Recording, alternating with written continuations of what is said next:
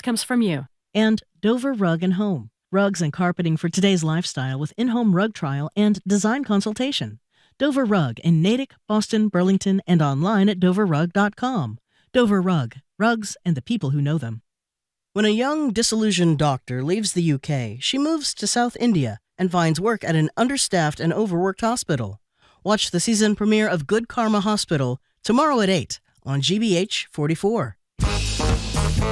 This week on Under the Radar with Callie Crossley, housing affordability hits a new low in Rhode Island. More Cape and Island towns push for a seasonal community designation. And how a Vermont man ended up with Jeffrey Epstein's address book. It's our regional news roundtable. That's Under the Radar with me, Callie Crossley, tonight at 9 here on 89 app. You're listening to 89.7 WGBH HD1 Boston. Online at gbhnews.org. GBH News. What matters to you? I'm Jim Browdy, head on the 11 o'clock hour BPR live from the Boston Public Library. We're opening our Wednesday on the latest fallout from the Epstein emails and the behavior of the President of the United States. The disgraced former Harvard president, Larry Summers, still held class yesterday as the world learned about his revolting relationship with sex trafficker Jeffrey Epstein. And then there's Trump trashing women reporters yet again. How should students, journalists, and we all respond? Please call or text. I'm Marjorie Egan. Then it's 19-time Grammy-winning cellist, Massachusetts' own Yo Yo Ma in concert and conversation right here at the library. He joins us ahead of a special performance of the Bach Suites, broadcast live from Symphony Hall to venues across Massachusetts, from the Cape through North Adams. It's all ahead, the 11 o'clock hour at BPR, GBH, and NEPM, live from the Boston Public Library.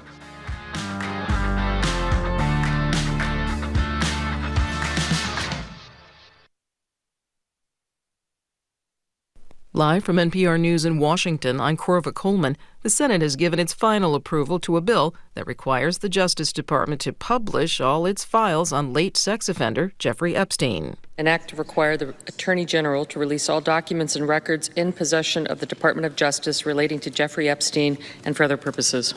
Under the previous order, the bill is considered read 3 times and passed. The bill is now on its way to President Trump's desk. He said he would sign it. Trump and House Speaker Mike Johnson had previously tried to block the measure, but it gained support. Trump did an about-face earlier this week and told Republicans to vote for it. They did. President Trump will attend the U.S.-Saudi Investment Forum in Washington this morning. He'll be joined by Saudi Arabian Crown Prince Mohammed bin Salman. Trump and the Saudi Crown Prince say they've reached several deals. Saudi Arabia will invest nearly $1 trillion in the U.S., Trump says Saudi Arabia will now become a major non-NATO ally. The Polish government says it'll force Russia to close its last operating consulate in Poland. This is Poland's response to a railway sabotage incident that it blames on Moscow. Kremlin officials deny any involvement. NPR's Rob Schmitz reports Russia is now left with only its embassy in Warsaw. Polish Foreign Minister Radoslaw Sikorski says he's withdrawing consent for the operation of Russia's consulate in the port city of Gdansk. This comes just days after 2 sections of a rail line connecting Warsaw to Lublin were damaged by what Poland is calling Russian operatives. The line is a strategic link between Poland's capital and Ukraine. Polish Prime Minister Donald Tusk says 2 Ukrainian citizens working for Russia are suspected of the act while collaborating with Russian secret services. He said their identities are known but could not be revealed due to ongoing investigations. And he said the pair has already left Poland, crossing the border into Russian ally Belarus. Rob Schmitz, NPR News, Berlin. In the U.S., 3 school districts in Florida will be part of a new statewide effort to use drones to improve safety at K-12 schools. From Central Florida Public Media, Danielle Pryor has more. The Florida Department of Education has invested $557,000 in a pilot program which will outfit schools in Leon, Broward, and Volusia counties with drones. The drone's designer, Campus Guardian Angel, says they can distract and disarm an assailant during a school shooting. Here's CEO Justin Marston describing how the drones work. So we start off with the siren and we tell the person to drop the gun, lay on the ground, surrender. If they don't surrender, our next step in that escalation is to use pepper spray IRA. There's some opposition. Matt Johnson is chair of the Florida Libertarian Party. He says the program treats children as subjects of a, quote, state-run surveillance system. For NPR News, I'm Danielle Pryor in Orlando. You're listening to NPR News. Good morning. With the latest from the GBH Newsroom, I'm Henry Santoro.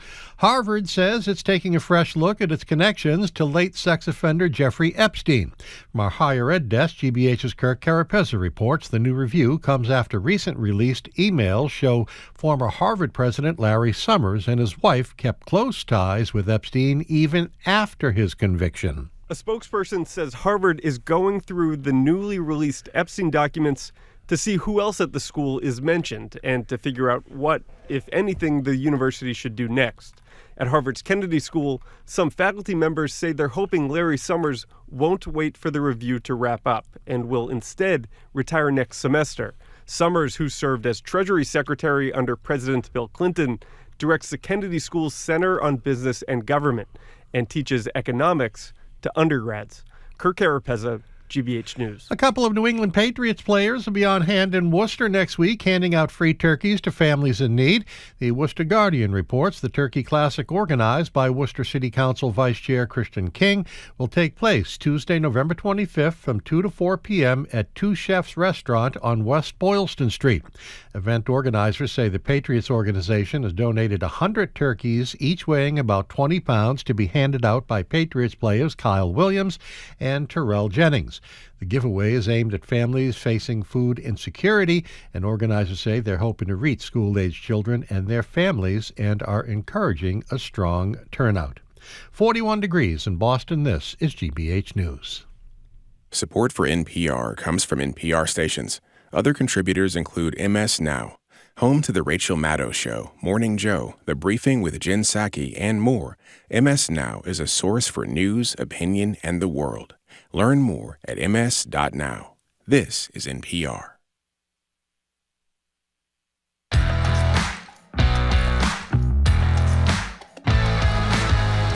He's Jim Browdy. I am Marjorie Egan. You're listening to BPR and GBH and NEPM.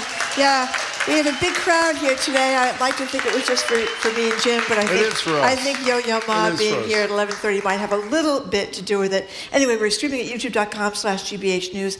Yo Yo Ma will be here at 11:30 this morning. Tomorrow, Queer Eyes, Jonathan Van Ness joins us at noon. Hello, Jim. Now, the people at the back of the crowd apparently are standing in Chelsea. Can you hear in Chelsea? You can. That's fine. Good. We're opening the show with the worst of us. President Trump's sycophantic press conference yesterday with Saudi Crown Prince Mohammed bin Salman, his continued nauseating treatment of the American press, and the fallout over so many powerful people sidling up to child sexual predator Jeffrey Epstein. Yesterday, Larry Summers, former president of Harvard, who has stepped away from public engagements, he says, but is still teaching students at Harvard, opened his class with this apology. Some of you will have seen my statement of regret, expressing my shame with respect to what I did in communication with Mr. Epstein, and that I've said that I'm going to step back from public activities. We're going to go forward and talk about the material in the class. The video is from a student in his class. It looks like every single student in the lecture hall stayed in their seats. Not a single person appears to have walked out. Same for the White House reporters who stood by and did nothing when the president said what he said about Khashoggi, that things happen, when he insulted the ABC reporter saying she was a horrible person and a horrible reporter, and of course Friday night on Air Force One when he said to that Bloomberg reporter, quiet, quiet piggy. So we can all identify the appalling behavior. What about our reaction to it? Why didn't the students just walk out at Harvard? Why didn't the journalists just walk out of the Oval Office yesterday? And why did America's elite, you can tell us who they are in a minute, walk into that dinner honoring a man who our own intelligence people said was responsible for the assassination and dismemberment of Jamal Khashoggi? Our number to call or text is 877-301-8970. We can talk about the underlying acts by Summers and people like Summers and Trump. I also want to talk about our pathetic reaction to this kind of behavior, Marjorie? Well, there was a good headline in The Guardian saying Jeffrey Epstein's emails reveals a disdain for morality among the elite. That's the Epstein side of things. And then you look at, as you said before, the Prince of Saudi Arabia. It was a bone saw that they chopped this guy up with Khashoggi and put him in a suitcase. So it was and he was tortured before that. So you have to say to yourself, you got invited to a dinner party in honor of a guy who chopped somebody up with a bone crusher and put him in a suitcase. I don't know if I'd feel good about going to that, but people did. Tim Cook, who runs Apple, Brett Baer, and Maria Bartiromo from Fox News. By the way, Brett Baer is rumored to be taking over as the lead anchor on CBS News. He's a newsman now at Fox News. He's a good newsman at Fox News. He tries to be right down the line a little bit. Maria Bartiromo does not. She was one of the stolen election people. David Ellison, the guy who runs Paramount. All these big wigs, head of Chevron, Bechtel, Blackstone. I mean, it's just honoring an assassin. And it wasn't just that. It was that before we got to the glitzy dinner and Elon Musk was there and all the Trump families there, they had the flyover of the jets. Wow. They had all it was as if he was honoring the reincarnation of Winston Churchill or something like that. It was like so over the top. You don't want to be naive. We have to deal with a lot of bad people. You have to make deals with Vladimir Putin. You have to make deals with people that are dictators. But this was so excessive. And again, the reporter legitimately asked the question about Jamal Khashoggi, and I was very happy. Horrible reporter, horrible question. ABC's license should be revoked, he said. And one more thing about this. I was worried the Washington Post, which has now kind of gone to the dark side and runs these editorials that kind of are ridiculous, defending Donald Trump. They were very tough today because Jamal Khashoggi was a reporter for the Washington Post. So I was relieved that at least today they pointed out that this was a vile and disgusting display. Okay, so yesterday with John King and others, I railed against the fact that reporters not only stay in these events, but immediately after he said, you're a horrible reporter, a horrible question, ABC's license should be revoked, someone asked another question. Like nothing happened. If you remember when you went to Stanford in the late 1800s or whatever year it was, right. So I went to Penn. I wrote out there in a stagecoach log cabin. If you were in that class yesterday, I know you don't like to say you do a great thing. Would you have sat in that room with Larry Summers? The students are the part of this that bothers me least. It's bad, but they're 19, 20, whatever they were. I think the rest of us have to say, why were those people at this dinner? If we're going to boycott things, we've got so many things you have to boycott now. We've got to boycott Amazon. We've got to boycott Tim Cook. What are you going to boycott state dinners? Well, I mean, it's just like, where are the people that stand up? I mean, we're reduced to Marjorie Taylor Greene and Lauren Boebert, I guess. Those are the people that are standing up. And Jimmy Kimmel, the late night host, he's standing up there. And Stephen Colbert. It's just kind of shocking. You wouldn't have been any skin off your nose not to go to this event, honoring the guy who, as I said, had someone chopped up in pieces and put in a suitcase. I mean, it's unbelievable. By the way, Trump. I'm sorry, you go ahead. I was just going to say the phone number, 877-301-8970. And the other thing I was going to say is that you read these stories about Larry Summers and his wife, Elisa New is her name. It seems that there was a lot of soliciting of money from Jeffrey Epstein over the years. What book did she recommend in an email to Epstein? Lolita. Which people may know is a Nabokov book. Many people say it's one of the greatest novels ever written, but What's it is about a grown man who's obsessed with a Lolita who was a 12-year-old, a girl when the story began. And he also recommended, what's the one? I didn't read the other one. The other one is also about, I'll find it in a second, about another man who was obsessed with a very, very young girl. And of course, Jeffrey Epstein, we believe, committed suicide in jail because of he was about to pay the price for the hundreds and hundreds and hundreds of girls that he sexually abused. Before we get to the calls, 877-301-89. Actually, I'm just aggravating myself. Let's take some calls. Jane in Concord, you are first on BPR. Welcome to the show. Hi. Hello. Hello. Glad to be talking to you guys as we are always. We are too. What's up? I don't think I heard anyone say yesterday that part of why the Republicans are all voting for the Epstein files release is so now they can revise history and act as if they were supporters of doing that all along. Well, actually, my favorite pundit, that'd be me, said that yesterday. That's exactly. There was a wonderful issue where they were exposed as not giving a damn about serial rape and sexual violence and morality, and they got a cover because since Donald Trump said you're permitted to vote for transparency, they all did. And you know what they're going to say in their re-election efforts? They're going to say they were voting for this thing all along. They just didn't sign the discharge petition because they didn't think it really mattered. I am so with you, Jane. It is horrible. Thanks. And can I say, I agreed with what you said yesterday about standing up to him. The reporter should stand up. Yeah. Maybe they should all just turn their backs and remain silent or something like that. Well, that's great. They should do something. And I'm going to repeat the story that I told you yesterday. Jane, thanks for the call. I think it was in 2000. I don't know what year it was. We were talking to Chuck Todd about this. Chuck was at NBC News at that time. When Donald Trump, his great sin, which was a sin, he barred Fox News from some scrum or something. All the other reporters, led by Chuck and NBC News, ask Chuck said, tomorrow. we're going to walk out of this damn event unless you allow Fox News back in. And you know what Obama did? He allowed Fox News back in. And I would argue that sin by Obama is like a gnat on the behind of whatever as compared to how Donald Trump treats mostly women, often women of color reporters every single day. And their fellow reporters don't do a damn thing.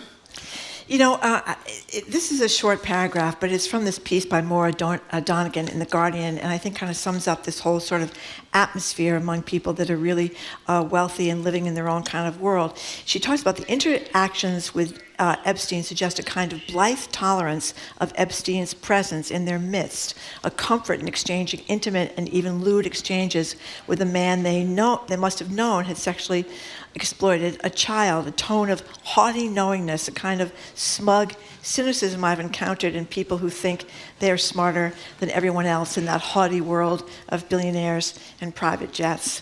And I thought that really kind of summed up this, and in a way it summed up the whole dinner for the Crown Prince. It was the same kind of thing, different rules. The people that have to play by the rules, you know, are I guess the people that are cheating to get SNAP benefits. Those are the ones that have to play by the rules. Right. You know, what was the great line that I think was Quentin Tarantino said during Me Too? I knew enough to have done more. And here's an anonymous texter. No one stands up for anything. It's a little bit of an exaggeration. How many of us experience brutal things daily? We do nothing. Someone mistreated on the T, someone being treated badly at the office, and most people just look, scroll their phones, and ignore the injustice. Although I gotta say, we have seen a lot of people lately standing up against ICE at great danger to themselves, because a lot of times they wind up getting beaten up and thrown in the car too. We're going to talk with Juliet Cayem a little bit about more of that. But I was really heartened by what's going on in North Carolina and in parts of Chicago, and people were out there with their phones. A lot of the mothers of the kids that were in this elementary school, and they didn't like the fact that ICE was scaring people at the elementary school, and so good for them. Aaron, you're at the library? Where are you, Aaron? Hi, I'm actually in one of the reading rooms because if I sit near you, there's feedback. There's feedback. Okay, anyway, so what's up, Aaron? Well, you asked a question about why people don't do more. Yeah. I think this is a perfect example of the Overton window, that the more ridiculous and offensive things you do, the more it becomes regularized. And therefore, people no longer resist because they just say, well, it's just another thing that Trump is doing. Instead of hewing to their own values, which get lost in the maze and the noise of everything that's going on. That's so terrible.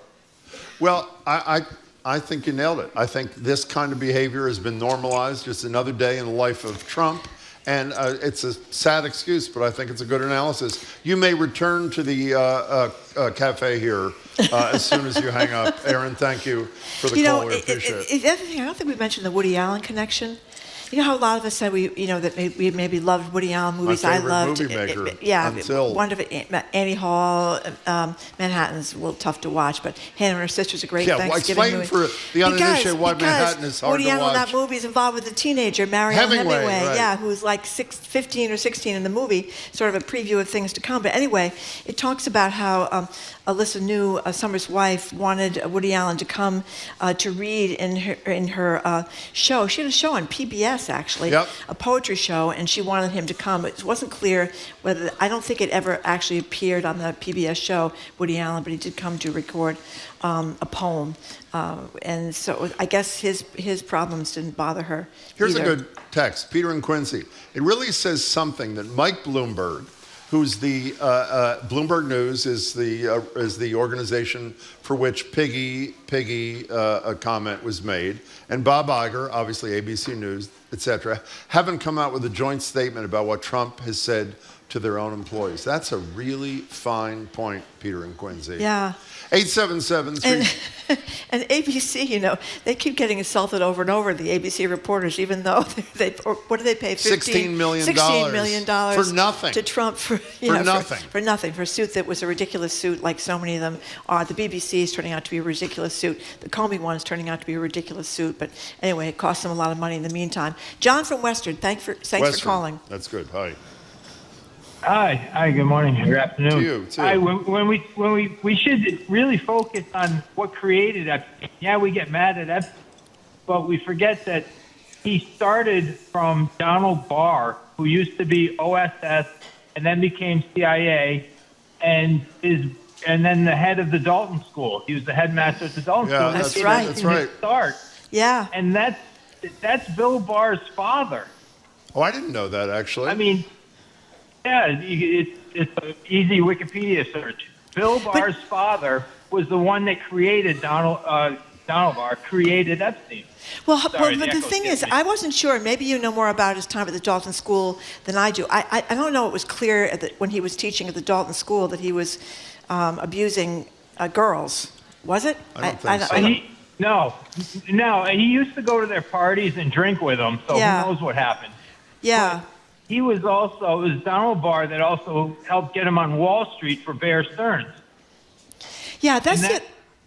Hey, John, thanks for the call. The connection's bad. Yeah, that's the other kind of unanswered question here is how Epstein was able to accumulate all this money as a former... No one has ever been able... By the way, speaking of Bill Barr, for those who don't remember, he was the Attorney General on Trump, and ultimately after he left, of course, he criticized him. But he engaged in that repulsive behavior where he put out the summary of the Mueller report, which was totally deceitful, and it was the first report we got on what the Mueller report said, which was not what the Mueller report really said. By the way, a lot of people, this always happens when I say people are doing nothing, and they are doing overstate something. It. Anonymous texter, you should sign your names to this so I can thank you for it. Are talking about rally in Salem on Saturday, one in Marblehead this Saturday. I'm not saying people in small ways are doing wonderful things, not enough and not often enough. So it's not meant to criticize or ignore those of you who have done courageous things. Our staff has checked into the history of Mr. Epstein at the Dalton School. It starts in the mid-'70s. Students of one of New York's most esteemed prep schools surprised to encounter a new teacher who pushed the limits on the school's strict dress code,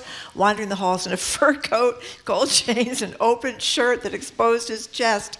Jeffrey Epstein, that was the guy, would decades later face allegations he coerced and trafficked teenagers for sex. Some students saw him as unusual and unsettling, willing to violate the norms in his encounters with girls. That's from the New York Times. Right, but as far as I know, there were no allegations against him then. And by the way, the reason there were all these allegations later on against Jeffrey Epstein in 2019, why did that come about? Why do we know about Jeffrey Epstein, and why did he wind up in prison? Because of that reporter from the Miami a great Herald. Reporter, the much hated media, Miami Herald reporter. She's the reason she did the investigation. She's the one that got him in jail. You know what question has also never been answered? What? Why did Donald Trump sit in on classes at the Dalton School? That's... Okay, let's move on from that. Bill and Chelmsford. Jeffrey Epstein. We don't know if this is true because Epstein was a big liar. Oh, say it anyway. But in one of these emails, it's pretty... The young girls in the swimming pool that he walked right into a glass wall and had a big bruised nose. Now, we don't know if that's true because Epstein is a liar, but I thought it was rather We don't know amusing. if it's true, but please spread it to all your well, friends. it's amusing.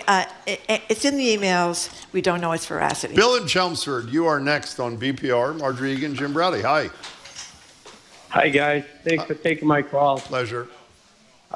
I'm convinced that based on everything you guys have been talking about and everything, and it's sad, this has been going on in this country for so many years. One of the things that bothers me most is right now in Washington, Saudi Arabian American Economic Forum is taking place. And every leader of every major company in America is sitting in that room while a murderer and a sex offender is up at the head giving speeches, and no one stands up and says anything. It blows me away. It really does. It's just something that I grew up in the 70s and 80s when these things, they were probably going on in the back boardrooms of companies, maybe, but I'm disgusted with. I wish I had said what you said. Yeah, that was a great point. That was beautifully framed there. I think Thank that's you. what this is becoming. It's like there's the Marie Antoinette set and anything goes, and then there's the little people, and they're supposed to follow the rules. And, if you came over from Mexico 30 years ago and you've lived in the United States for 30 years and you paid your taxes and you raised a family and you've got a job and you contributed, you're gone. You're getting sent back, and maybe you're getting sent back not to Mexico, but you're getting sent to El Salvador or someplace else. I mean, it is kind of, there are two worlds. Can I get your reaction to this? What? Taylor from Malden, I know this is my obsession, so my apologies. I understand the desire to see reporters stand up against Trump when he says and does abhorrent things. I think it becomes dangerous when good reporters are forced to become activists rather than reporting the news. If Trump is slinging mud, it doesn't do any good to just throw it back at him. I don't see it that way at all. I see it as standing up for a fellow employee who's being mistreated by a powerful person. Why shouldn't you show solidarity with? And by the way, excuse me, the reporters at the Pentagon were willing to get kicked out in answer to Taylor from Malden, except for Mr. Pillow News Service, whatever the hell it is. I think a good strategy is when a reporter asks a question at a press conference and gets talked to like Donald Trump, the next reporter should ask the same question. That's great. And then the next reporter should ask the same question until he answers it. I've seen that done, actually, when I used to be a reporter. Lori in Plymouth, thank you for calling. Hey, Lori. Hi. Hi. I think what we know now is just the tip of the iceberg. Elon Musk was at that fancy party. Yep. They were supposed to be in a fight. Elon Musk and his Doge people were able to break into, gain access to the Treasury and how money is distributed. I don't believe that 1 cent of the tariff money has gone to the United States. It's all going in Trump's pocket. Well, in all fairness, Lori, that is sort of unfounded speculation. You'd agree, right? You don't know. You don't have any evidence. I would say it's conjecture, but it is. Well, I'll tell you what's not, if I may interrupt you, let me tell you what's not conjecture, is his kids are making deals right and left on real estate and other things in Saudi Arabia while he's celebrating this murder and gross human rights violator back in his home country, particularly as relates to women. That is a fact. That is not speculation. And hosting these Saudi-backed golf tournaments at Trump properties and making money over there. A flurry of new real estate deals, according to the Times. 3 new developments in Saudi Arabia right now that the Trump sons, who were there last night, are involved in. More talks are ongoing. When you look at the audience here today, you get a sense that everybody's thinking, can't they talk faster so we can get the yo-yo? This is as fast as we can talk, everybody. Just a couple more minutes. Really, bear with us. We're doing our best. Wait, Lori, you're still there. Yes, I am. Keep going. You're doing well. Go ahead. The classified documents. Yeah. What about? And how he cozies up to Putin. Yeah. And you don't like him. Is that the bottom line? He stole those. Remember he clogged the toilet at Mar-a-Lago with all the classified documents? Remember that, Laura? Did you like that one? And one of the emails has Epstein asking Larry Summers, I know. What's Lori, Trump? thanks. What's Russia got on Trump? Epstein asked Larry Summers about that. Do you remember years ago, I think this was in between Trump presidencies or at the end of the first Trump presidency, Andrew McCabe, who was the deputy director of the FBI, and then I think was acting director for a while, was asked a question by Anderson Cooper, straight out, do you think Donald Trump could be a Russian agent? And this is not some lunatic answering the question. It's the former number 2 at the FBI, and his one-word answer was yes. That's what, so take it for what it's worth. Chuck and Brighton, you have 30 seconds. Take it away. Go. Yeah, it's they say that we're getting $1 trillion in blood money. We don't know how it's being invested, but we do know that the Trump family is making billions of dollars. And I just wanted to point out a Forbes article that came out about 5 days ago, citing a poll that for the first time, a majority of Americans are against billionaires in government and think there should be a wealth cap on all billionaires. Thanks. I love you guys. Tell Yo Yo Ma to wait 5 minutes. Come 5 minutes late. Thanks. Thank you. We'll see if we can hold them up. Okay, thank you very much for that call. We got just a few more seconds left. Anything you'd like to add before we move on? No, I'm pretty excited about the next segment, too. Yeah, I'm very excited about the next segment, too. So Who's coming up again? Yo Yo Ma, Yo-Yo the Ma, that's right. internationally famed cellist, is going to join us right here live at the Boston Public Library. He's going to play for us, talk to us, and tell us about this great Bach project he's getting involved in, and how you can be able to live stream it all across Massachusetts. Is going to tell you about that. I'm Marjorie Egan. He's Jim Browder. You're listening to BPR and GBH and NEPM live from the Boston Public Library and streaming at youtube.com/GBH News.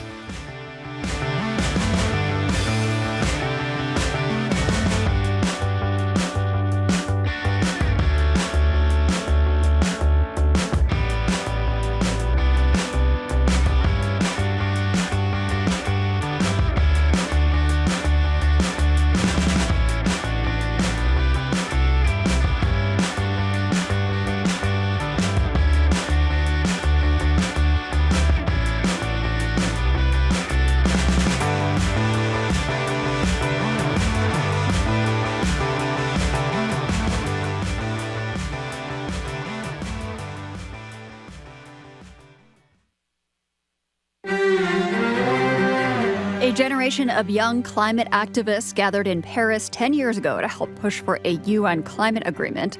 Since then, they and their work have changed. I realized you do have to work with people who might have opposing views from you. The reality over the long haul for climate activists across the globe, next time on The World. This afternoon at 3, here on GBH News 89.7.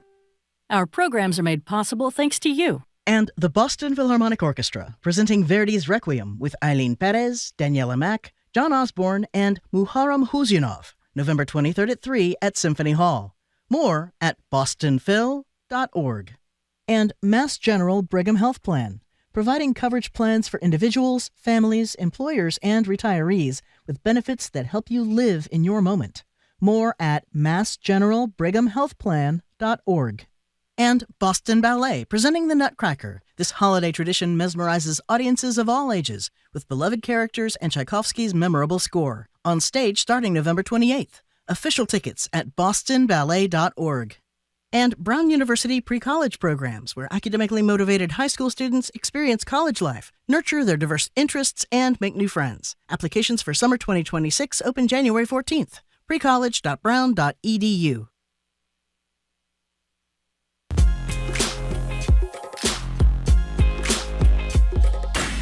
Welcome back to BPR and GBH and NEPM. Marjorie Egan and Jim Browder live from the library, streaming at youtube.com/GBH News.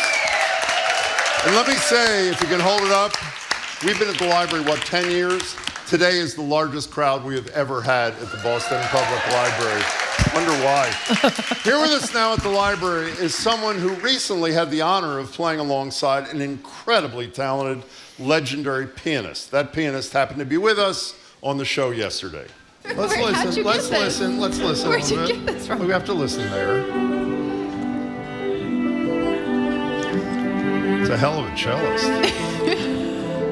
Okay, so who would the two performers be, please? The piece is The Swan by Saint-Saëns, and it is Yo Yo Ma accompanied by a very humble amateur pianist. Who would that be? Who's standing before you right now. That would be the mayor of the city of Boston. Yeah. We're joined now by Mayor Wu's accompanist, Massachusetts' own Yo Yo Ma.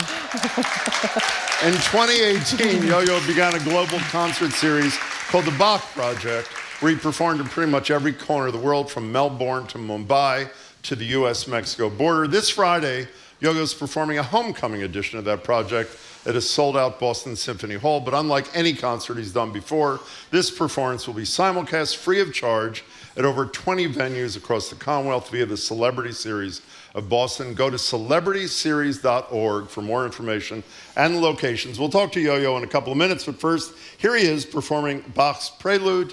Welcome, Yo Yo Ma.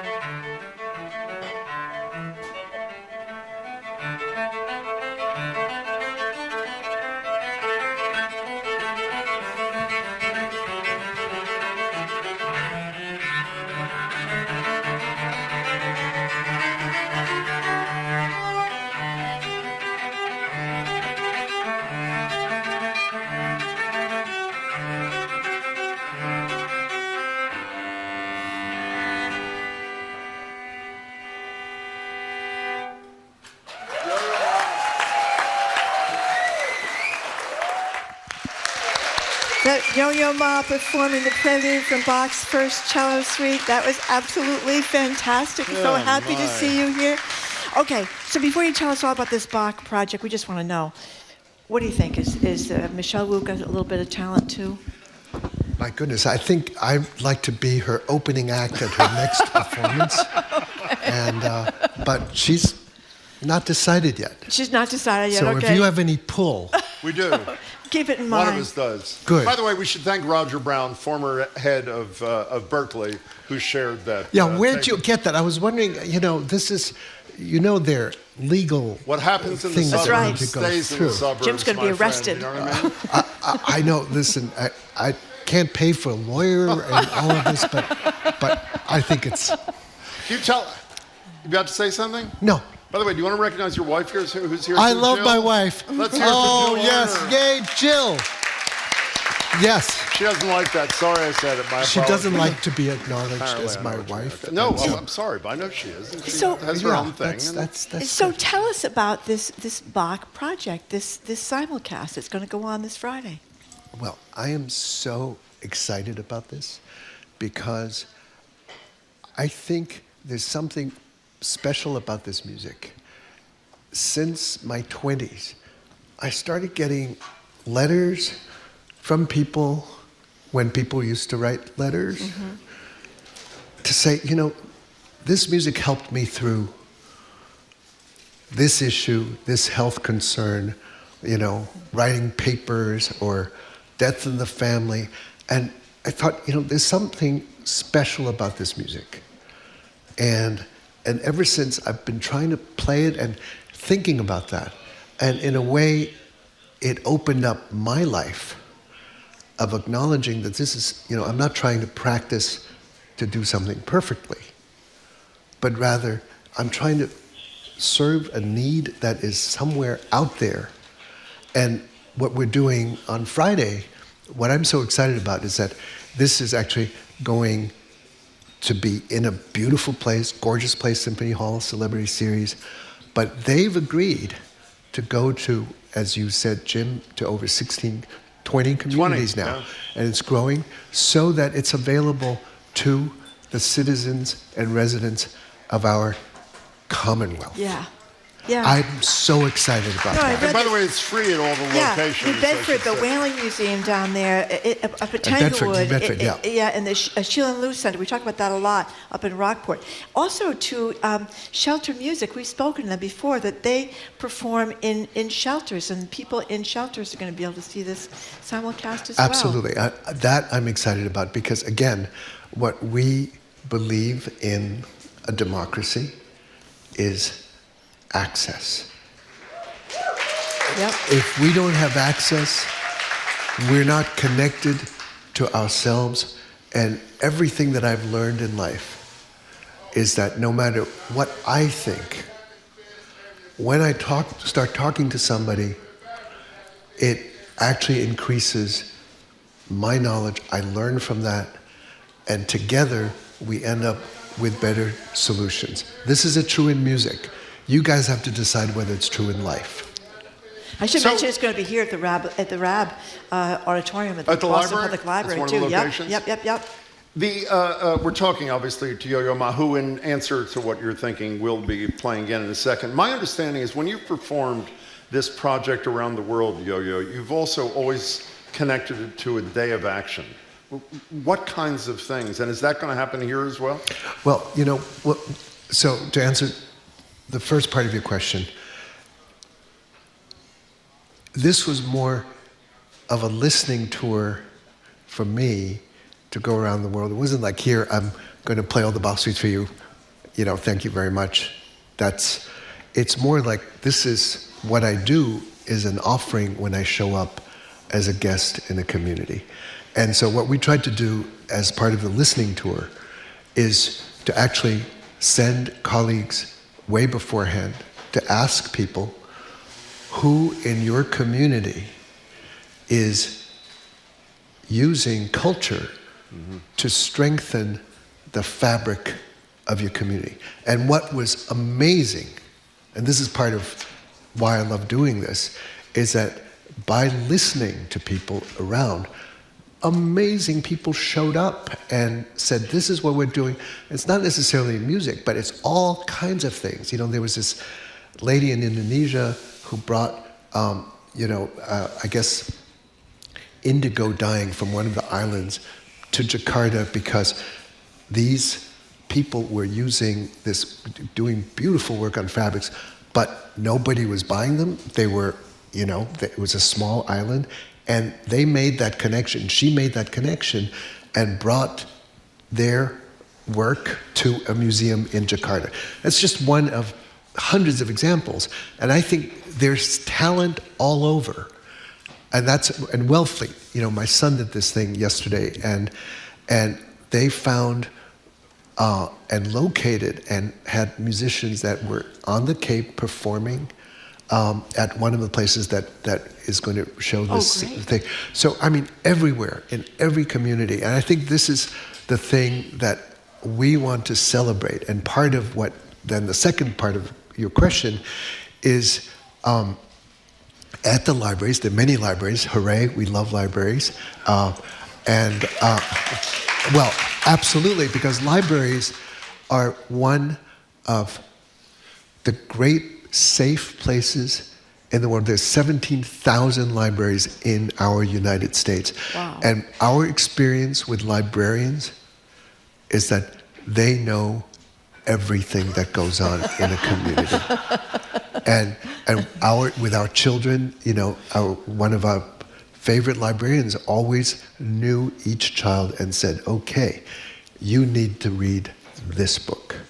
And it's identifying people, and libraries do much more than lend books. So what we're doing at each one of those places, people will be gathered. We have some people like Bruna has been working throughout the state and Zion, and going to ask people to come together and to talk to one another. It's about a community gathering.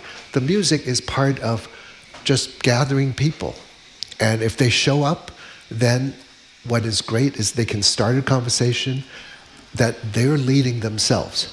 What have you learned from? Are you different after having done this on 6 continents? Have you learned something You to like change my your wrinkles? life? Yeah, No, I'm serious. The hair, You're looking pretty good, actually. No, I think you're looking pretty good. Well, I would agree with that. Exactly. But yeah. Okay, so what'd you learn? All right. Well, first of all, that one, there's talent everywhere, and people are intelligent absolutely everywhere. And also, people are kind everywhere. I think that's one of the things that it kind of like, look, I heard the first part of your program, right? So we show certain parts of the world that affect us that may not be the models that we would like to hold as models.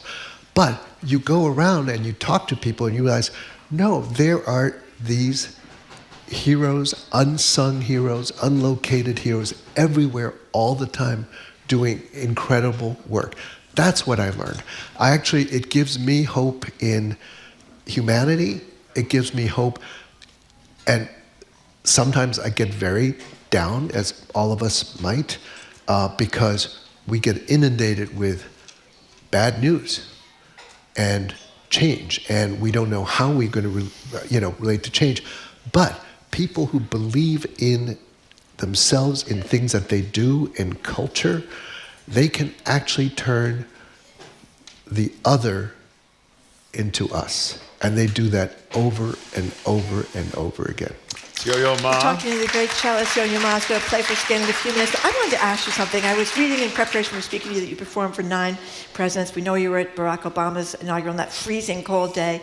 But I also saw the little Yo-Yo, 7 years old, with your older sister going out to perform for JFK and Eisenhower, and Leonard Bernstein introduced you and called you a prodigy. You were 7. I know you started playing at 4.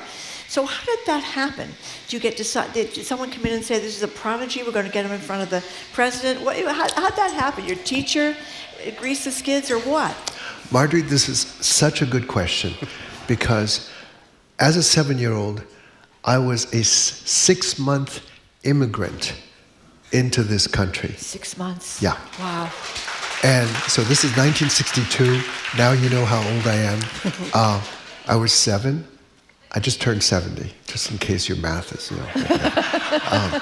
and as a 7-year-old, I was taken. This is about people doing things for one another. I was taken to my father's violin teacher in China. It came from France.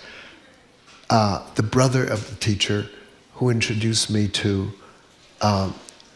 Alexander Schneider, who was one of Pablo Casal's best friends and colleagues, and famed cellist, great cellist. I played for Casals, and Casals was asked, after he had played the White House concert, that Jackie Kennedy, that big sort of cultural memory we know about that concert when he was invited to play at the White House. Casals was invited to do the first benefit concert in Washington, D.C. for what eventually became the Kennedy Center. Mm-hmm. He was in Puerto Rico. He said, I'm not coming, but I heard a young cellist, and I recommend him to you. And that's like 3 degrees of separation, a young immigrant, and then I'm playing for President Kennedy and President Eisenhower. And this is what this country can do. And if I had not lived in this country, stayed in this country, and by accident was able to stay in this country, I would have grown up in France. I'd be a completely different person. And so who I am is synergistic with the people and the geography that I was exposed to. Can I give you another example of who you are, Yo Yo Ma, if I may? We talked a lot about you. Let's talk about me for a second. I would love to talk about you. Let's do so this. Tell me about your law school. No, you're not asking any questions. I'm asking the questions. Okay. So when people ask Marge and me, what's the favorite radio show we ever did? It's when Barack Obama called in as a surprise guest to develop Patrick's last show. Right. People say, what was my favorite television show, Greater Boston? You know which one it was? The one that Andris Nelsons and a cellist were on. I said almost nothing during the show because the two of them, you and he, had your heads like this far from each other, communing. Here's a little bit of what Andris had to say. This is 2018 on Greater Boston. And I'll tell you why I'm saying it in a second. It was his birthday yesterday, by the way. Here's Andris Nelsons. He is the greatest cellist on the planet. I have a great honor to be with the greatest legend, and it's so fun to make music because when I'm together with Yo-Yo and we make music, it feels like he's like a child. I'm sorry to say so. Yeah. So curious, so everything is so so fresh. So I didn't play that to have Andris Nelsons praise you. I had it to show the kind of person you are. Before the segment started, do you remember who came in to give you a hug and greet you? It was the head of GBH. It was John Abbott. And when he came over to hug you, do you happen to remember what happened? Yeah, he stepped on my cello. Yes, he did. He stepped on your cello. That happens often. And I heard the crunch. And what was your reaction to him stepping on your cello? I said, John, it's great to see you. Would you like another one? That's the kind of person, well, it's a long story to get to the point. Can we do one more thing before you play again? You're a city boy, and you talk about nature nonstop. Explain what this nature connection, where it started and how it's changed you. And playing in a cave in Kentucky. Yeah, Mammoth Cave, the second largest cave in the world. Yeah, the acoustics. So what happened? How'd this happen? Well, you should talk to my daughter, who makes fun of me all the time about saying, "Oh, Daddy's looking at nature again through the window." And I love my daughter. I think she loves me. Not sure after this show. But I've been thinking a lot about our country, 250th. And, I was talking about being an immigrant. And so, but from 1962, so who am I as an immigrant, as a citizen? Do I take our country from the moment I stepped onto its soil? Or do I have to own the history of the land? And if I start to think about the land, I then start thinking about our continent, the gifts that our land gives us, our interdependent state, our species.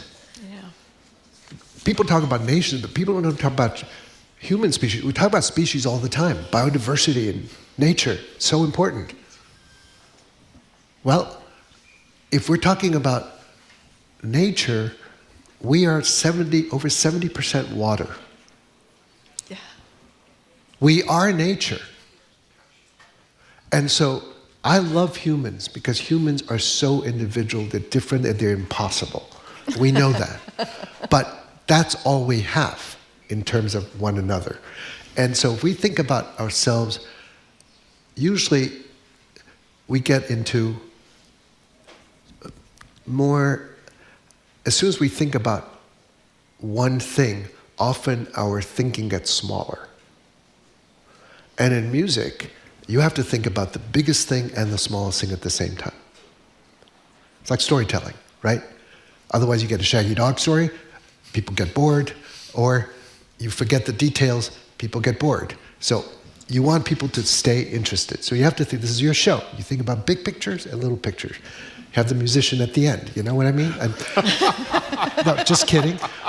But so the nature part is, if we are nature, and what we know about nature is that it gives us an infinitude of life possibilities, but at the same time, while being creative, we experience hurricanes, tsunamis, tornadoes. It is actually destructive.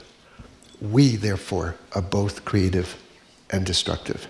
And if we can acknowledge that without blaming anybody else, we can then have the possibility of building the way Lincoln rebuilt with its Gettysburg Address, the way that we can do that now with your show, starting right now, is how we rebuild, acknowledging these truths that are self-evident. Right? We know that. So let's rebuild knowing that we always can be destructive and creative, but our survival and our ability to thrive will depend on our always looking at two choices: to be creative or destructive. And if you keep doing one thing, we end up building something that's worthwhile. Wow. So, Yo Yo Ma, before you tell us what you're going to play, we're reading down all the awards that have been bestowed upon you before. We're not going to go to the list. I bought them. Show is far too long. We're going to bestow upon you an award we know you have never gotten before. This is from Marjorie and me, all the people on Boston Public Radio, all the people at GBH, all the people here. This is a Jim and Marjorie mug for Yo Yo Ma. It is called the Smug Mug. And perhaps you can guess why it's called so great. The Smug Mug. Now, Marjorie looks beautiful. And Jim, I just want to know, what were you thinking when you took that photograph? I was thinking what I'm always thinking. Thank you for that. The Smug. Yeah, he's looking like a little kind of, I'm not sure I believe anything this guy's saying. Well, thank you for that endorsement, Mr. Mom. No, it's good. It's good to have doubt. Yeah, it's good to have Can doubt. you That's say right. Not to be hey, sure. because you got to play just in 30 seconds, you sound incredibly optimistic about the future, hopeful. Are you in your heart, or you Of feel course you have not. to? Of course not. Optimism is a philosophy. I have to wake up every day and decide once again, it's worth it. You got to do the work, which is what my late brother-in-law used to say. Okay. Do the work. Do the work. Can I just say one last thing? I know we were talking about this before. You are as good a person as you are a player, and every single Don't time talk we've to been, my wife. No, I'm serious. Every time we've had the good fortune to spend time with you, you are really a good soul. You and can we're kick thrilled my to have- cello anytime. I'll tell John. What are you? It's hopeless. What are you playing? Okay, so basically, we're together. What should we do when we are together? I'm going to play a jig, because the idea is that we, as a society, must all dance together. That's right. That's right. Gently put the headset down.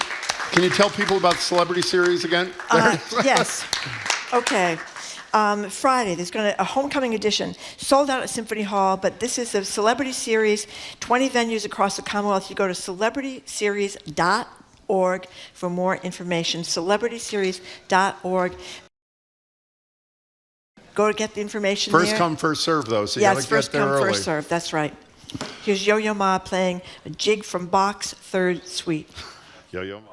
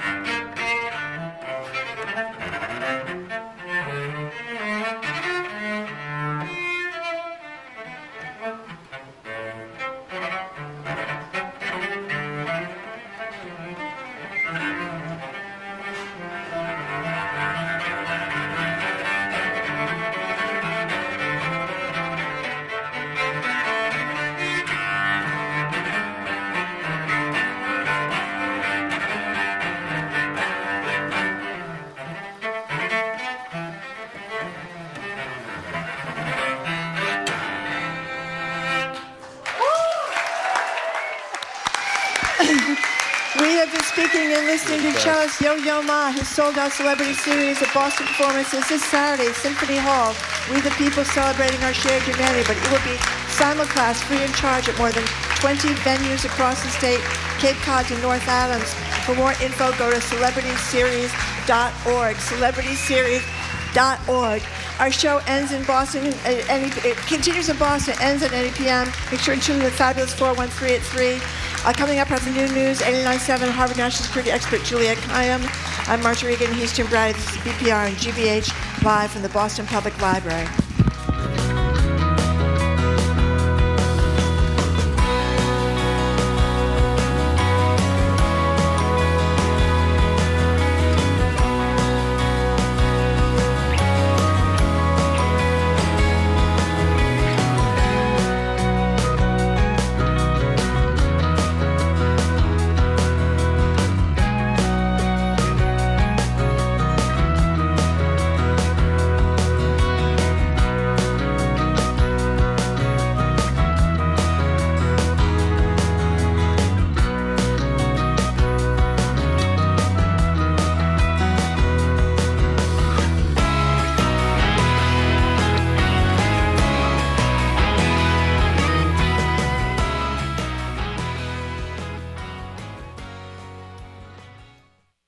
Funding for our programs comes from you. And Bartlett Tree Experts, a scientific tree care company providing species-specific care for trees and shrubs for over 118 years.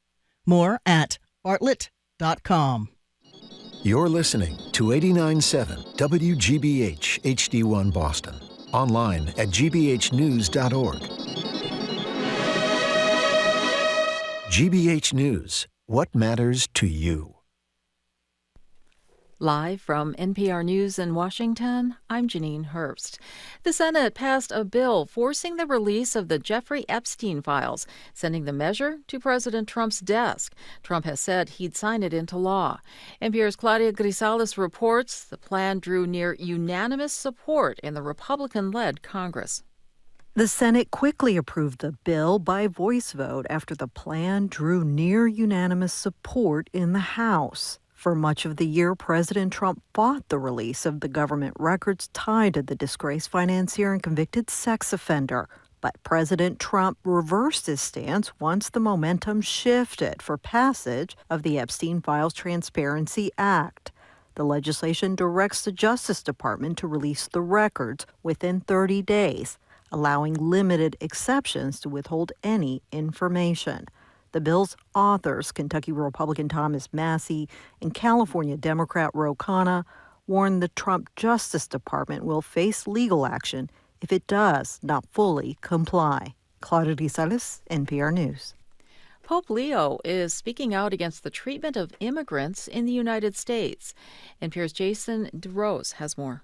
Talking to reporters just outside Rome, Leo drew attention to a statement passed by U.S. bishops last week.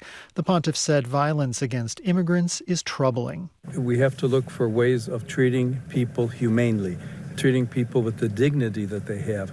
If people are in the United States illegally, there are ways to treat that. There are courts. There's a system of justice.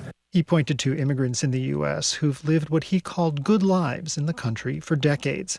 Leo said that while there are many problems in the U.S. immigration system, the protection of human dignity and national security are compatible. Jason DeRose, NPR News. Target issued a cautious forecast on holiday spending today. NPR's Scott Horsley reports it's one of several clues investors are watching as they try to assess the strength of the U.S. economy. Discount retailer Target says customers are keeping a tight grip on their pocketbooks, with most of their spending devoted to food and other essentials. Spending on discretionary items like home furnishings is down. Target reported a drop in same-store sales for the most recent quarter and lowered its profit forecast for the full year.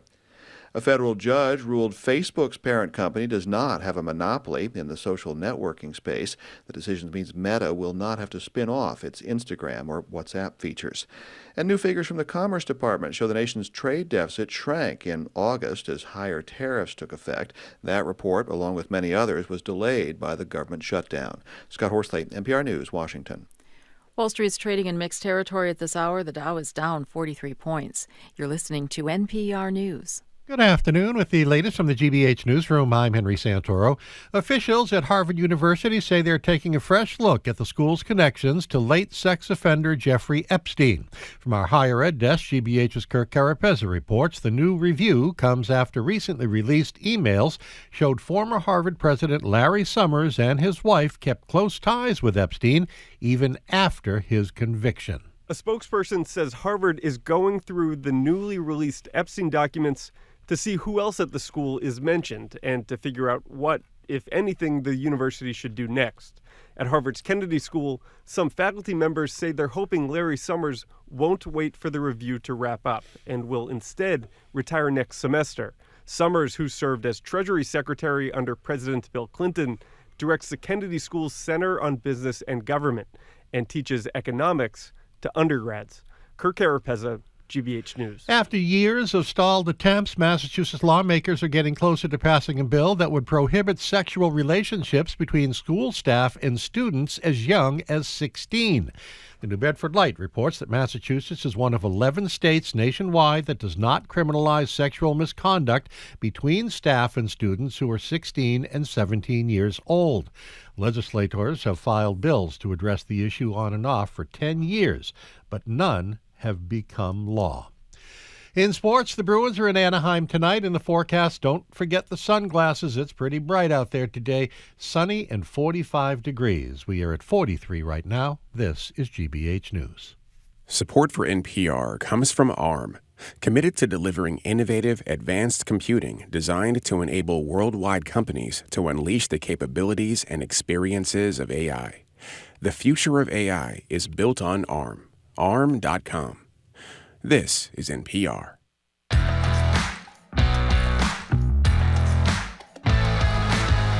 Welcome to hour number 2 of Boston Public Radio. Jim Browdy and Marjorie Egan live from the Boston Public Library, streaming at youtube.com/GBH News.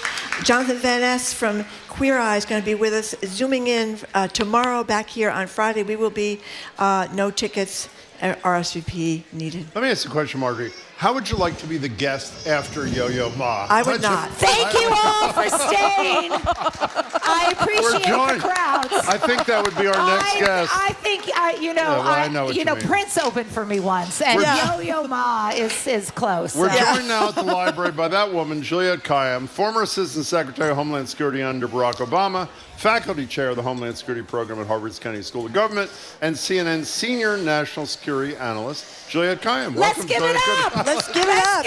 That's right. That's right. Oh my gosh. Now, and Juliet, I do have to say one thing. What's that? Bury the headline. Literally at 11 o'clock, he's like, you may want to get here a little early. Yo Yo Ma is here. I was like, okay.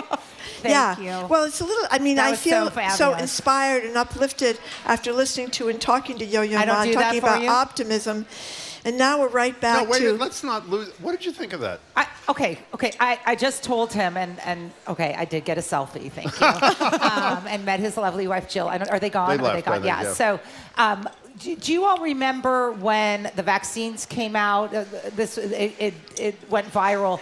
And he took his cello to get his vaccine and then played in the room afterwards. That's right. I'd forgotten I just said to him, and I was glad to say it. I was like, that to me was a moment where you felt like a page had turned and you were looking forward. He's just amazing. That was so great. And optimism is something you have to work on. That was good. And I do every day. Okay. I do. Wait, we don't have to go down. Let's talk more about Yo Yo Ma. We could just... Well, here, let's just, before we get to the topic at hand, here are a couple of YouTube comments. I feel better and more hopeful than I did a half hour ago. Good. What a magnificent treat. Thank you all who made it possible. Brought me to tears. An anonymous texter, I think, speaks for most of our audience. You guys, please never have another guest. You've done it. Yo-Yo, move on. After you. After me. This is rough. Now, Juliet, thank it's you great all to for see you. staying. You could go now. I feel bad. I'm giving you permission to leave. Because for those of you who are new, this is the doom and gloom half hour. It is kind of. I mean, keep it elevated. Well, let's try to find the optimistic side. Oh, totally. Let's talk the about Larry Epstein. Summers optimistic. That is really optimistic mess over there at Harvard. He's of course was chummy with Jeffrey Epstein. Yeah. Should Elizabeth Warren says he should leave Harvard altogether, shouldn't teach there anymore. You think she's right? You guys, So I think about, I'm a faculty member at the Kennedy School. That's right. So obviously my dean is figuring this out.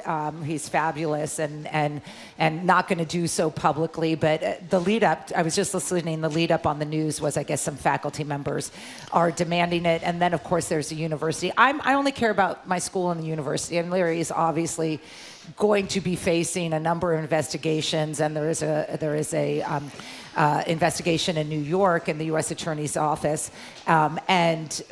My personal feelings, my whatever, don't matter vis-a-vis Larry. That's for my husband and to chat through. What I do think is that I teach crisis management. We don't know what else is coming out. And so whatever the university should be in no hurry to make a decision, but should also anticipate that this is not over for the university. So what that means is whether he's on leave or paid leave while they review, or he decides on his own to retire, is his choice. But I would be very careful if I were the university about any representations beyond we're looking into it at this stage, because 72 hours ago, Larry Summers was, I'm sure, on CNBC talking about the economy. Those days are over. Yeah. They're over for him, and his value to the university is going to be impacted. He went off of various boards. He's not going to have the public persona. So I think he also has to decide what kind of life does he want to lead vis-a-vis the university. Let me just say, now what we know, we don't know a lot. Right now what we know is it's not a prima facie case of he did something to a student. Right. So I'm just talking as a lawyer. Right. So the school has every right to review it and determine whether that line was crossed. Right now we don't have it, but we don't know what else is coming out. These are all coming out, and there's lots of people that are going to be implicated through the university, including his wife. Well, that's the lead story. I had a question, too. You go first, then. I was surprised, and maybe I just don't know enough about the way things work, but I was surprised that his wife was doing so much fundraising for her projects. I kind of thought she's a professor at Harvard. Yeah. They pay his salary. We all have money that supports academic programs or researchers. So I have money that goes into 3 different programs. Yeah. They pay me a little bit, but they also pay for researchers. So that's not unusual to have to go out travel and solicit. And all that. Yeah. So most faculty members are solicited. Isn't that dangerous in some ways? I'm going to be fair to the university. There's lots of rules around it. So I can't just take a check from you, right, and say, oh, you're supporting Harvard. It goes through a process. Harvard takes its very famous overhead, and there are rules about how you can spend it. Yeah. So I have no reason to believe that once that money was in, that she's doing anything nefarious. But once again, that money. But she was looking money for goes, money from Jeffrey Epstein. That is very, very normal, and how it works. It works differently at each school. I will say, I don't know how it works for Jeffrey FAS. Epstein, he'd already been in jail for she doesn't mean normal taking it from a pedophile. Yeah. She means normal that they raise money from outside sources. Oh, yeah, absolutely. That's exactly. And it's up to, there's a review process by the school, so this is what the university has to review. Why were they still taking money from him after the original conviction? Harvard itself was not. The university already closed the books on this.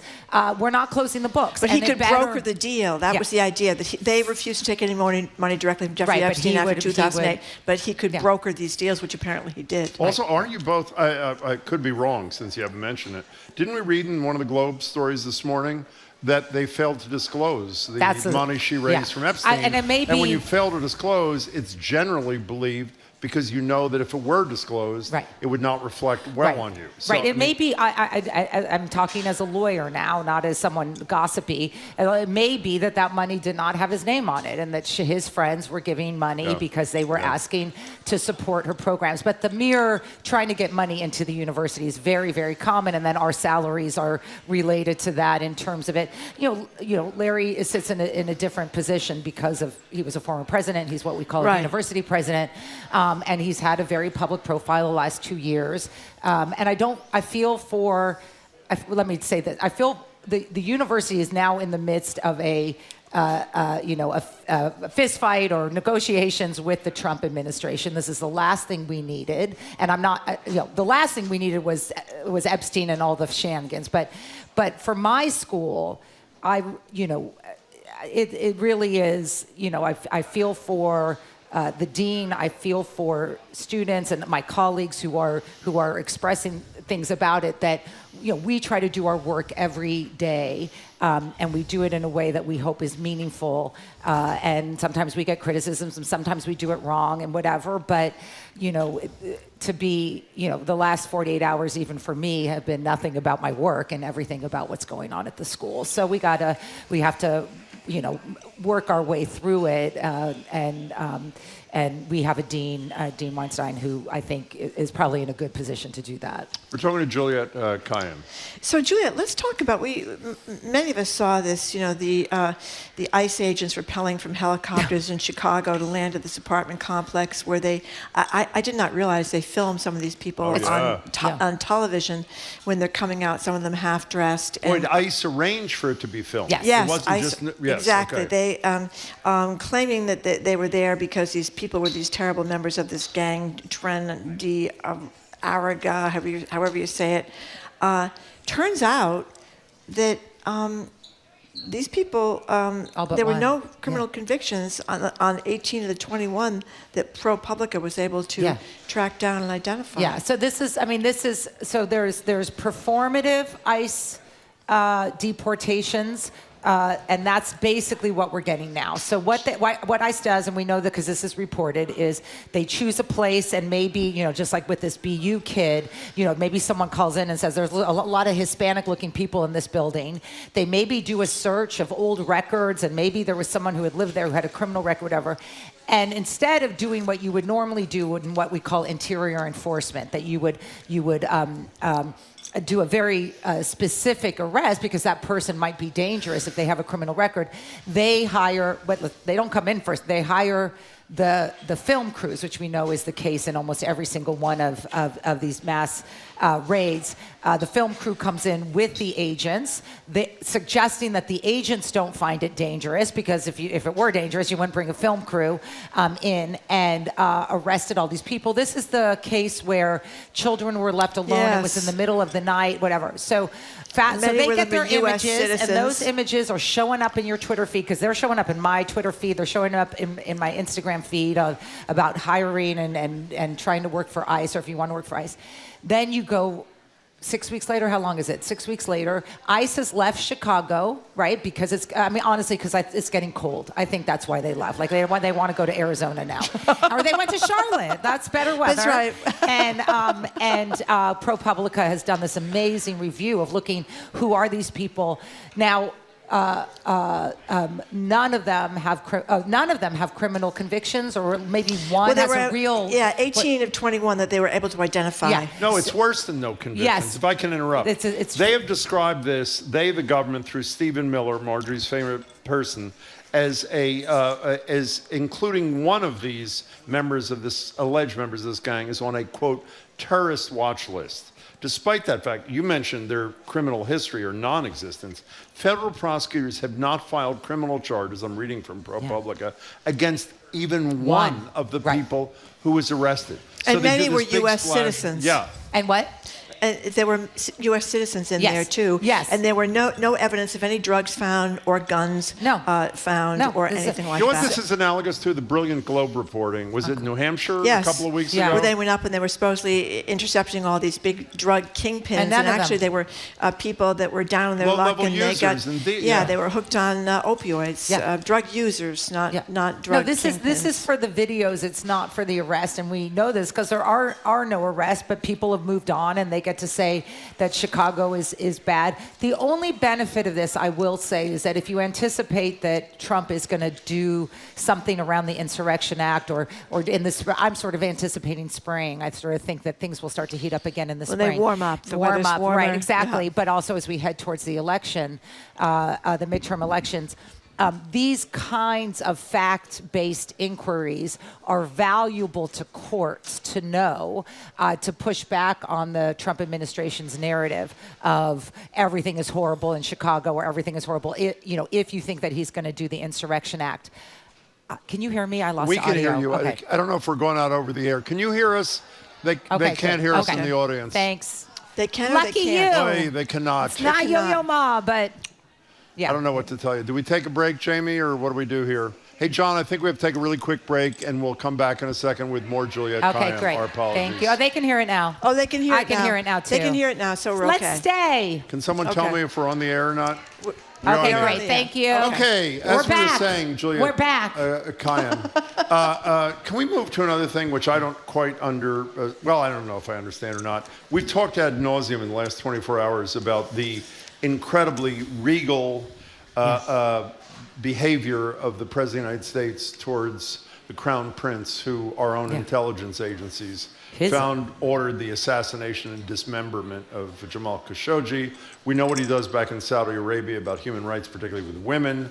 Obviously we know Trump likes people who he wants to be, people who have all the Hungarys and the Putins and the whatevers.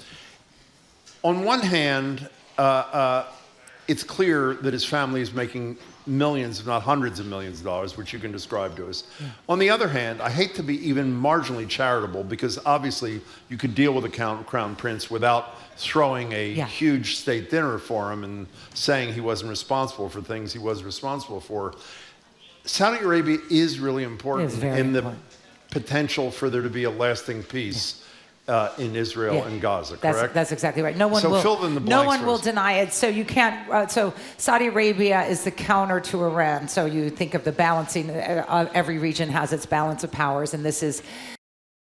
Saudi Arabia has been a part of figuring out what the long-term issues will be regarding the Palestinians in Gaza. So you're going to need the Gulf states, including Saudi Arabia, to align with whatever if there is a long-term peace. And this, in the background, is the UN vote that sort of supports. That sort of supports. A strategy that brings the Gulf states in to figure out and get. The Palestinians, or allow the Palestinians to stay in many of the territories. What's important to remember, this is counter to the right wing of Israel. So this is a very good thing. And I was applauding the Trump administration, not on how they let this happen, but that they're looking at a strategy that is going to be better for the Palestinians, I will say. So they're talking about an independent Palestinian state. Well, before you get to that, we should say what happened on Monday if people don't know. The Security Council voted unanimously with 2 abstentions to support the Trump plan. The abstentions were Russia and China, which is stunning to me they didn't vote against it. But this was a full-on embrace. And a lot of the Arab states, this is a question, not a statement, my understanding is a lot of the Arab states says the precondition for us participating in what we hope will be a lasting peace was a UN resolution. So it was a major vote, correct? And a little bit of a blow to Netanyahu. So it's good because he opposed it. Yeah. I mean, his narrative is often. His people still go on air in Israel and talk about the complete eradication of the Palestinians, his people being members of the coalition party. So it might be a victory for Netanyahu in that it buys time, but I'm not convinced he has control of what the Israelis will, what the Israeli government will do. But nonetheless, this is good. But What the question is did you need this, what happened yesterday, last night, in terms of Trump going after reporters who were asking the Crown Prince legitimate questions about his involvement with the Khashoggi murder, which I have to say, it wasn't just the intelligence agencies, it was the intelligence agencies under Trump 1.0 who determined that bin Salman was responsible for the death. And the more disturbing part, there are two pieces of what Trump said yesterday that were just disturbing from the U.S. perspective. Is one, he went after a reporter who was asking an absolutely legitimate question, and he seems a little annoyed at female reporters right now. really? The day before, having called one Miss Piggy or Friday night, shut up yeah. Piggy or whatever. And then secondly, though, people forget that he also added this to, he absolved or he basically rejected. He said he didn't do it. He didn't do it, which is just a complete lie. And Like, also, that's he goes just, on to say he was meeting Khashoggi Was a was bad a guy. controversial Yeah. guy. Yeah. A lot of people As didn't if- like him, right. so Yeah. it's fine Yeah. to As if he dismember him. That is, I mean, we've never Here is the seen sound. anything like this from a president. We have the sound of Mary Bruce of ABC News, Yes, who he that's- subsequently said is a horrible reporter and a horrible person. But Of course. before he got to that, here's Bruce and Trump's response. Mr. President, is it appropriate, Mr. President, for your family to be doing business in Saudi Arabia while you're president? Is that a conflict of interest? And Your Royal Highness, the U.S. intelligence concluded that you orchestrated the brutal murder of a journalist. 9/11 families are furious that you are here in the Oval Office. Why should Americans trust you? And the same to you, Mr. President. Now, who are you with? I'm with ABC News, sir. You're with who? ABC News, sir. Fake news. ABC fake news. One of the worst in the business. But I'll answer your question. I have nothing to do with the family business. And again, he went on to trash Mary Bruce, and he went on, as you said a minute ago, to defend the Crown Prince, saying he had nothing to do with the assassination. So the question to ask Things is... happen. Things happen. Things That was happen, the right. line that was particularly upsetting. The question to ask is, what do we get out of this show? And we, I mean the United States. Remember, the president is supposed to represent our interests and not his own. That I can't answer. Thank you for that. Yeah, I can't reminder. answer that, right? So what do we get? Almost nothing, because we're already getting what we need from Saudi Arabia in terms of military cooperation, in terms of assistance in the Middle East, and we have rigorous trade with them and all sorts of connectivity. So this was unnecessary. So then you ask yourself, what does he get out of it? His kids and the BS, hi everyone, and the total fiction that he does not gain from all of these wheeling and dealings by his kids and Jared and everyone is ridiculous. The only reason why the kids are able to secure these deals is because the dad is president. And that all of these companies know that the dad is going to give a buy on the tariffs, or allow this one tax-exempt status, or let this one build where we weren't going to let them build before. And everyone knows it. And it's just shameful. And obviously, the mention about 9/11, the 9/11 terrorists came from Saudi Arabia. Now, I know. I'm not going to defend on this, but that is true. It is 25 years later. That to me is the least important of the litany of things of Saudi Arabia. But the thing about Saudi Arabia is Trump's family, and therefore Trump, are using our presidency, not his, ours, to become, and it's not hundreds of millions now, it's billions. By the way, I would just quarrel with you. I think if I were a 9/11 family, it would matter. It would matter a huge amount. What about to me. Japan? What's your statute of there's no, but then that's statute of limitations. Well, there's no responsibility. Exactly. Yeah, when there's no accountability and responsibility. Exactly. It's not like I didn't this guy apologize. Okay, so before you go, you going to play anything, or is this it? I'm serious. This is all you're bringing? Whistle. Just put your lips together. That's and blow. really good. I want to thank you all for staying. It is amazing, actually. I know. Thank you all. Yep. It means so much to me. You know what happened? I want to know my opening. Who's my opening act next week? Who's my opening act? Mick Jagger, I think, is coming next week. Let's hear it for Juliette Kayyem. We appreciate it. Bye, everyone. Thank you. I appreciate it. We've been speaking with Juliette Kayyem, former Assistant Secretary of Homeland Security under Barack Obama, faculty chair of Harvard's Kennedy School of Government, Homeland Security program there, a CNN senior national security analyst. Thank you, Juliette. Coming up after this quick break, the culture shows. Jared Bowen is here. This is a fascinating story about how people decide whether a movie is PG or rated R or NC. We're going to find all about that from Jared and a bunch of new shows. I'm Marjorie, and he's Jim Browdy. Listen to BPR 89.7 live from the Boston Public Library, streaming at youtube.com/GBH News.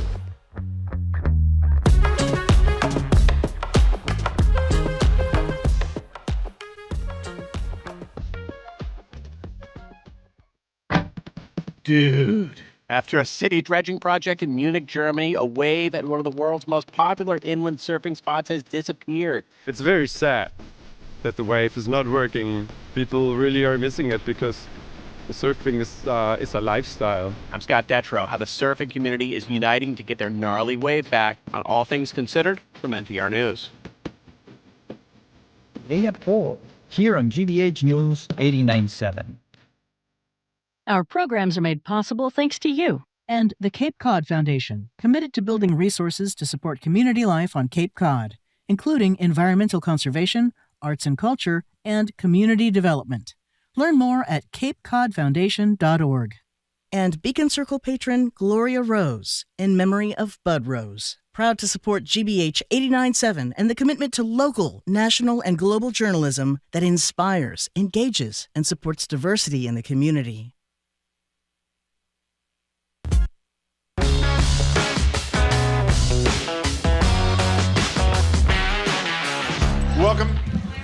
Welcome back to BPR. I'm Jim Browdy. She's Marjorie, and we're live at the library, streaming at youtube.com/GBH News. The great Jonathan Van Ness zooms into the show tomorrow. We're joined now at the library by Jared Bowen. Jared Bowen is GBH's News Executive Arts Editor. Say that again, Jim. He is GBH News' Executive Arts Editor, host of The Culture Show. It airs daily here on 89.7 at 2 o'clock. And on Wednesdays, today is Wednesday. And Fridays, they broadcast live from the library, so stick around, all of you. Wonderful show, 2 o'clock. Hello, Jared. Hello. Can I just tell you what Juliette just said? She said, now they're all going to leave because I'm coming on. Juliette didn't realize not yet. They were all staying Not for yet. me. That's because everybody wants to hear about how much sex, drugs, rock and roll, and violence can be in a PG-13 movie. And how do you decide? Who decides what makes the step from PG-13 to R-rated, or where's the other one? NC-17. NC-17. Yeah, the former X. Yeah. What's the deal? We know more about this now because they're trying to be more transparent about this, the movie review board. And there are about 10 people who actually review this. All are parents. All have kids from age 15 or 5 to 15, at least when they start on the board. But they watch all of these films, they read the news, they watch society so they can have a sense of what's trending, what's not trending. They send out regular surveys. In fact, one of the last surveys that the Movie Review Board sent out across America showed that parents are very concerned about the depiction of rape and sex, so they incorporate those into their ratings criteria. But it's really fascinating to have an understanding of how we ride through history, because I think there are a lot of films that wouldn't necessarily be made today. I know that Callie and I were really surprised when we recently had our Wednesday watch party because it was Back to the Future, which had a lot of swear words in it, and it seemed pretty extreme for that film. Was there ratings? Were there ratings there when that came out? What was it rated? And I think it was rated PG. Okay. PG? PG. Really? Yeah, we can double check that. But because I was surprised thinking that PG-13 hadn't been invented yet, but that would happen later with Indiana Jones and blah, blah, blah. So basically, it's up to the whims of people in a given moment and what they see. You know what I learned from the New York Times, a story on this in the title, if you want to read it, is how much sex, drugs, and violence can be in a PG-13 movie. It was a day ago or today or something, yesterday. The 18th. The thing I didn't understand is you, as a movie, may reject a rating and just go into a theater without a rating.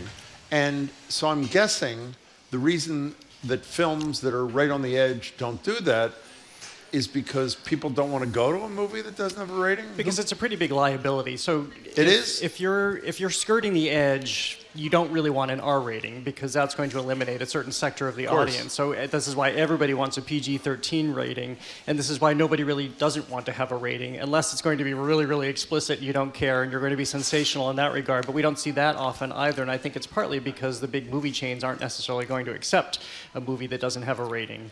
You know what? The marijuana use thing was very interesting too. They talk about how anybody that was seen smoking marijuana, automatic R rated movie. And that was true for this. Meryl Streep, Steve Martin, funny comedy in 2009. It's complicated.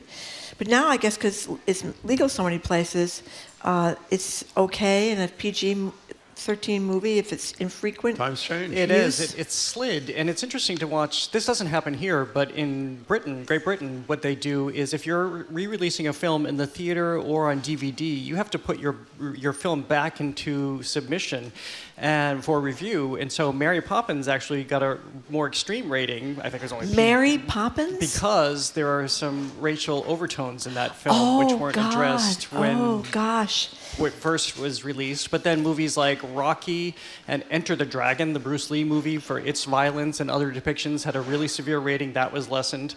So it's fascinating to look at this and the way it tracks society as we evolve. So wait, here's the answer. Jamie got this? Yep.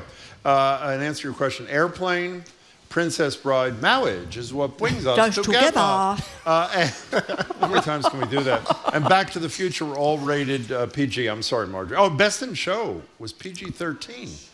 What was the... I have no idea. Well, PG-13 can be innuendo as well, and it's also about language. You can have one F word, possibly Isn't that two great? or You three can have more. one or two. But let me say, the notion that you're not going to, a kid can't go to R-rated even with a parent. Is that right? Yes. Children under 17 not admitted. Okay, so as an adult, if I'm about to, I don't go to the movies much anymore because unfortunately I sit at home and watch them like most people do. But when I did, if there was a movie about contemporary stuff, which is, I don't like I like contemporary movies, I often would not go. I know this sounds weird if it was not R-rated, because I knew I was going to hear someone saying heck when they should be saying hell. I'm serious, by the way. Yeah. Or saying, shite instead of the other word, which is not real. So I assume there weren't enough of me to matter. The movie production companies do not want an R rating. Is that right? Not unless they're specifically going after that audience, like a Bridesmaids or something. They know they want to invite people to a really saucy, a lot of swears in adult that comedy, a lot of adult themes. And then, there's the nudity factor. We'll look at the attention a film gets if there's full frontal nudity. There's so much conversation about actors now going full frontal. If you have full frontal nudity, what are you get rating? an R rating. You do get an R rating. And then I think it depends on the sex act that's happening, whether you get an NC-17. Well, that's what they talk about Blue Valentine with Michelle Williams and Ryan Gosling. How great There was a NC Oral rating sex that they thing. fought against. Yeah. They objected successfully, and I guess they got it down to an R. They did. Okay, can we talk about my obsession of the month? I am so AI faux things obsessed. And there's a story we read about one narrow piece of it, but an important piece is what AI is going to mean to documentaries. And I had forgotten that the first time, we discussed this with you actually on the air, the first time this was ever an issue was in that Anthony Bourdain thing. What's it called? Roadrunner. Roadrunner, where they essentially recreated some of his actual words with an AI Bourdain voice. Did I get that right? Yes. Yeah. So how serious of an issue is this and what's being done about it? Well, of course we know AI is here to stay. We know that AI can create audio and it can create images, and now it seems that it can the documentary world is somewhat leaning into this. So there is a whole, basically a visual vocabulary that has been created through documentaries.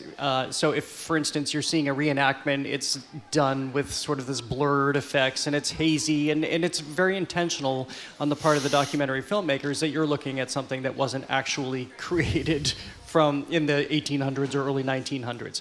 However, the technology has evolved to such an extent now that some documentarians are using AI to recreate artifacts, newspaper headlines, even to some extent photographs, and they're not disclaiming it.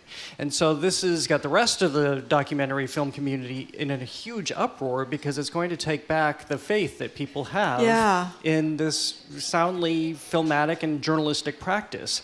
So what they're arguing is that if you use AI, you should have an imprint on the screen, on the scene that happens that features AI, not put it in the credits so people know that this is manufactured. This is a problem because if you put it in the credits, and we see how everything is lifted out of pieces now, whether it's a scene in a movie or a scene in a television show or a scene in a doc, they won't know. They won't know that this is happening. But we have reached the point now where it is now impossible to tell. I think we've all had this experience. Oh, totally.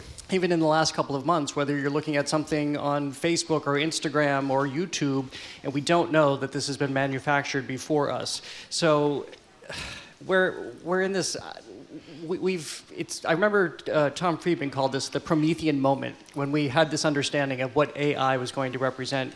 And it's happened, and the world has changed. We will never be able to trust visuals again. That's right. So why can't all those puppy videos, Jim, they're ruined.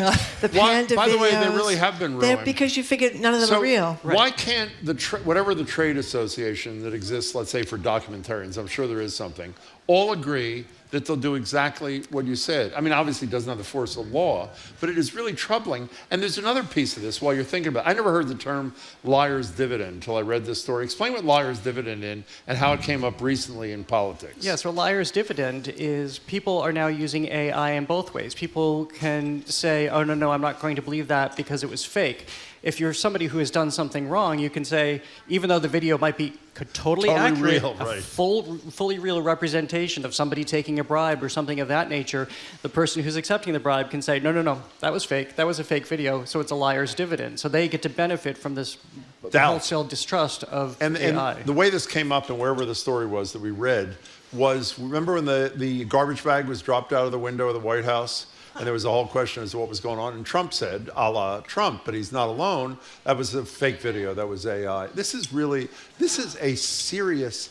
Well, I see it a little differently, though. I see it as that people aren't going to believe anything at face value. They're going to have to get more information. Who's doing that, Marjorie? Well, I don't think you're going to go home and Google the subject matter of the documentary? I think there's going to be an assumption, at least in my mind now, just like I said about the videos you see on Instagram or TikTok, that they're not real. And that's good. That's acceptable? It's going to make them it's going to make me less likely to watch them. But my concern here is that you have a whole younger generation that's being raised on these videos, and they won't know what newspapers were, that you lay everything out and everything is before you, and you know what was on the editorial page, and you know what was real, journalistically reported. This is a generation that didn't grow up with that. They won't necessarily know how to parse this information. I have teachers who tell me this. I have college professors who tell me this.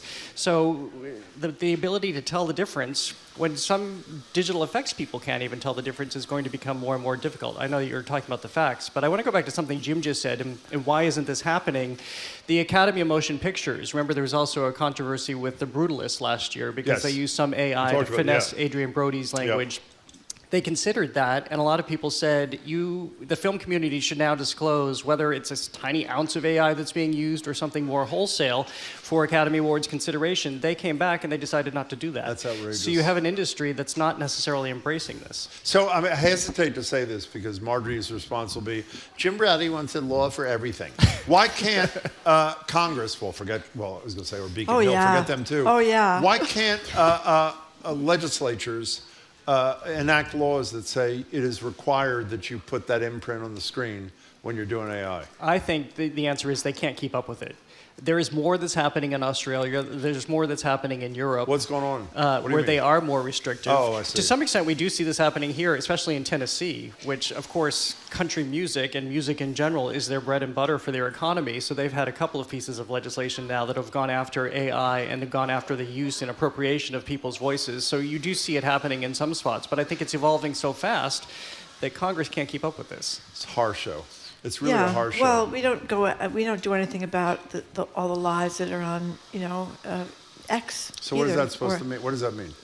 We kind of seem to have thrown in the towel. I mean, but wouldn't a good start be if there was that? I don't mean to belabor it, but if there's a little imprint. So at minimum, if you care enough, you'd at least be told this thing is not real. Well, how many stories do you see now when you Google something, it will say this came from AI, this is AI generated. That's what they should do. So they're doing it. Exactly. So I think it's possible to do these things if you want to, but we don't seem to be interested in regulating. I mean, I think the lies that are unregulated is a real problem. That's why we have these two different, we have the lying universe and the fact-based universe. And Congress could do something about. Why don't you do something about it? You're the culture show We do. guy. We do talk about this, but there's also not a financial incentive. Let's just be honest. Sora 2, this new video software for creating AI images, just came out in October, and it has already allowed for people to create all manner of videos. So the user interface is now here. Before that, it was studio studios and whatnot that were using it. Now everybody can use it. They supposedly have put limits on you can't create a living person, but you can create a dead person, so you can have Martin Luther King saying something he didn't say. Allegedly, you can't depict violence, but people quickly find a way around that. But they want to sell the software. They want this out there, so there's no incentive to call it This back. Sora 2 is not yet available to real people, right? It is. It is It available? rolled out in October. Oh, I You know didn't know who that. may Okay. end up regulating this? The Europeans. They're big on regulating stuff. How's that helping us? Well, I mean, will be a pathway, and I think that when you see that they do it, maybe that will be. I mean, they regulate a lot of things that we should regulate here, Well, like yeah. food and medicines and so forth that we don't, but we should. Okay, can we go to something? We'll talk about something that's not real also. There's the Harry Potter play at the Emerson Yeah. Colonial And through it gets December 20th. Sucked into a phone booth, I understand. How do they do a that? Library, yeah. Actually, it is real. This is what's so exciting What does about that this. Well, it's real-ish on stage. This is what's so magical about Harry Potter and the Cursed Child. It's presented by the Emerson Colonial Theater through December 20th. This is the first touring production of this play, which is the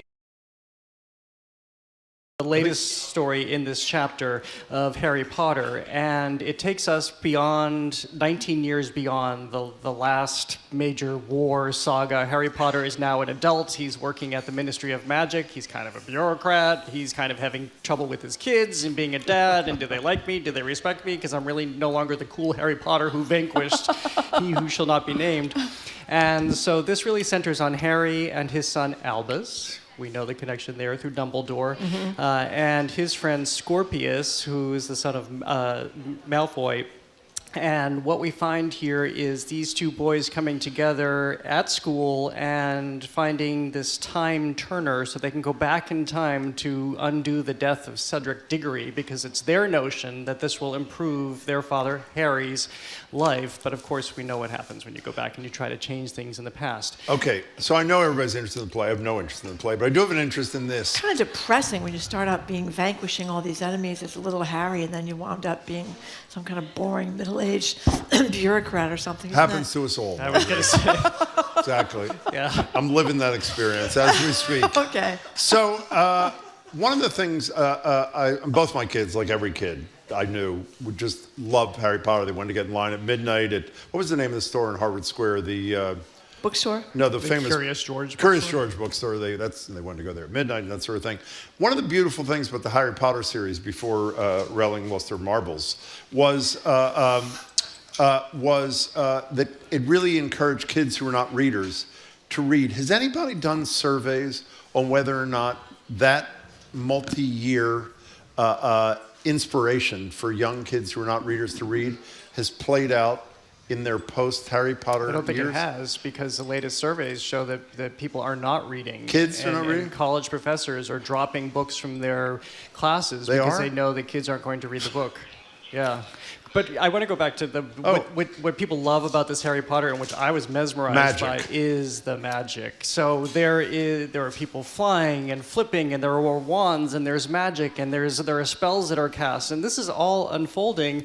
And I saw this on Broadway a number of years ago, and I actually spent a few years subsequently. I'll return to how did they do that? I still can't figure it out. Even when I knew to look for it in this production, I still can't figure it out. It's pretty staggering. Which is Penn and who's Teller? Who's the tall one? I don't know. Thank you, John. Thank you, John. John Parker, of course, knows. Penn's the tall one. Penn was on our show last year. Penn has me put a card from a deck in my pocket. I don't remember all that he did. And he did the most incredible thing that is impossible to have done. I looked at the deck. He said, let's you look at the deck. It's got 52 cards. There's nothing written on the back you can tell. It's got all the normal things. And I don't remember what he did, but he did. It's just. And it was in your pocket? It was in my back pocket. He had to put it in my back pocket. He said, put your hand on it so no one can suggest that anybody's taken it out or whatever. It's just magic. It's magical is what it is. Thank you, Jim. Beautifully said. That was really lovely. Very poetic. Thank you. All right. That was quite Tell us lovely. about ragtime. Do we have time? Yes, we do. We do, yeah. Yeah, we'll move to New York for a bit. This is a new production of Ragtime that has just opened at Lincoln Center Theater. It's on through June 14th. They've actually just extended it by 5 months already. And this tells the American story, and even though this is a piece that was written decades ago, it obviously still holds up. We find three main characters, a black pianist, a Jewish immigrant, and a wealthy white woman, and what this means for each of them at the turn of the century, coming here, trying to find your way here, trying to move up in the world here. It brings in a number of major characters from the 20th century, like Henry Ford, Emma Goldman, Stanford White, Booker T. Washington, Houdini. I thought that was an especially interesting device because here's Houdini, this immigrant who comes to this country, rises up and is extremely successful, but is it all an illusion? Because we don't necessarily see that as it plays out among this cast of characters. But in this Lincoln Center production, it is so beautiful. The costumes are gorgeous, the lighting is beautiful, the singing is extraordinary. They have put together a very, very staggering production of Ragtime. So an extension of 5 months right away means a huge hit. It's a very big hit. Yeah. And it's just so tightly done, and I think it's a wonderful moment for people to look at the American dream as it's so often sung about in this particular musical, and where we find ourselves today, again, compared to 1902, and you realize so much has stayed the same. So speaking of magic, Houdini, he didn't die in a tank with water when he was tied up. Is that a myth or something? But he did do something right off the Mass Ave bridge. No, what did he do? There used to be a plaque. I think I've noticed recently it's disappeared, but he went off that bridge all trussed up. He did? And escaped because he's Houdini. He is Houdini. I'm looking up. What are you looking up? He had periodontitis resulting from a ruptured appendix, likely caused by a blow to his abdomen. Oh, that's sad. Yeah, a college student repeatedly hit him in the stomach. Why did you do that? I do not know, Jim. And despite his initial pain, this is an AI overview, so it's probably not true, Houdini insisted on performing his show in Detroit before being taken to the hospital where his appendix was surgically removed. What do you think of that? He had appendicitis. Yeah. Obviously, the appendix burst, and he... You know what's incredible? The doctor who took out his appendix never touched him. Did you know that story? Never touched him. It was really remarkable. Yeah, we can go back and watch the video. Thank you. Now, are you coming back at the end of the show to tell us what you're doing, or are you telling us now? I will come back at the end of the show. You to will? tell you what I'm So he's doing. going to keep us in suspense till then. Okay, thank you very much, Thank you, Jared. Bowen. Yeah. We're speaking with Jared Bowen, GBH News Executive Arts Editor, host of The Culture Show, which airs right after us right here from the Boston Public Library studio. Thank you, Jared. See you in an hour or so. Coming up after this quick break, the Curiosity Desk's Edgar B. Hurd III is here. He's going to tell us about the Michelin restaurants in Boston, the awards, which ones got the Michelin, which ones did not, which ones got mentioned, because they're really good restaurants. I'm Marjorie Egan. He's Jim Brady. Listening to BPR 89.7 GBH live from the Boston Public Library and streaming at youtube.com/GBH News.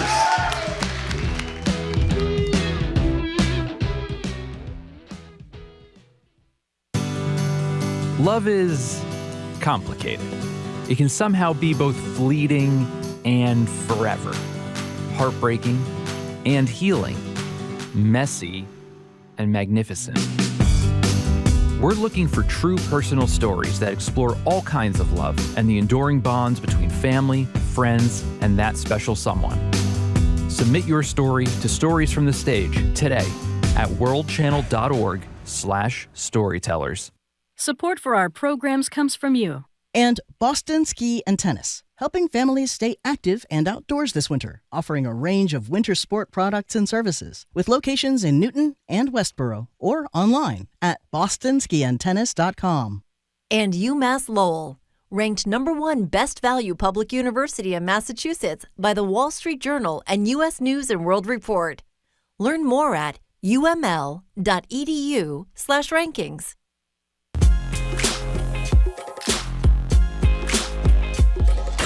Welcome back to BPR. Marjorie Egan, Jim Brady, live from the library, streaming at youtube.com/GBH News. For another crack, we're not doing two more things because Marjorie can't stand it. So in any case, I'm not supposed to say that. Take that back.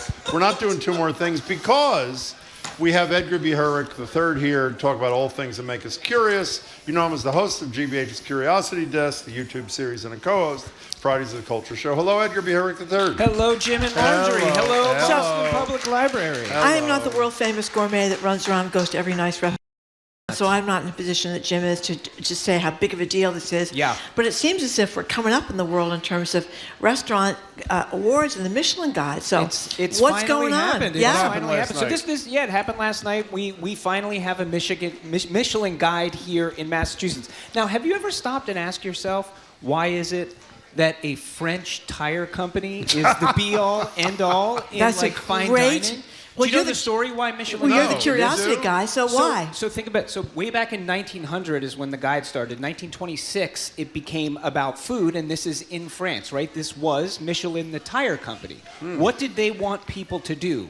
Drive around to places and go to restaurants, because if they drove a lot, they would wear out their tires and they would have to get new tires. And that is exactly why Michelin got into this business. Yeah. So the deal is, last night Michelin added 5 cities in what they consider to be the Northeast region, even though it includes Chicago. Correct. Boston being one of them.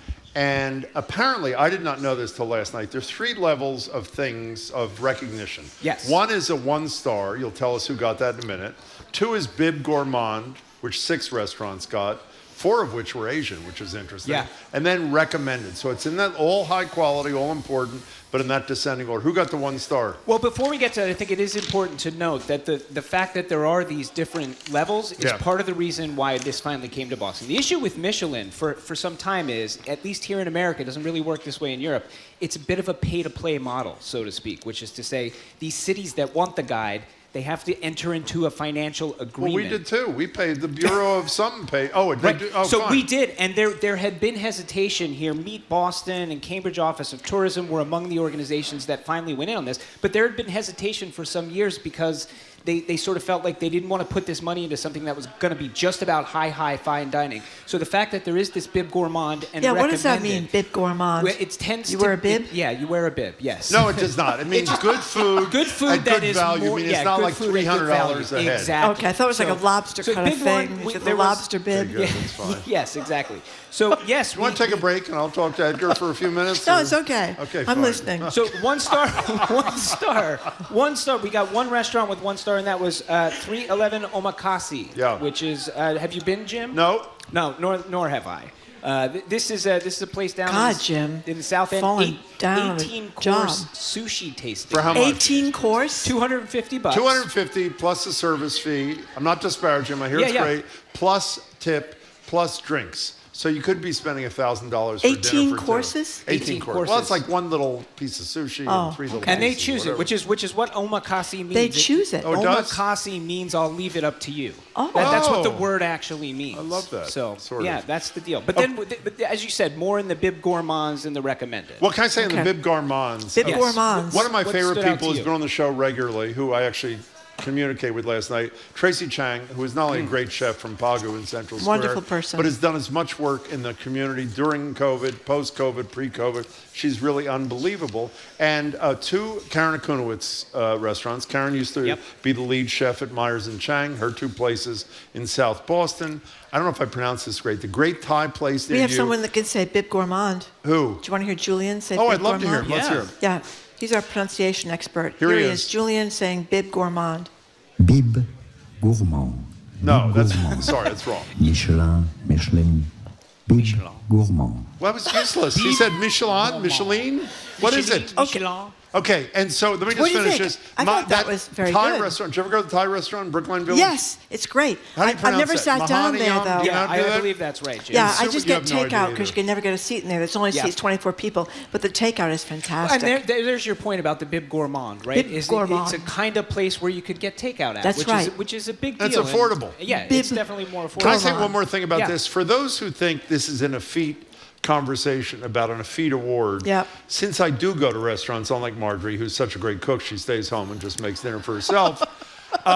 Every restaurateur with whom I speak says any kind of recognition, like a Beard nomination, forget winning, a Michelin thing, your numbers and reservations explode Not after only that that, happens. Jim, So so- for small independent Yeah. restaurants, not the huge chains, who cares? The small independent restaurants, this is a big deal. Can we hear Julian again say bib No, gourmand? I don't want to hear him the first Because- time. Gourmand. He doesn't doesn't know how to say it. The other thing, Jim, He doesn't. What? The other Sorry. thing on that, Forgot about which you I for a think is second. important to mention. What is So, it? I mean, I'm more in the Marjorie category than the you category. Yeah. Why am I talking about this? In part because we did a story on the Curiosity Desk about this before the Michelin Guide came, and we talked to a lot of restaurateurs about their thoughts on it. Should we have one? Is it worth What'd the they money, say? et cetera? And one of the things we heard a lot, including from the folks at Nightshade Noodle Bar, which She did is get a recommendation. unbelievable She's and Lowell. great, Rachel. Unbelievable. And she talked about the fact that for her, she believes it's a big deal in terms of retaining talent.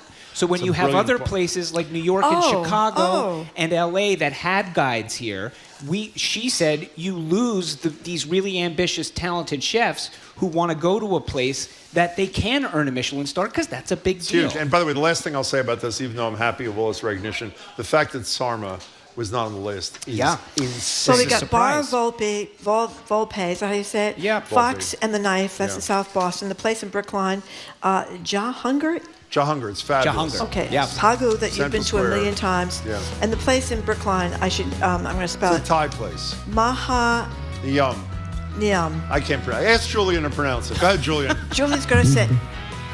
No, not Bib Gourmand.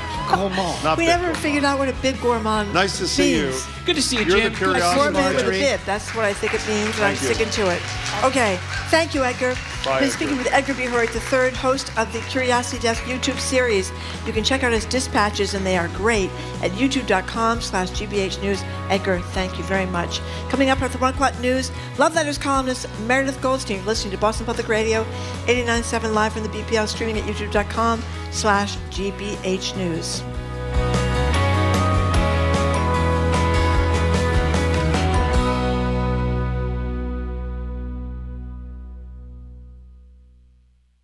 Join me, Paris Alston, on December 13th to learn how to make sticky buns with Chef Joanne Chang. Sign up by November 21st and we'll send a kit to make her signature recipe from home.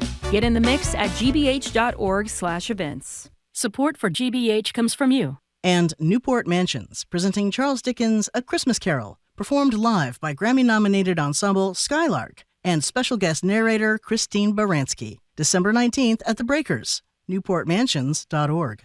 And The Bach Center, presenting 'Twas the Night Before by Cirque du Soleil, an acrobatic retelling of a classic tale, returning to the Bach Center Wang Theater for 27 performances, November 26th through December 14th. Tickets at bachcenter.org. You're listening to 89.7 WGBH HD1 Boston. Online at gbhnews.org. GBH News. What matters to you? I'm Jim Browdy, head on Hour 3 of BPR, live from the Boston Public Library. We start with Matters of the Heart, with Boston Globe advice columnist and host of the podcast Love Letters, Meredith Goldstein. She'll let us know what to do when you're worried the guy you like is using you to learn about, are you ready? Veganism. Really?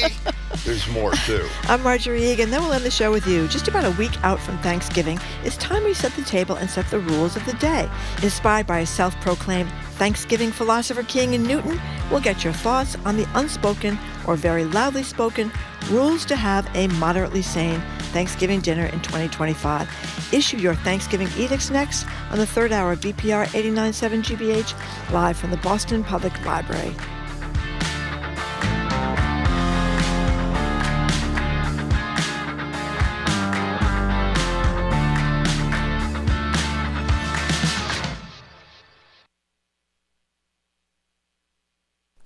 Live from NPR News in Washington, I'm Janine Herbst. The Senate has now passed the legislation forcing the release of the files on the late convicted sex offender Jeffrey Epstein. The House passed it nearly unanimously yesterday. It now heads to President Trump's desk, and he has said he will sign it, but it's not clear when that will happen. NPR's Sam Greenglass has more on what happens next. The materials have to be made public within 30 days of Trump signing the bill. Depending on what comes out, that could fuel new conflicts. Trump, for example, has pledged to focus on Democrats whose names might come up. And depending on what the Justice Department redacts, that could spark even more questions. NPR's Sam Greenglass. A new NPR PBS News Marist poll is out today. It finds that ahead of next year's midterm elections, Democrats have a big advantage. NPR's Domenico Montanaro has more. The more than 1,400 respondents were asked if the midterm elections took place today, which party's candidate would they vote for in their district. Democrats came out 14 points ahead. That's a whopping lead. The last time it was that wide was 8 years ago during President Trump's first term. In 2018, when Democrats won 40 seats and control of the House, their edge was between 6 and 12 points. The only question is whether this advantage is coming too soon for the party. A year from now, the political landscape could look very different, but right now, Democrats have the upper hand. Domenico Montanaro, NPR News, Washington. A federal judge in Alexandria, Virginia, is hearing arguments from former FBI head James Comey's lawyers today to have the indictment on charges of lying to Congress and obstruction thrown out, saying it's revenge from President Trump over Comey's criticism of Trump. Meanwhile, Lindsay Halligan, Trump's U.S. attorney who brought the charges against Comey, told the judge today that the full grand jury didn't see the final indictment, that only the foreperson and one other grand juror did. Comey pleaded not guilty to the charges last month. The Polish government says it will force Russia to close its last operating consulate in Poland in response to a railway sabotage incident it blames on Moscow. The Kremlin denies any involvement. NPR's Rob Schmitz reports Russia's left now with only its embassy in Warsaw. Polish Foreign Minister Radoslaw Sikorski says he's withdrawing consent for the operation of Russia's consulate in the port city of Gdansk. This comes just days after two sections of a rail line connecting Warsaw to Lublin were damaged by what Poland is calling Russian operatives. The line is a strategic link between Poland's capital and Ukraine. Polish Prime Minister Donald Tusk says 2 Ukrainian citizens working for Russia are suspected of the act while collaborating with Russian secret services. He said their identities are known but could not be revealed due to ongoing investigations. And he said the pair has already left Poland, crossing the border into Russian ally Belarus. Rob Schmitz, NPR News, Berlin. You're listening to NPR News. Good afternoon. With the latest from the GBH Newsroom, I'm Henry Santoro. The school committee in Beverly plans to discuss plans to create an LGBTQ plus parent advisory council at tonight's meeting after a local parents' petition collected nearly 400 signatures.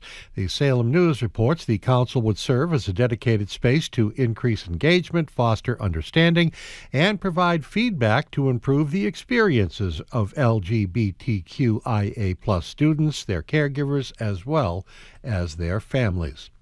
A couple of New England Patriots players will be on hand in Worcester next week, handing out free turkeys to families in need.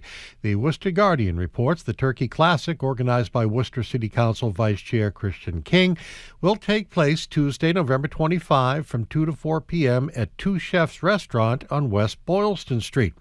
Event organizers say the Patriots organization donated 100 turkeys, each weighing about 20 pounds, to be handed out by Patriots players Kyle Williams and Terrell Jennings, among others. The giveaway is aimed at families facing food insecurity, and organizers say they're hoping to reach school-age children as well as their families and are encouraging a strong community turnout. And it should be noted the event is free and it's open to families in need. In sports, the Bruins are in Anaheim tonight. The forecast, pretty bright out there. Sunny and 45 degrees today. Mostly clear overnight, low 27. Partly cloudy, mid-40s tomorrow. We are at 45 outside the Boston Public Library. This is GBH News.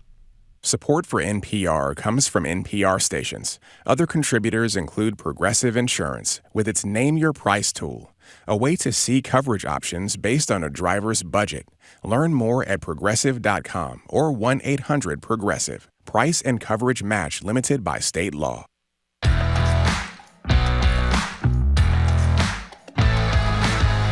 Welcome to hour number 3 of Boston Public Radio. Jim Brady and Marjorie Yegan. We are streaming on youtube.com/GBH News and broadcasting live from the Boston Public Library. Queer Eye's Jonathan Van Ness is going to zoom in tomorrow. We're going to talk to Chuck Todd as well. We'll be back here on Friday. No tickets required. Hello again, Jim. Hey, I just want to say to the audience, we're back at the library on Friday, and if you're unsure if you're coming back, I don't know if you know, Yo Yo Ma will be here at noon. So you may want to come back, you may not. That's up to you. I'm not going to tell you what to do.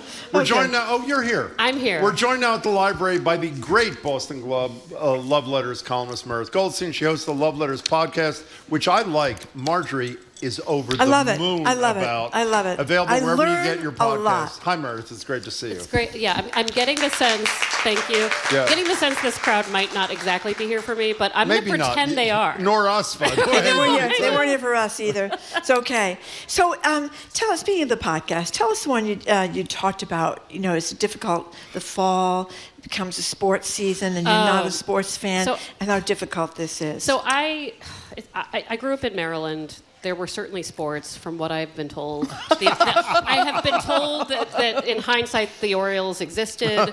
The Ravens kind of came in maybe a little after I left. But moving to Boston, however many years ago, 20-some years ago, I was like, wait, this is a whole thing. This is a lifestyle, and this takes over my city, especially in the fall when there's like 3 sports going at once. I felt constantly interrupted. In my personal relationships. And it's hard, you know, people will say, oh, but you're a fan of movies, you're a fan of music. It's not the same thing, because there's like, even if you're watching Game of Thrones and you have to tune in every week, the show ends. And there's a finite number of episodes. That's right. And I cannot keep up the passion for 15 shows at once. If you love baseball, if you love football, and hockey and so many other sports, it's all the time every week. So I have tried to find ways into sports and how I can bring my interest in love and relationships to sports. So I wanted to do a podcast episode just about sports in general. And I spoke to a Boston Globe sports columnist. He's a great writer. He's terrific. Chris Gasper. Yeah. And because we've been friends since our early 20s. Oh, I didn't know that. Yes. He loves love and he loves drama. But he also loves sports. And I will tell you that... He loves all the soapy shows. He loves soapy shows. Vanderpump Rules and all those things. He loves real-life romances. And he was a great person to help me find ways into these sports. Because it's not easy for me. Like, I'm like, oh, I want to care, but it's not something I So is golf the answer, apparently? Well, yes. Oh, yeah. Golf is always the answer. I did also talk to a romance novelist who wrote a romance novel about golf. That Tessa is Bailey. beyond belief. And I was asked by the Brookline Booksmith to moderate her book talk, and I said yes before I read what the book was about. And because I knew she was a good author, and then I was like, oh no, what have I done? And she actually made this story about golf a thing that I never want to do nor see. Mm-hmm. So fascinating and character-driven and sexy. So I What's think the book and who's the author? Tessa Bailey. The book is Fangirl Down. And there are all these romance novelists who are bringing these cultures of sports to an audience that likes love. And a lot of times they're sports fans already. Well, so. I thought Chris Gasper had a great point, because you don't normally think of golf when you think of sexy stuff, you know? And you may think that football players and basketball players are kind of oversized. They're just huge. But he really rhapsodized about the sex appeal of the soccer fan and the soccer coach. That honestly, soccer should pay him some money or something, because the way he spoke about soccer, I was like, do I need to watch soccer? And I think also I'm missing the point in that I see this game in front of me and I don't get it. A few weeks ago, I watched a Patriots game, and maybe you can tell me what it was. I've already forgotten who they were playing, but this player, the kicker, I think that's what they're called, kicks the ball, and it does not make it where it needs to go. Oh. And I thought that, somebody's like, way to go, you don't know what a kicker is. It's true. But you did know that it didn't go where it needed to go. I could tell based on the reaction Actually, in the it's not, you don't call it an audience. It's like the people in the stands. Yes, that's what we call it. Yes. And I thought this was a game-losing mistake. Yes. So who does he go home to? Oh. Who on the field is going to hug him? Who is going to resent him? How does he feel? How does he reboot himself? And suddenly I thought, oh wait, maybe sports is interesting. Wow. So is faking it okay or not? No. I don't think it's good to pretend you like anything you don't like, because you're going to be stuck pretending for a really long time. So should you go out of your way to try to like it because you know that your partner or partner-to-be? And for me, the partner in question of why I'm trying to like it is Boston. Yes. It is because after 20 years, I'm like, okay, my partner in the city of Boston, in this case, is not going to change. And I did watch this football game with my boyfriend and my actual partner, and I thought, I'm not enjoying it like he does. But when I kept asking questions about, how is this man going to go home and how does he feel? And he's like, I don't know. That's not why I like it. Yeah. So we all find our different I think of that access too, points. though. You'd be devastated if you missed the winning field goal. You'd be devastated, right? Oh, terrible. Yeah, But can terrible. I tell you, I don't want to give you career advice because you're doing quite well. You could be a broadcaster. I mean, think about it. A whole different thing. The ball, he kicks it. It does not go It where has he not. wants it to be. He seems very sad. I'm reporting to you live that sadness is abound. Yeah. I think sports fans would love that. We're talking to Meredith Goldstein, Love Letters, Okay, Boston let's Globe. move on to another great one. A woman who feels, I think she feels abused because she is a vegan and she has a new boyfriend and all he wants her to do is make vegan recipes. Can I read the title of this? This is the most ridiculous request Okay. you've ever. I'm sorry. Hey, it's not you. It's I'm not. No, I'm not supposed to criticize the Just writers. write the headlines. An older dater feels used for vegan education and cooking lessons. Okay.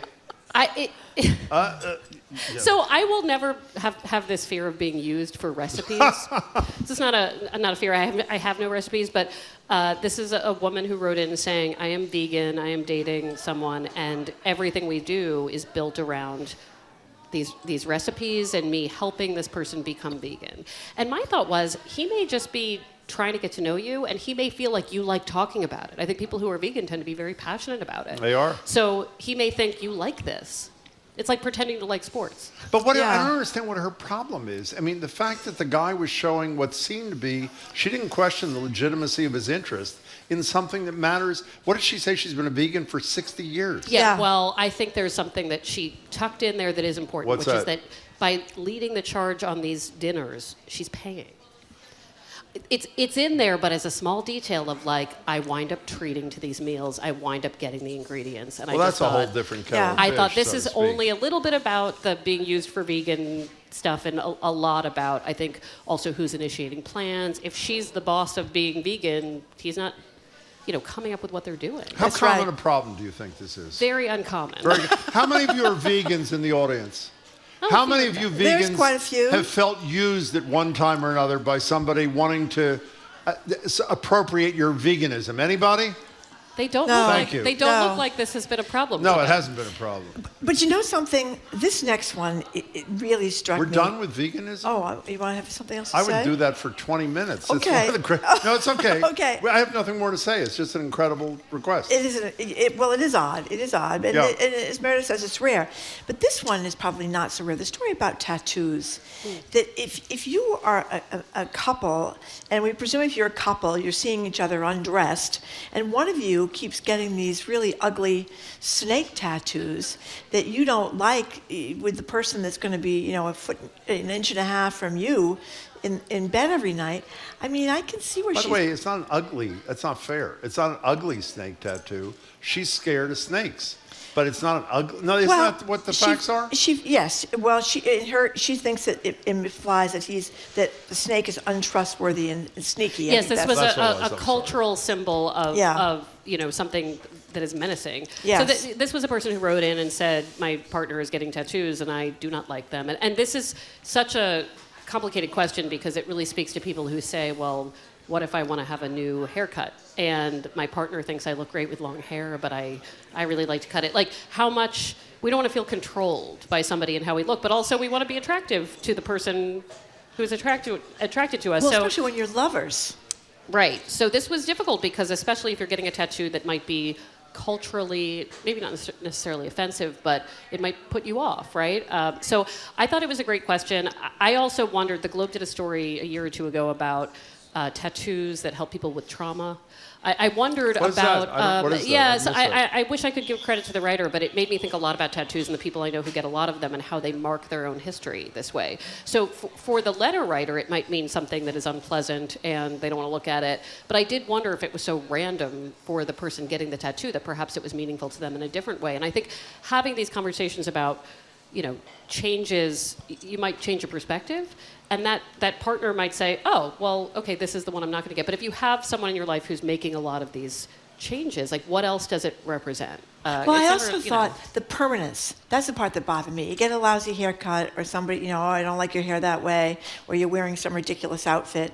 You can change your outfit or your hair will grow or something like that. It's that was the permanence and the idea of being, you gotta like tattoos.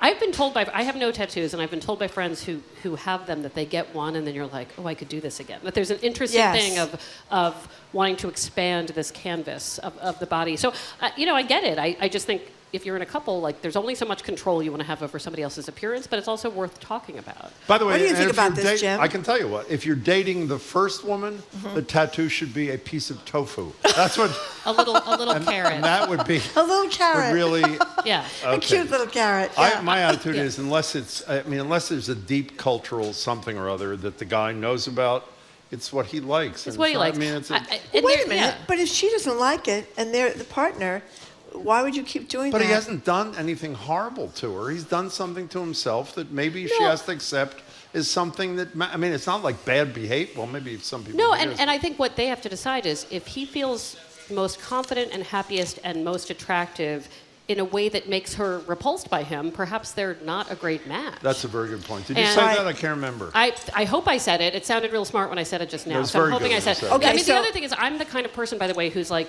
decision by committee too much. So like if I ever think about getting bangs, I'm going to come here and we're all going to do a public vote. Don't do the bangs. Because I can't be in I love control bangs, of actually. decisions Okay, about my one of the readers wants to know, suppose his next tattoo is of a naked woman. Well, obviously, is that a little bit different than That's a having little bit different. snake?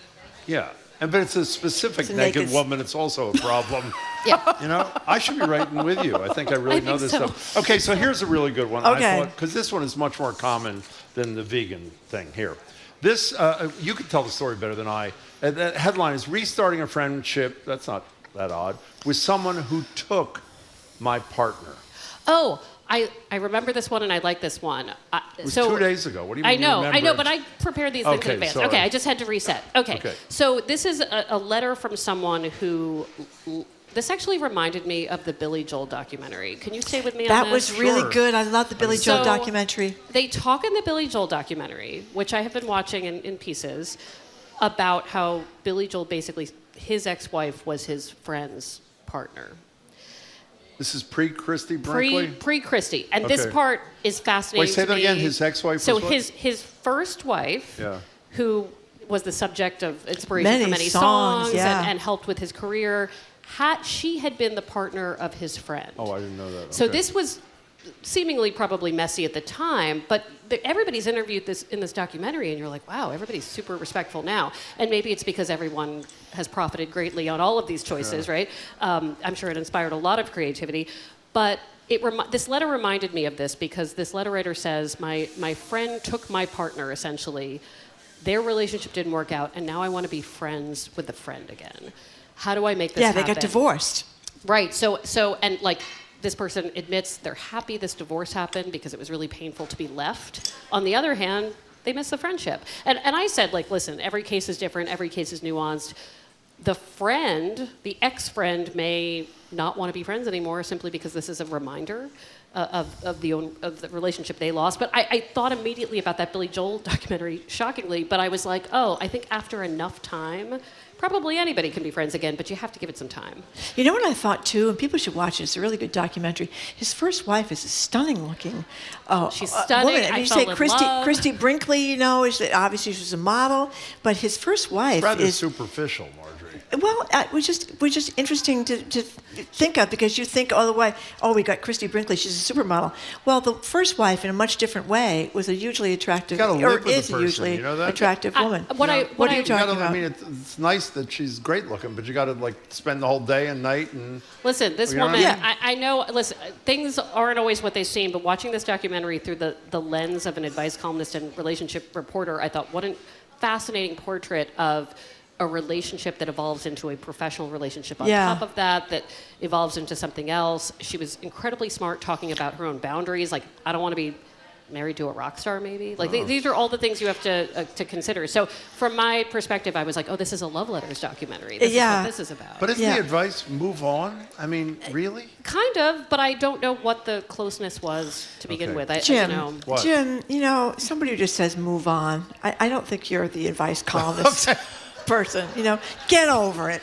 You were madly in love with this guy, and he dumped you for your best friend. Can I tell my Billy Joel story that you've please never do. heard? So, Marjorie and I have an unspoken rule when we're interviewing a celebrity who we don't know. If we know somebody like Yo Yo Ma, we know he's going to be incredibly sweet and respectful and whatever. Yeah. But if you're interviewing somebody like when we had Billy Joel on, we don't know. You're always nervous. We had Billy Joel on? He's kind of a forgettable guy. I mean, I totally get why you don't. I don't even know what to say. Okay, so Billy Joel is booked for us. Do we have Billy? Yes, thank you, Aiden. Oh, my God. Wow. Okay. Maybe I was off that day. No, you were there that day. I remember Alec Baldwin. Okay, fine. I do remember that. I was off that day. I was drooling. It was really embarrassing. Okay, so as I was saying, our cardinal rule, you might be interested in this since you do a lot of interviews. The worst thing that could ever happen if you're interviewing a celebrity, because you're worried they're going to treat you like crap, is you always end the interview before they end it. The worst, we never had this happen, but we both fear, even though Marjorie has no idea what I'm talking about, that the celebrity is going to say, hey, thanks, I got to go. And that would be, so with Billy Joel, we decided, even though it was a 22-minute interview, we were going to end it after 20 minutes. Ooh. So we're doing the interview. He was fabulous, by the way. Marjorie has no idea who I'm talking about. He called in. He was a great storyteller, was really friendly, all this sort of thing. And we motioned to each other. And Marjorie says, Billy, we really appreciate this. Thank you so much for being with us. At which point he says, that's it? And that's right. And we That's said, right. what do you I mean? do remember this. He said, I got nothing to do. You got more questions? We had no questions because we had exhausted everything we had in 20 minutes. You remember this now or you don't remember this now? It's Billy Joel, though. You do. You really don't, do you? I do remember that. I remember the part when we said, I said, it's time, thank you very much. She said, oh, no, he's got more time. He's got more time. Is this when you say, like, how about you perform Piano Man? But Like, I right over the remember phone. more that Alec Baldwin did some research and found out that I was from Fall River, and he started talking to me about the Fall River knitting mills in this unbelievable voice. This is before he got in trouble with the movie, the situation. I love that you remember the moments that you felt perhaps smitten. Oh, my God. Can I tell you what this Jim was? wasn't there that day either. It was just Alex Alex and I. In 2 minutes. Marjorie says to me, I know you're off tomorrow. This is not really for you, but since you're here, why not? Yeah. And she says, can you help me prepare for the interview? So the night before we talk, or the morning of, we talk on the phone, and I said, you really got to make sure you hit him about how he treated his daughter in that phone call, whatever. She asked one question, I'm listening, and she is so in love. It is clear nothing is going to be, and he brilliantly starts asking her questions. And essentially the whole, look at her face right now. We talked the about whole interview. Our sweaters. I do like that for the Fall River knitting mills. For the listeners, there's like sort of like a falling to the ground motion happening. Yeah. It was unbelievable. I think I did ask him about the daughter. Okay, can we? No, you did. I did. Actually, you may have. I did. Oh, no, he had already left when you asked him. That's right, I forgot. Oh, Alec left. But had he been... Okay, can we talk about something else? We were just talking to Jared about how AI is potentially destroying documentaries. You know somebody very well, that'd be you, by the way, who went to the Northwest. And it's not true, Marjorie. Don't read it. It's totally not true. I don't care what it says. Okay, so... No, it's just not true. Our you were there. producer, Jared, says the reason I don't remember it is because I didn't have the day off. It was you and Jared. No, it was not. Okay. Call Jared now and ask him if it was him, please. As I was saying. Okay. So we're talking about AI. Yeah. And obviously the consequences in a documentary are much more serious. You're doing your first trip ever to the Northwest. Pacific Northwest, including the place where Goonies was made. Yes. We'll get you in the mood. We'll play a little sound. In fact, let's play some sound from Goonies right now, and then we'll have a conversation. This is the tear-jerking sound of Chunk and Sloth from the 1985 brilliant movie, The Goonies. Here it is. Sloth, you're gonna live with me now. Huh? I'm gonna take care of you. Because I love you. Oh, I love you, Chuck. Oh, I love you, Sloth. Okay, the reason I bring that up is because Astoria, Oregon was one of your stops too. You allowed AI to plan your trip. Is Well, that everybody correct? was just like, this was many months ago, and everybody's using ChatGPT and AI to do stuff, and I feel like old and out of it. And I'm like, well, let's see. And I type into ChatGPT, like I don't even have an account, and I'm like, plan me a great trip centered around the Goonies, the movie, and where it was filmed in the Pacific Northwest. Make me a trip that's 7 days. And of course, it's AI. It spits out well, of course we will. Like, and it's bolded, and it has the M dashes, like that. It's. And then I was like, oh, well, I should probably go to a winery. So I said, can you add a really good winery? So what starts to happen with ChatGPT or any AI is that it validates so much of what you want that I became, I got a Frankenstein level itinerary, and I wrote a story for the Globe saying, like, there's a lot this technology can do, but being a travel agent and friend and recommender is not one of them. Anything I wanted, it gave me. So, and I, by the way, had another younger Globe employee say, oh, my dad planned our trip to New York through ChatGPT, and it gave us like 20 minutes to go to the Met. Oh. It doesn't fully understand, I said I like waterfalls. It gave me 500 waterfalls. But I'm like, don't they all look the same? And it's like, yes, they do look the same. So I think it's, it was one of those things, whether you use it for advice or medical advice, all the ways people are using it, it can only do so much. And it only should do so much. So were there good parts of it, though? The things you might not have thought of doing that you ended up doing that you were happy you did because no? There were a few things. There were a few things that it sort of canvassed reviews of areas to stay. But truly, and I put this in the story, the best thing that happened to me was running into Malcolm Gay, a Globe employee, who said, oh, you have to go see the lavender fields in Sequim, Washington. No one would have said that to me. Yeah. AI didn't say it to me. And he said, I know you're going to think it's boring, and I know you will also like it. That's him knowing me well enough to know why I'm going to object to going and why I will go, right? And by the way, didn't he tell you it's not Sequim, it's Squim? Squim. Yeah, Squim. And he saved me the embarrassment. Hopefully the Squim residents will not hear me saying Sequim. So, it was a human-to-human interaction that made my trip. And so I was actually reassured that it didn't work. Humans because still matter. You begin to think, and I say this, when I got back, I was able to talk to him about it. God forbid I connect with my friend over a trip. That's the whole point. What were you going to say? What Jamie just said. He said he had a friend who did something similar, planned a whole trip to southern France, perfect trip for him and his wife. Then when they went to book it, turned out none of the concerts or wineries existed. What? The AI, whatever it was, made up locations that it thought they would like. Imagine that. Wow. We saved a lot of money. That's another. And by the way, did you listen to this from Carol from East Bridgewater? No. She said, Marjorie, I met Alec Baldwin while I was bartending in Providence. I was pregnant with we had a short conversation. He asked me if it was my first child. It was. He told me I was going to love being a mother. His voice and eye contact made me weak in the knees. This was 28 years ago, by the way, so I know exactly what you mean. I should tell you, Alec Baldwin was my first celebrity interview when I was a college journalist. How'd that Oh my go? God! I will tell you, I may have reacted like the aforementioned. We should do a series on journalists who have Alec. interviewed. He gave me love advice I had not asked for about my college boyfriend. So anyway, Yeah, no, he was very seductive. Yes. He's very good at that, and we were all seduced. So there you go. No, but next time Marjorie interviews him, she is going to ask about him yelling at the kid on That's the phone. right. So.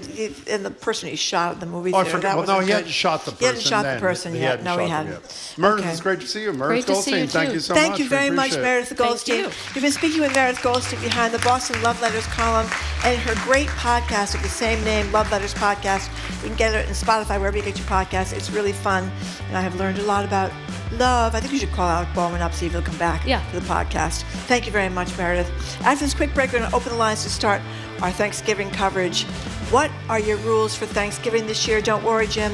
We'll do a whole fixins next week. He's Jim Browdy. I'm Marjorie Egan. You're listening to BPR and 89.7 GBH live from the Boston Public Library and streaming at youtube.com/GBH News.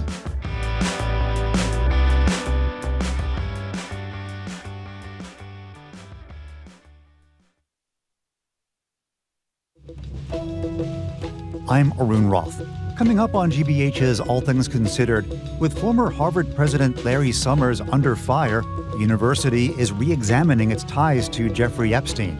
And Massachusetts is losing workers and struggling with high costs, making it less attractive for businesses. We'll look at what it will take to make the state more competitive. Those stories and all the day's news starting at 4 on GBH 89.7. Our programs are made possible thanks to you. And Gordon College, presenting the 35th Annual Christmas Gala, a North Shore celebration of Christmas music and carols, December 3rd through 6th.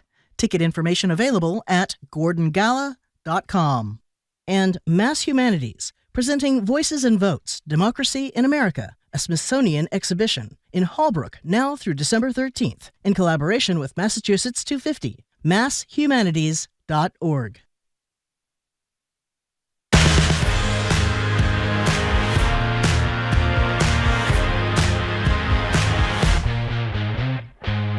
Welcome back to BPR. Marjorie Egan and Jim Browdy live from the library, streaming at youtube.com/GBH News. Jonathan Van Ness joins us tomorrow via Zoom. By the way, a lot of you are texting saying you missed Yo Yo Ma, who was as brilliant speaking as he was playing. How fast, Nicole, how fast do the links go up? Soon after the show, if you go to gbhnews.org, you'll be able to watch Yo-Yo play and talk, and he was as amazing as we hoped.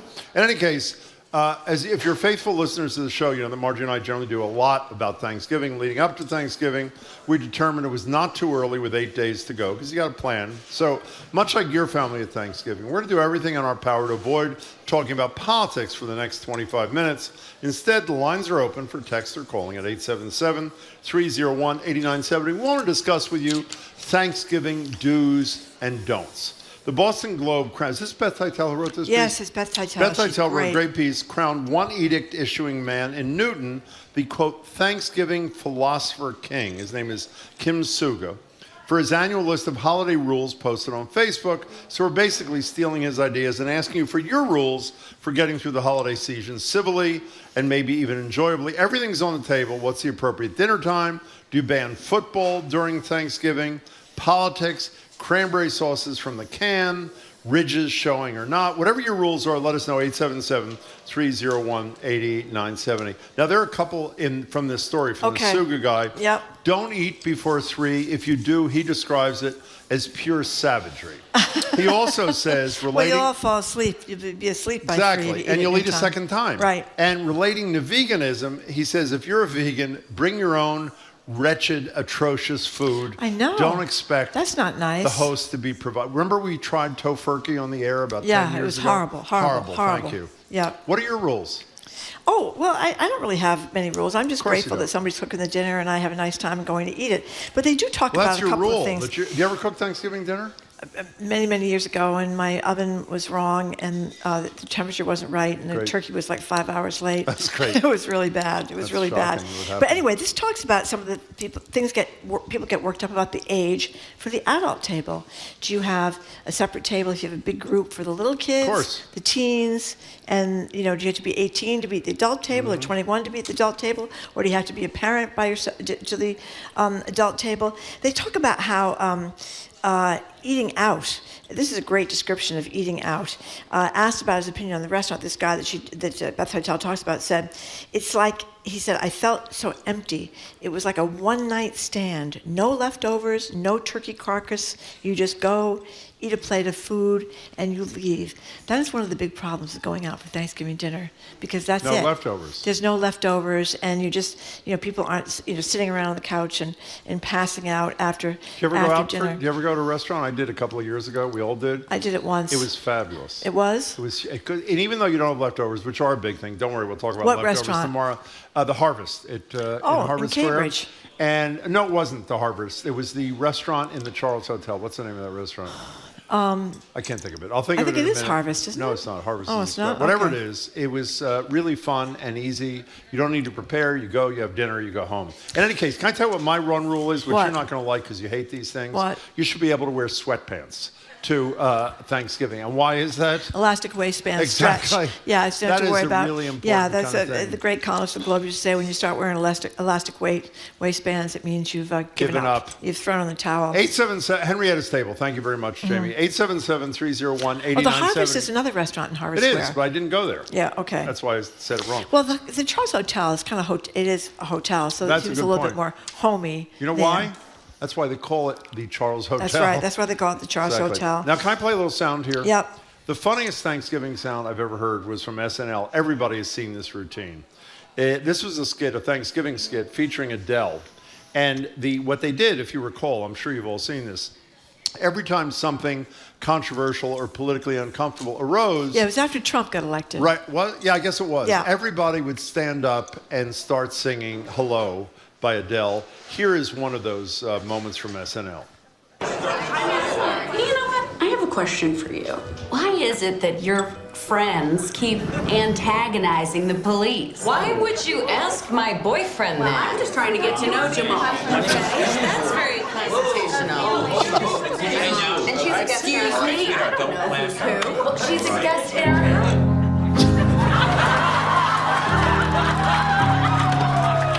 Hello. It's me. Okay, by the way, when Everybody she stands up says, and starts singing. I'm just trying to get to know your boyfriend Jamal. It's one of the funniest lines. It was just brilliant. Yeah, they get into big fights, but somebody's going to make America great again, hat on, they get in a big fight about that, and they start playing Adele over and over again. That's one of the great bits on Saturday Night Live. Now, this is this person gets very upset because they talk about how what you had as a child really plays into what you want as a grown-up. You mean what you ate as a child? Yes, like raisins in your stuffing. I've never had raisins in my stuffing, but apparently if you had raisins in your stuffing when you were a kid, or you had the cornbread stuffing when you're a kid, that's what you want to have. You don't want to be varying too much. If someone doesn't serve mashed potatoes and you're used to mashed potatoes, apparently that upsets people very much. I guess you're not supposed to have baked potatoes or tater tots or something You at look Thanksgiving. tortured by this realization. Well, I think about it. Mashed potatoes is a big part. In the basics, you have to have right? sweet potatoes too. The turkey, mashed potatoes, sweet potatoes, and then stuffing, and then you have some kind of vegetable to go with it, like creamed onions. How do you feel about creamed onions? Not happening. Really? 877-3. You don't like someone creamed applauded. onions? What? You don't like No, creamed onions? I said I don't like creamed onions. What is your vegetable? What is my vegetable? Your go-to Thanksgiving vegetable, Jim? I am a stuffing drowned in unhealthy gravy kind of person. Okay, Thank you. That's Thank your you very vegetable? much. It's one person who agrees there. I thought you were going to say Brussels sprouts. I Jim. love Brussels sprouts. Yeah, By the way, if I can say, this is Thanksgiving not our thing. topic, but since you brought it up, making Brussels sprouts in my brand new air fryer with bacon, one of the great things that's ever happened to me. 877-301. Jim used to talk all about those, what do you call those things that you hook up and they cook your food for you during the day?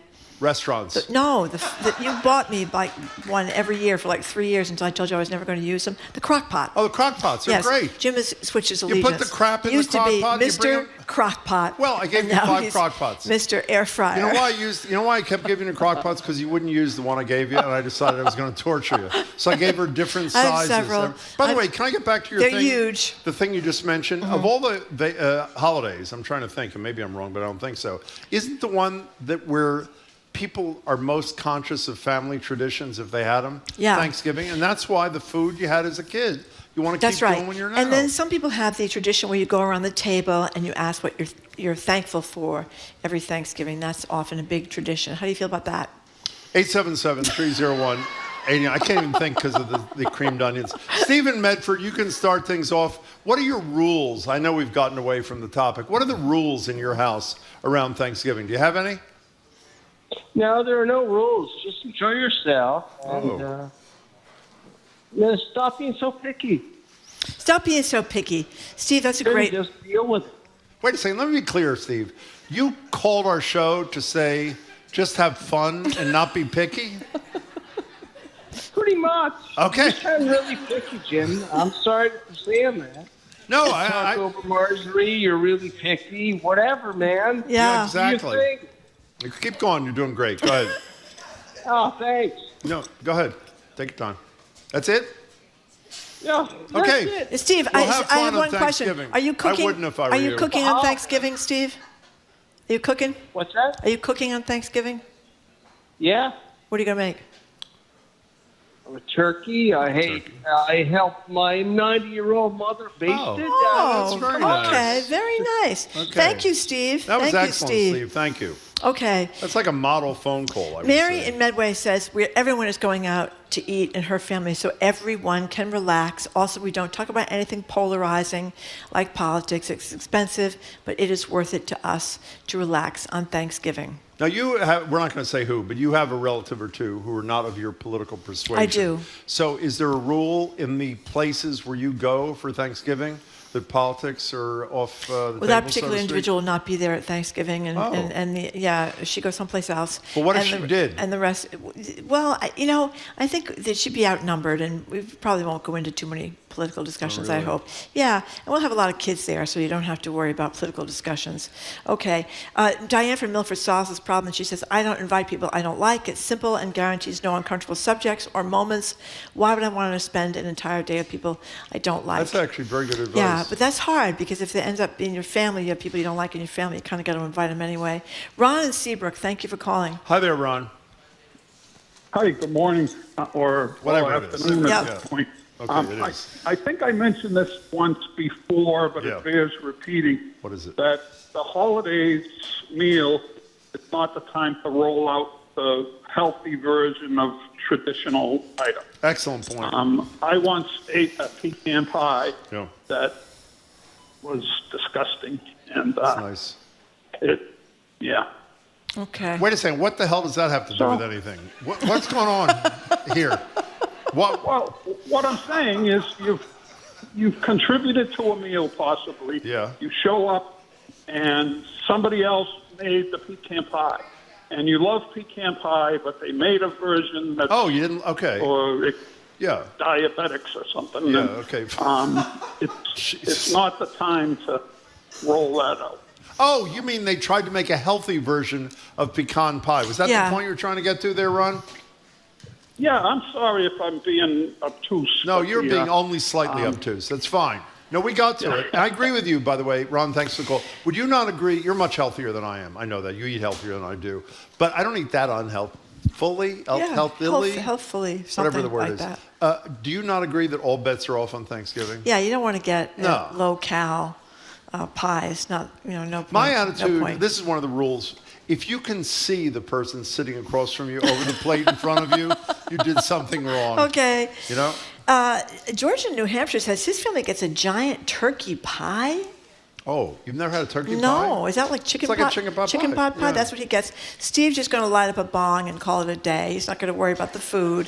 Do you remember the story in the Globe that Matt Visor, who's now at the Washington Post, he's a brilliant political reporter, wrote about Michael Dukakis using, former Governor Dukakis, using the turkey carcasses, and the day that his article appeared in the Boston Globe, weren't there something like 100 turkey carcasses wound up people delivered on to his his porch house? because he makes How it into great. soup. I just love that. He makes it into soup.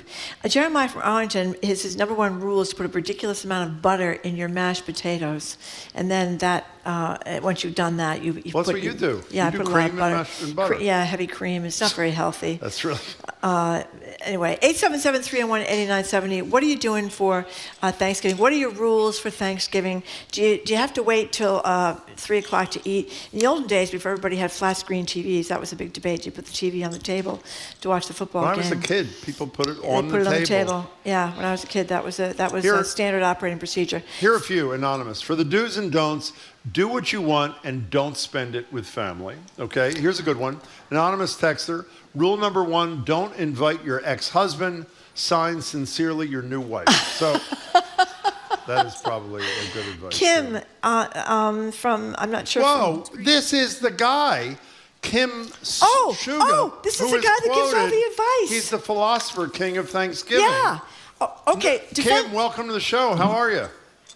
I'm doing well. How are you? Are we giving you proper credit or are we ruaning your career? We said how mean he is to vegans and vegetarians. What's that?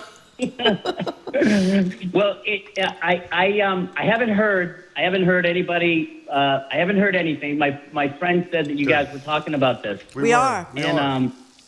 Yeah. So I don't know. Are people ripping me? Well, I don't know why the people are calling in with other rules. I've stated them all. Well, can you give us, actually, we stated a few from Beth Teitel's piece, but briefly, Kim's, Suga, is that how you say your last name?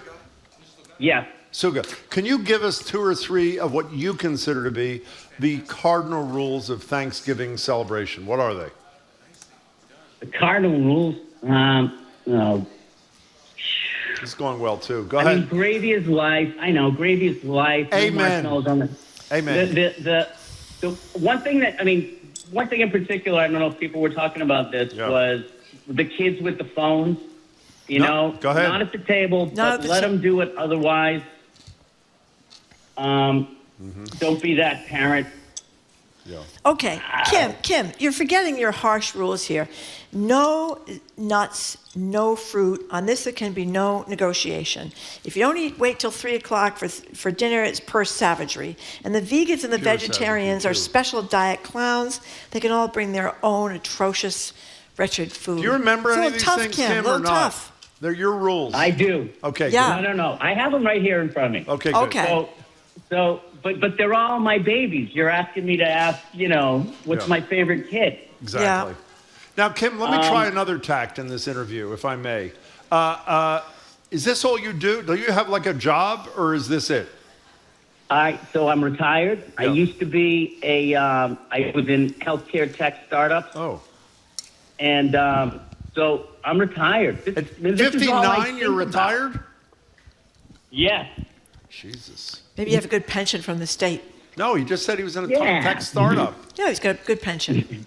Okay, Good for you, Kim. Well, Kim. that was you really clarified a lot of things for us. Do you want Thank to share one of your babies before you go, He or did. what? He just did. Well, maybe share one more. Well, so what my question is, do people get to see all 35 of them? No. Are people able to, or 31 of them? Where do you find the 35? We didn't go. We've got about 20. In the article online, they have a link to my Facebook post. Okay. Okay. All right. Well, Okay. We'll do that. Well, thank you, Kim. That was hugely helpful. You Thank did you, advise Kim. people that they should be the airport pickup person. Don't let your family members I agree with get that. swindled by Uber Don't you on agree with that if they're Thanksgiving Day. coming in from out of town? Yeah, go get them at the Go airport. pick them up at the damn Unless you airport. live like in Kim, it was wonderful to meet Northampton you. or something. Thank you. We really You appreciate have to it. come all the way into Logan, or you have to go to Bradley. Faith in North Andover. What do you think, Faith? Well, hi, kids. Thanks for taking my call. You too. Hi. So when my husband and I were first dating, about the first year or so, I went to his parents' house for Thanksgiving dinner, and I sat down. I looked around the table. Can somebody pass me the mashed potatoes? And my future mother-in-law said, "Oh, I didn't make mashed potatoes." Oh, I'm like, terrible. Thinking to myself, "What are you kidding me?" Terrible. Exactly. So I said, "Okay, well, can somebody just pass the gravy then?" No. She says, "Well, since I didn't make mashed potatoes, I didn't make gravy either." I wanted to kill myself. So I said, "So no potatoes?" She goes, "Oh, no, I have sweet potatoes. They were canned." Are you still sweet married to this potatoes. guy or not? I had to marry the man. He never could eat. What was he going to eat? Faith, that was you're great. That was excellent. Thank you, Faith, for sharing. It's always when you're first dating someone, when you're first married, going to the in-laws for a holiday is always traumatic. Kim, I went to his Facebook thing. Yeah. Tell me if you agree with this. Okay. This is the guy who was nice enough to call us. It was his ideas that were the subject of Beth's fine column in the Boston Globe. If you are at a home where the host goes around the table, this gives me hives, and has you say what you were thankful for. Yeah, I just said that. Play along. You play along with that? Yeah. I mean, if somebody goes, somebody makes a toast or says, what are you thankful? I mean, I've been. What are you thankful for? You say something like your children or your health or whatever it is. Yeah, you can come up with some, phony thing. Some phony thing. Yeah. One time at Thanksgiving dinner, people had told their origin stories, how their family came to the country. That was kind of interesting. Oh, that is interesting. Yeah, that was interesting. A lot of people, have been here the first generation, second generation. That was pretty good. Can I tell you what my response to that is? Yeah. Shoot me. Thank you. Well, you don't know. I want to go have dinner. Yeah, well... I joined Ancestry. I do know now. I do know my family's background. Did you join Ancestry? Are you from Russia? I'm not telling you where I'm from. I think you're from Russia. Maybe I am. Maybe I'm not. Okay, Eastern Europe. I don't know who he is. Exactly. I'm surprised your DNA's out there now, Jim. What? Your DNA I is know. out there As now. soon as I did it, I realized I regretted Yeah. it. But that's what the Carl from Boston. Hello, Carl. What do you How think, are Carl? Hi, thanks for taking my call. Sure. Yeah, you too. Our general rule as a compromise for our family is that we don't start any political fights, but we will finish one if somebody else does. Yeah. That's my kind of guy. You have an example of that, Carl? We have a mixed politics household, so if somebody brings up Trump first, my husband and I have all the facts ready for what's going on. Is this a true Is there story? a little crib Are sheet making you this- bring with you? I love this. Is this true? No, true story. True story. We don't let our brother-in-law get away with anything. Let me tell you, you made my day. That was excellent. Carl, thank you for the call. He goes with notes. He and his husband go with notes. They're prepared, and they're ready to strike. I love that. Joanne in Hanover. What do you think, Joanne? Hello, Joanne. Hi. Hi. I was just thinking, I'm 67. When I was little, we'd have cousins and aunts and uncles Yeah. and my grandparents. Yeah. And everyone has splintered, and we all just do things with our own kids. Oh. And we're Italian, so we always ate in the cellar. In the cellar? In the basement, Joanne, yeah. can you hold it a Wait a minute. second? Hold it. Jamie, you were Italian. Do you do Thanksgiving in the cellar? Why would you eat in the basement? What is he? Joanne. Why? A lot of Italian people do that. Well, plus Anybody also Italian in my- the audience? I had Do you eat in the basement? Yeah. She does. I ate with Italians for years on Thanksgiving. Never we did not eat in the basement. Okay, no. we'll try that this year. And Though. it Go wasn't ahead, even Joy. really finished. Yeah, I'm It sorry. was gross. It was not a finished but we were down basement. there. Yeah, that's a problem. Yeah. But that sounds a You little don't seem bleak, that Joanne. excited about it, though, Joanne. Yeah. Is that a fair It's statement? sad. Now no one does anything. We don't get together. Oh. It's depressing. Well, this is a horrible Joanne, poll. that's Now, sorry. Joanne, let me ask you. Jamie, who's also Italian, has a question. Do you like eating dinner next to the boiler on Thanksgiving? There was also a toilet down there. Oh, just in the that's middle. fabulous. Well, in case you need it, it's right there.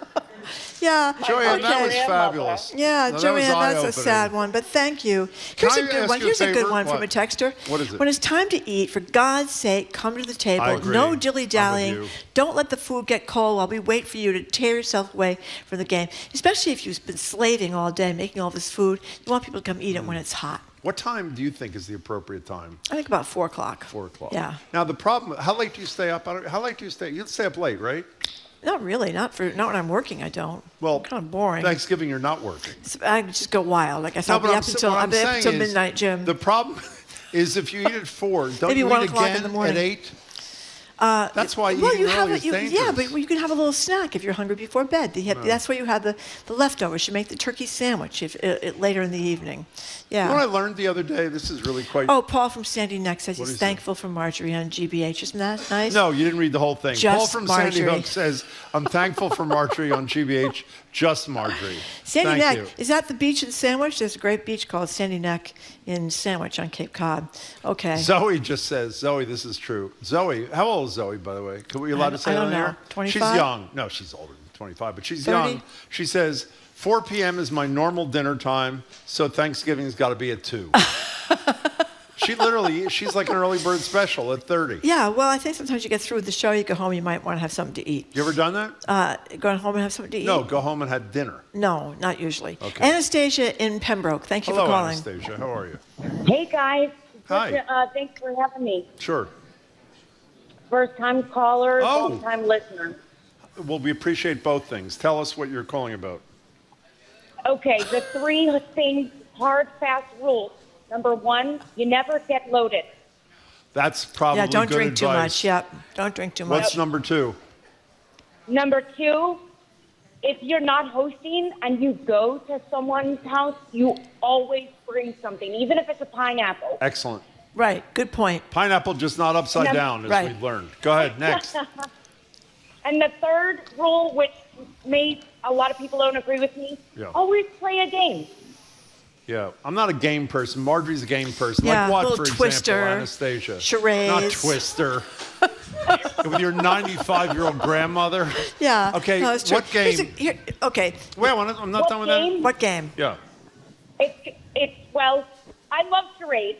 Charades, there you go. I have a theater background, so charades is a great go-to, and my whole family's theatrical, so it's a There you great go. Now, Anastasia, that was a great Okay. first call. One quick question. How many Thanksgivings approximately have you eaten next to the boiler in the basement? Honestly, I can't say that I've ever done that. Oh, you Okay. can't. Anastasia, excellent first Listen call. to this Call one. us again. Listen to this one before we get to Jared. My brother-in-law from California invited another couple over Thanksgiving. The couple volunteered they bring the turkey. Mm-hmm. So all they did was, this is his family provide the fixins. The couple shows up at 3 in the afternoon This is not with true. a 20-pound raw turkey.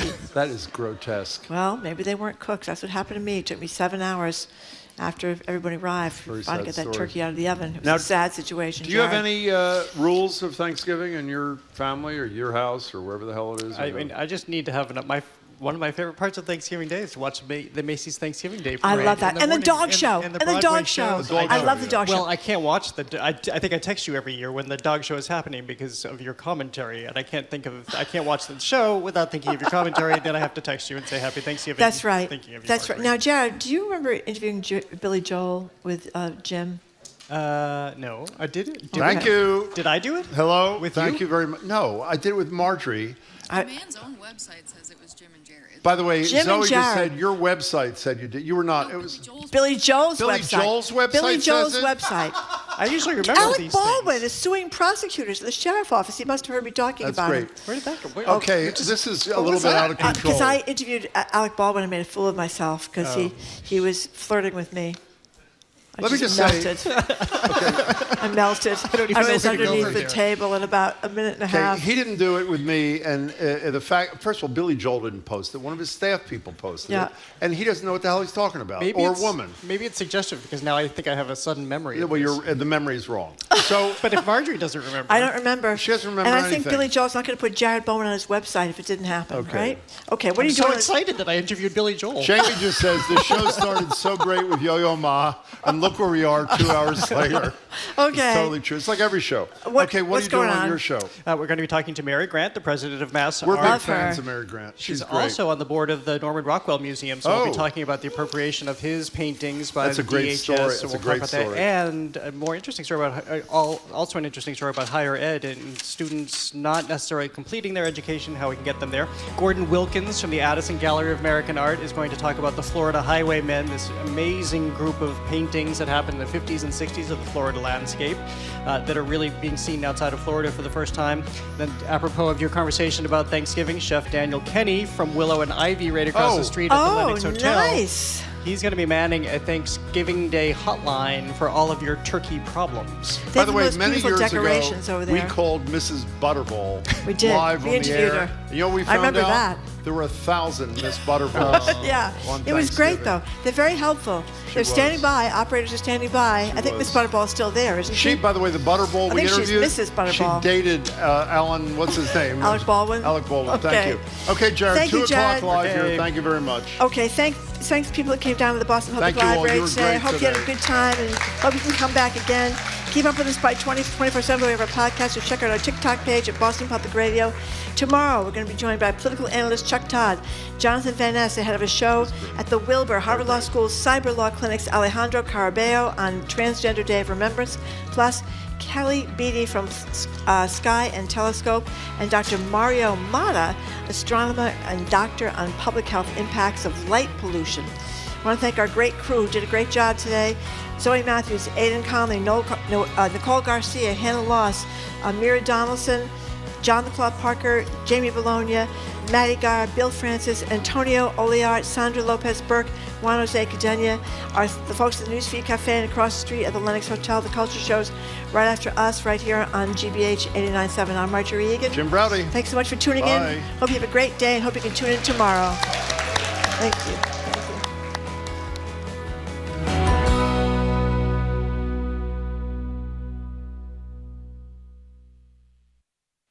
What's trending?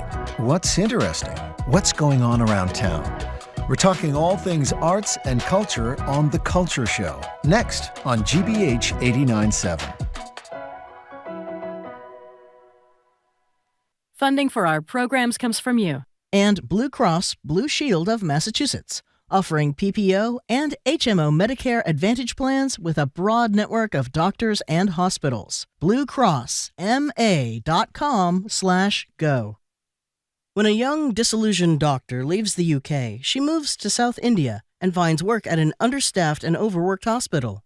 Watch the season premiere of Good Karma Hospital tomorrow at 8 on GBH 44. You're listening to 89.7 WGBH HD1 Boston. Online at gbhnews.org. GBH News. What matters to you? Good afternoon. With the latest from the GBH Culture Show news desk, I'm Henry Santoro. Big news from the art world today. A portrait by the Austrian artist Gustav Klimt sold for $236.4 million in New York yesterday, making it the second most expensive piece ever sold at auction.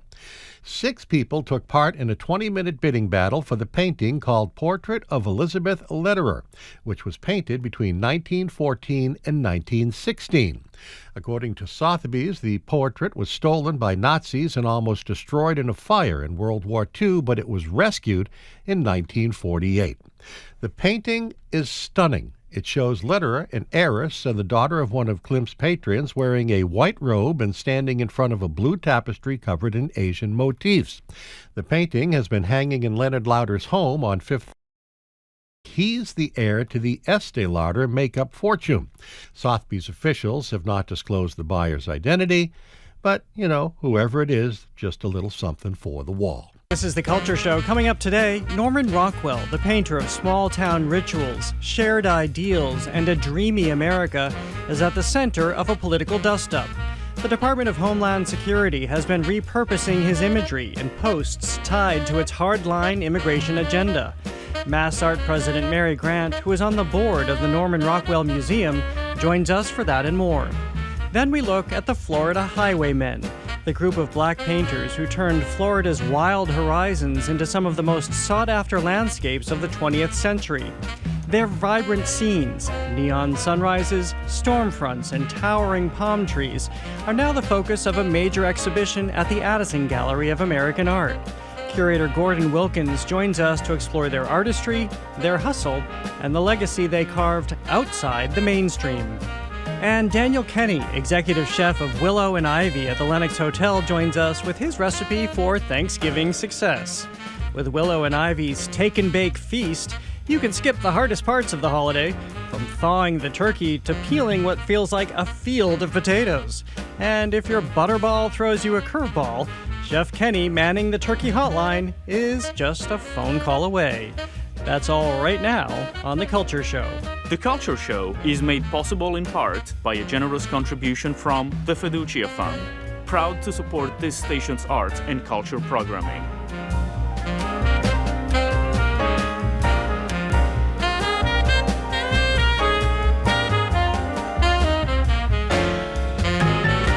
I'm Jared Bowen. This is The Culture Show live from the Boston Public Library and streaming on the GBH News YouTube channel.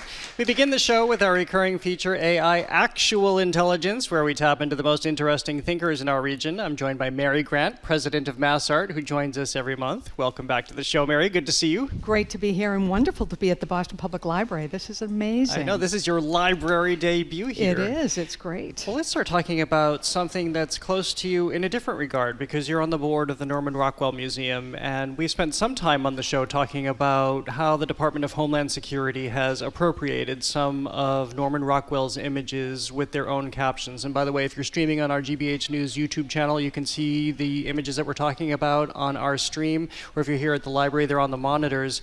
But the Department of Homeland Security has taken some of his images with captions like "Protect Our American Way of Life," or "Those were the days when America believed in itself. I was happy and proud to be painting it," citing Norman Rockwell himself. His family has, about 10 members of his family have issued a letter saying this is exactly not how the artist would want to be represented. Take us through what the museum and what the art community is facing right now when these images are used in this way. Sure, and this is, as you can imagine, a very personal issue for the family, because this was their father, their grandfather, their great-grandfather, and to see the work that he did that depicted certain parts of the story of America used in a way that he would be completely opposed to, used in a way that sets up immigrants as being hostile to the country. That's not what Norman Rockwell was about. And so the family would prefer, and one of the things that the museum is all about is the legacy of civic engagement, equity, inclusion. Who is the American story? Whose story are we telling? And Norman would say it's a much bigger, broader story than the one that's being captured and used without support from the family. So his story, when he looked at things like the Four Freedoms, or the problem that we all live with, the classic painting of the little girl on her way to school in New Orleans, or Death in Mississippi, one of the most powerful, iconic civil rights paintings. And if you haven't had a chance to travel up to Stockbridge, to go to the museum, to view those paintings, it is an opportunity for people to realize when you stand in front of one of Norman Rockwell's significant oil paintings and you look at the detail, the story that's being told, the message that's coming through, it is not at all what's being depicted on the Department of Homeland Security site. To what extent is that the story at the museum, too? Because I think for many people, this is a bit of a revelation. They know Norman Rockwell for these very, quote-unquote, American scenes. He spent years making the covers of the Saturday Evening Post. He's on jigsaw puzzles and calendars as the embodiment of America. But again, as you're talking about, as the family has pointed out, and as you can experience at the museum, he veered very much off that path too. That's right. He was when he was 70 years old, he moved from the Post to Look magazine, and that enabled him to begin to tell a different story, to paint some of the things at that point in his life, at 70 years old, looking at what was happening in the country, he really felt was important to be the voice, to be an illustrator. You know, Norman Rockwell has influenced a generation of illustrators, and that's one of the things the museum too. We are a preeminent collection site for illustration art around the country and across the world. So you can do deep research and see contemporary artists, New York cover illustrators who have been influenced by Norman Rockwell's work. So it is much more than an artist at a moment in time. It's an artist who has told a story, and a story that is still being told and interpreted today. I didn't realize the age and the significance of that he was that far into his life and career at age 70 to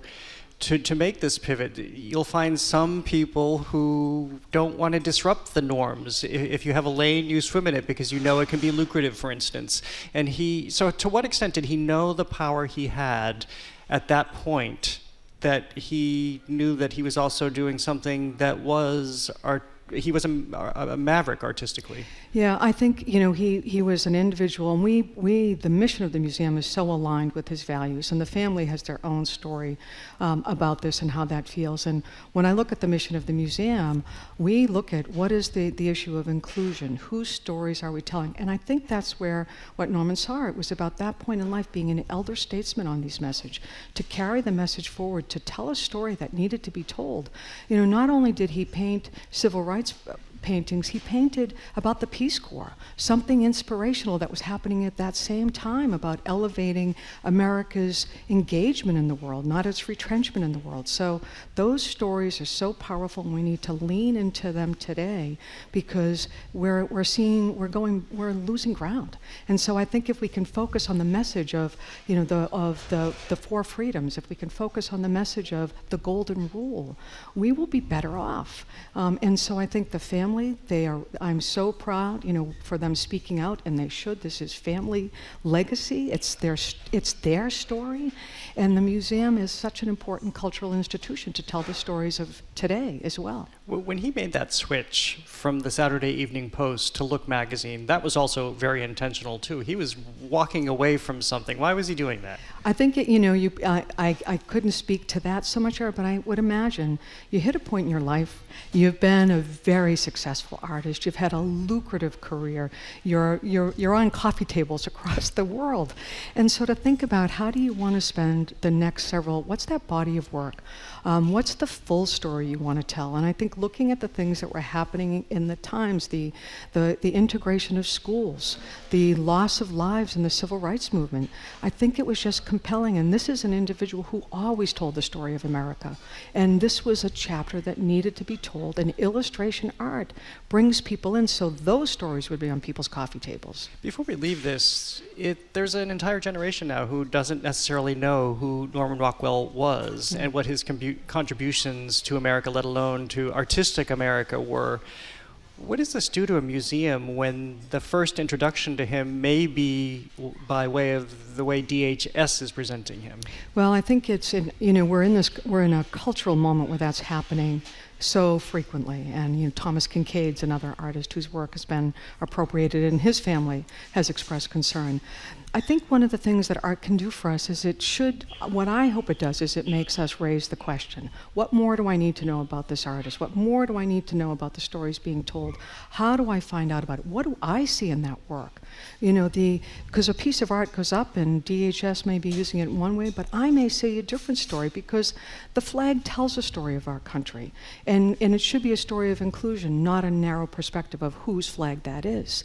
So I think we should use this as a moment to invite people in, to explore, to understand, and to go visit these museums. Go look at art yourself and have that conversation with somebody about what do you and how do we continue to tell the story that needs to be told. So I think it's an opportunity for education and an opportunity to lift up the conversations and an opportunity to perhaps introduce artists who may not be as familiar but have a powerful story to tell in these times. I'm speaking with Mary Graham, president of Mass Art. There was a study, some surveys that have been done recently that show that the completion of public college is on the wane. This isn't everywhere, but there are some solutions. But before we talk about those, what is higher ed facing when students are not able to complete their degrees, whether they be 2 years or 4 years? Yeah, higher ed's facing a real challenge, and we have some work to do on that front. And one of the things that I think that we are seeing is a continued holdover from the pandemic, and not to lay everything on there, but because we began to see some college completion rates, retention rates going down. But what higher ed has to do, what we're all doing, and what a big push in Massachusetts, because there's been very important and exciting investment from the governor and the legislature on success programs. So how do we understand, how do we set a goal that every student should finish, but within it look at what does it mean specifically? What are the wraparound services somebody needs? We've seen an increase in mental health issues on college campuses across the country. How do we help those students who may be struggling? We see an increase in food insecurity. If you can't eat and take care of your basic needs, how are you expected to complete? So we have to look at this more. The college has gotten more expensive. Massachusetts has done an extraordinary job, Jared, in recent years of investing in more financial aid for the students to bring the price points down. And community college is free at this point, Community college is free, and we can't take anything for granted. So we have to look at what are the barriers, what's getting in the way, what's causing a student to stop out, and then work very hard to make sure we're staying in touch with those students to bring them back into the pipeline, because we don't want to lose a student. We can't afford to do that. Well, with these numbers so high, they're pretty substantial. It's, I think, down 35% in community colleges. Only 68% of students at state universities are completing their degrees. How do you rally around? You say the state is doing things. I know there are grants in place, but is it too late to turn this around? Absolutely not. And the minute we say it's too late, it's too late. So we have a responsibility to dive into that. And I think the investment in student success programs allows every college and university to look at their particular, students they're serving. How do you customize more solutions? So advising, coaching, helping students network with alumni for job prospects to understand that when you start, the goal is to have you finish successfully because we need you out in the community and the world. So we have to go deeper, and then we have to measure. What is the impact of these interventions? What's working? What should we do more of?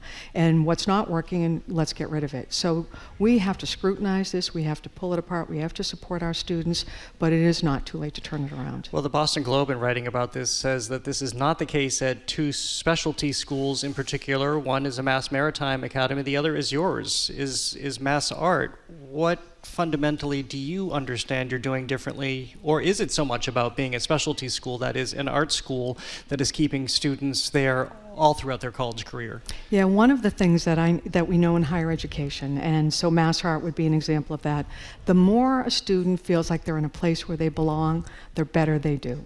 So you look at institutions, so our program is really intensive engagement with our students. They're working on projects, they're working with one another, they're working in studio spaces with faculty and studio managers who are around them, people who are checking in on them.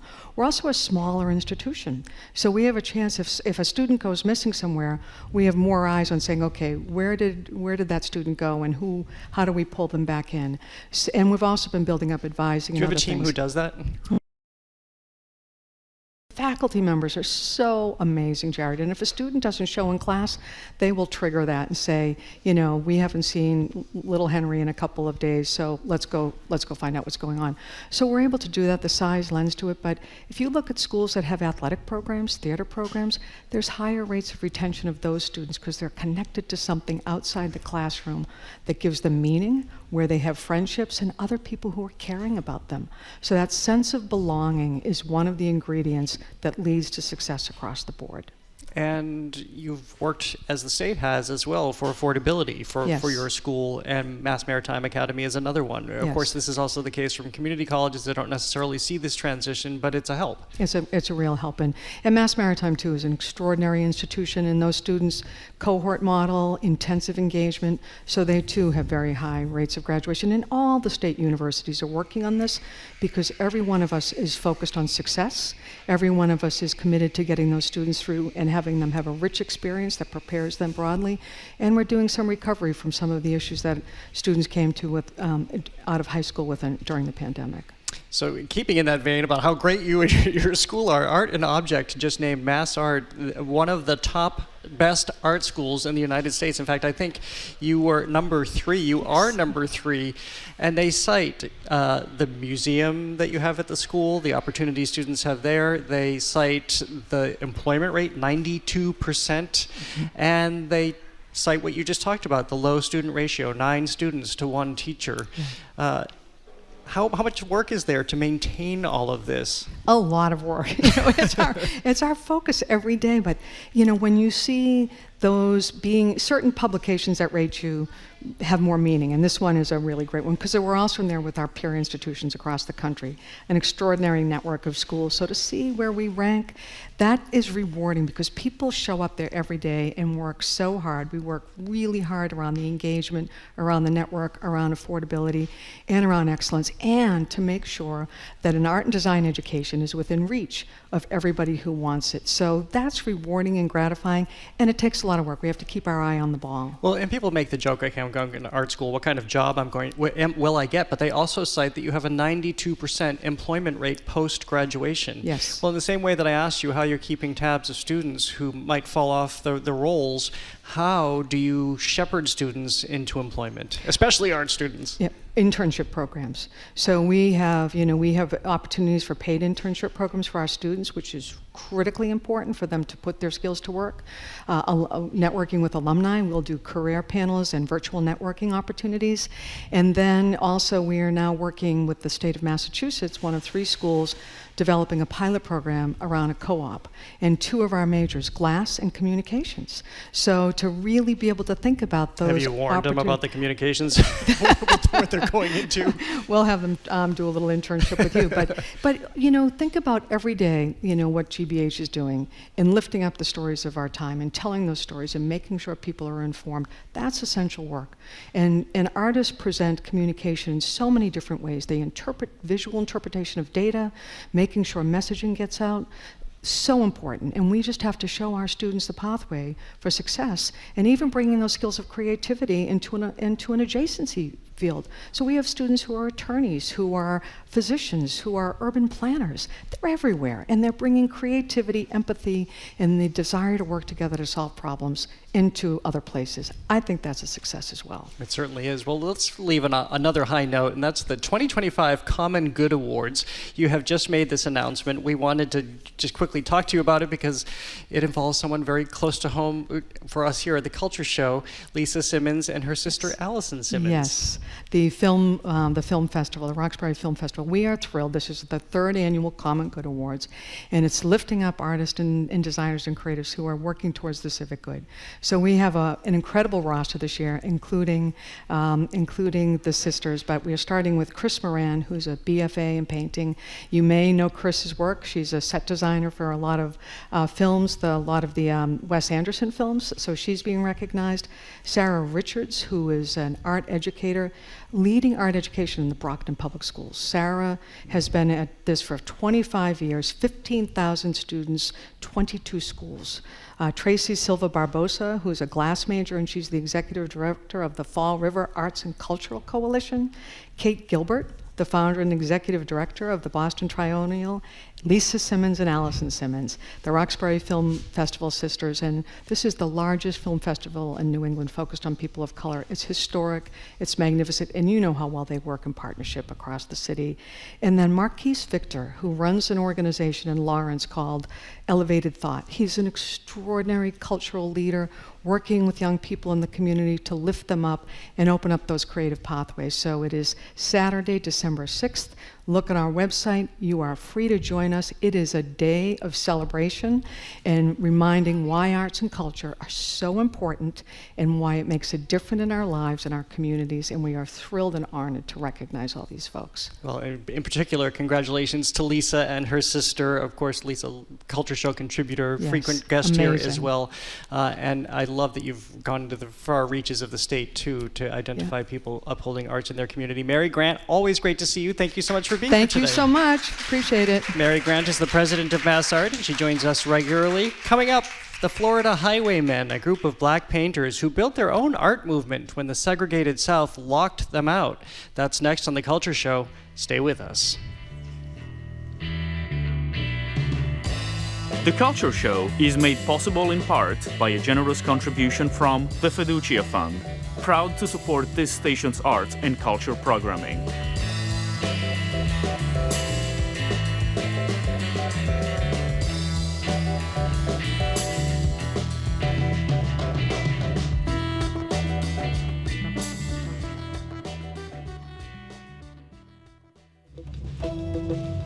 I'm Arun Roth.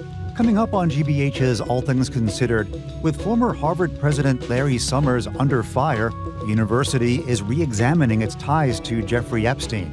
And Massachusetts is losing workers and struggling with high costs, making it less attractive for businesses. We'll look at what it will take to make the state more competitive. Those stories and all the day's news starting at 4 on GBH 89.7. Funding for our programs comes from you. And Boston Ballet, presenting the Nutcracker. This holiday tradition mesmerizes audiences of all ages with beloved characters and Tchaikovsky's memorable score. On stage starting November 28th. Official tickets at bostonballet.org. And the Cape Cod Foundation, committed to building resources to support community life on Cape Cod, including environmental conservation, arts and culture, and community development. Learn more at capecodfoundation.org. And Boston Ski and Tennis, helping families stay active and outdoors this winter, offering a range of winter sport products and services, with locations in Newton and Westboro, or online at bostonskiandtennis.com. Less noise, more news. GBH News 89.7, gbhnews.org, and streaming on the GBH app. Trusted local news.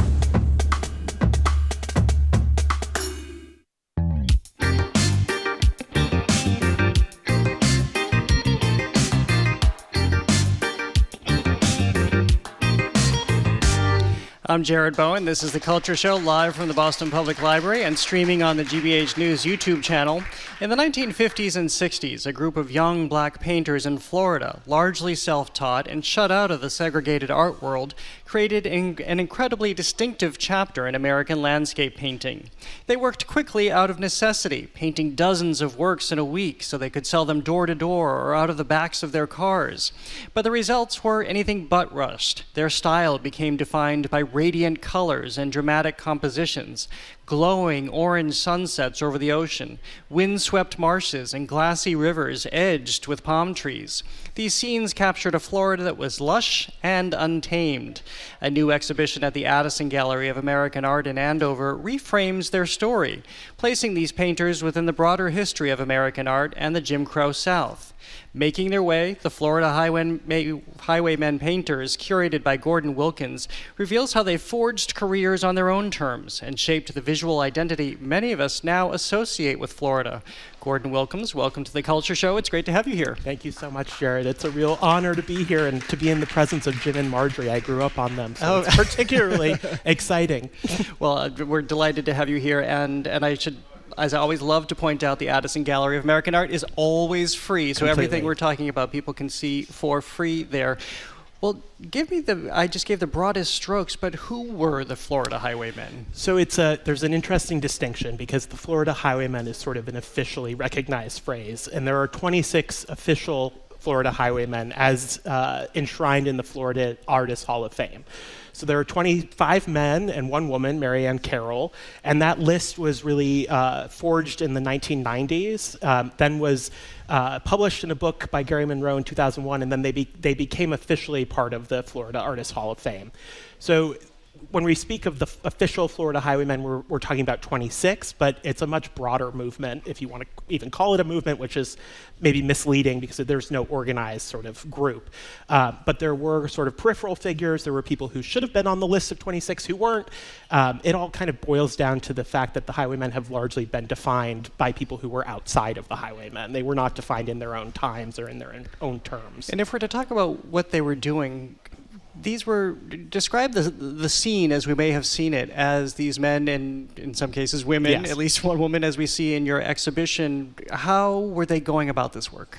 So they were working often in sort of communal settings. They would, some artists, including Alfred Hare, who's one of the prominent artists in the Highwaymen, would enlist the help of the entire neighborhood. So they would have panels hanging on trees. They would nail them up.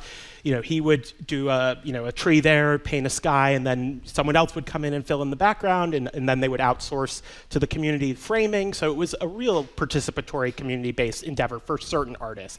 Of course, it's really hard because it's 26 individuals, 26 different stories. It's very complex. You cannot treat them as a monolith. So some were, far more of the traditional sort of tortured artists working alone. Some were far more participatory with their community. But they were really trying to forge pathways where they had to build really their apparatus for producing and distributing from the ground up because they were excluded from the more conventional systems of production and distribution of art. Well, before we get to the distribution, and again, as people are watching on our GBH News YouTube channel or here at the library can see on our monitors, what were they painting? These are often lurid scenes of the Florida landscape. They are, we talk about we use lots of adjectives when we talk about the Highwaymen, the sort of cotton candy colored skies, the orange sherbet, clouds.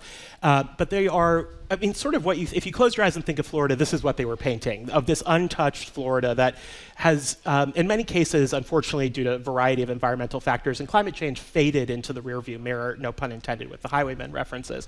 But these are really vibrant, intense paintings. They were executed very rapidly in most cases.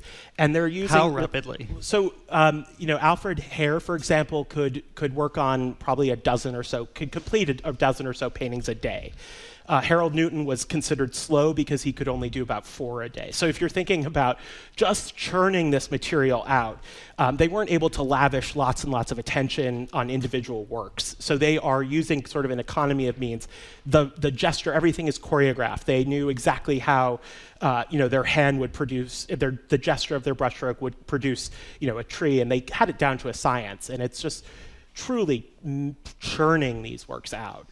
But they're these really vivid, vibrant, intense, chromatically intense. You could almost kind of be overwhelmed when you encounter them. There's this one room in the show of all fire sky sunset paintings, and you can feel the heat radiating off the canvas or off the boards. I walked through the exhibition with you, and I so enjoyed that. And you feel like the wind is going to come sweeping in too. But on that front, because we see so many of them collected together, how were they so similar, and how do you, as a curator, look at that exchange that was happening, even in artistic style, right down to the same tree in the same place? Yes. So there's a lot of continuity, which is I think really interesting.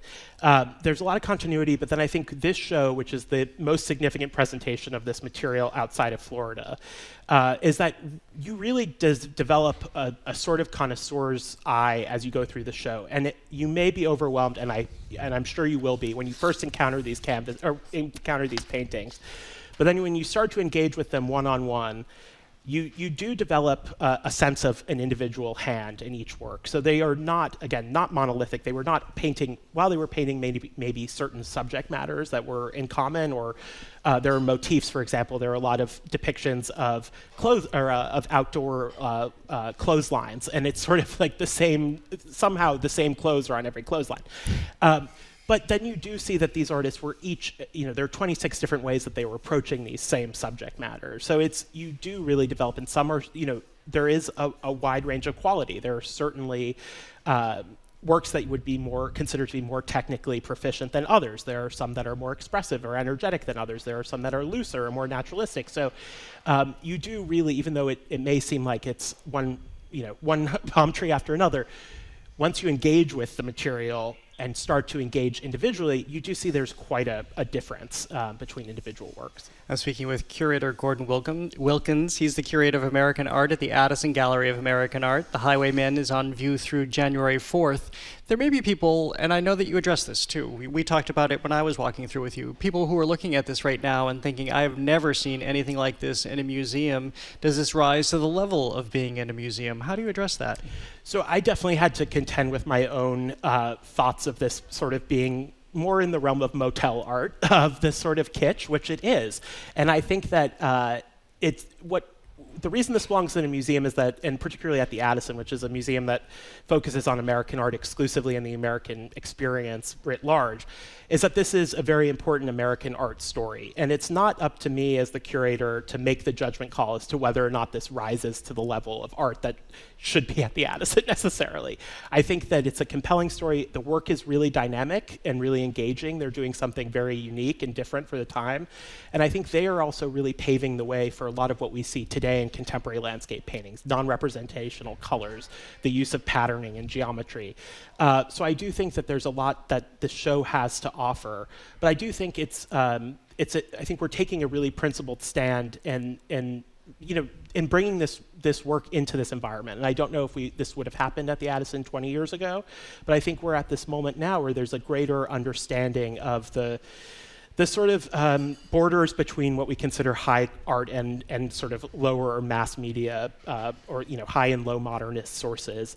And I think we engage that, and we engage with the breadth of American artistic production. And this is a very important and unfortunately largely ignored and overlooked aspect of American art history. Well, just as they were in their own time. So what does it mean to be painting in the 1950s and 60s, knowing that they were artists and they were creating, but in their time, and for some time after, that's as far as it would go?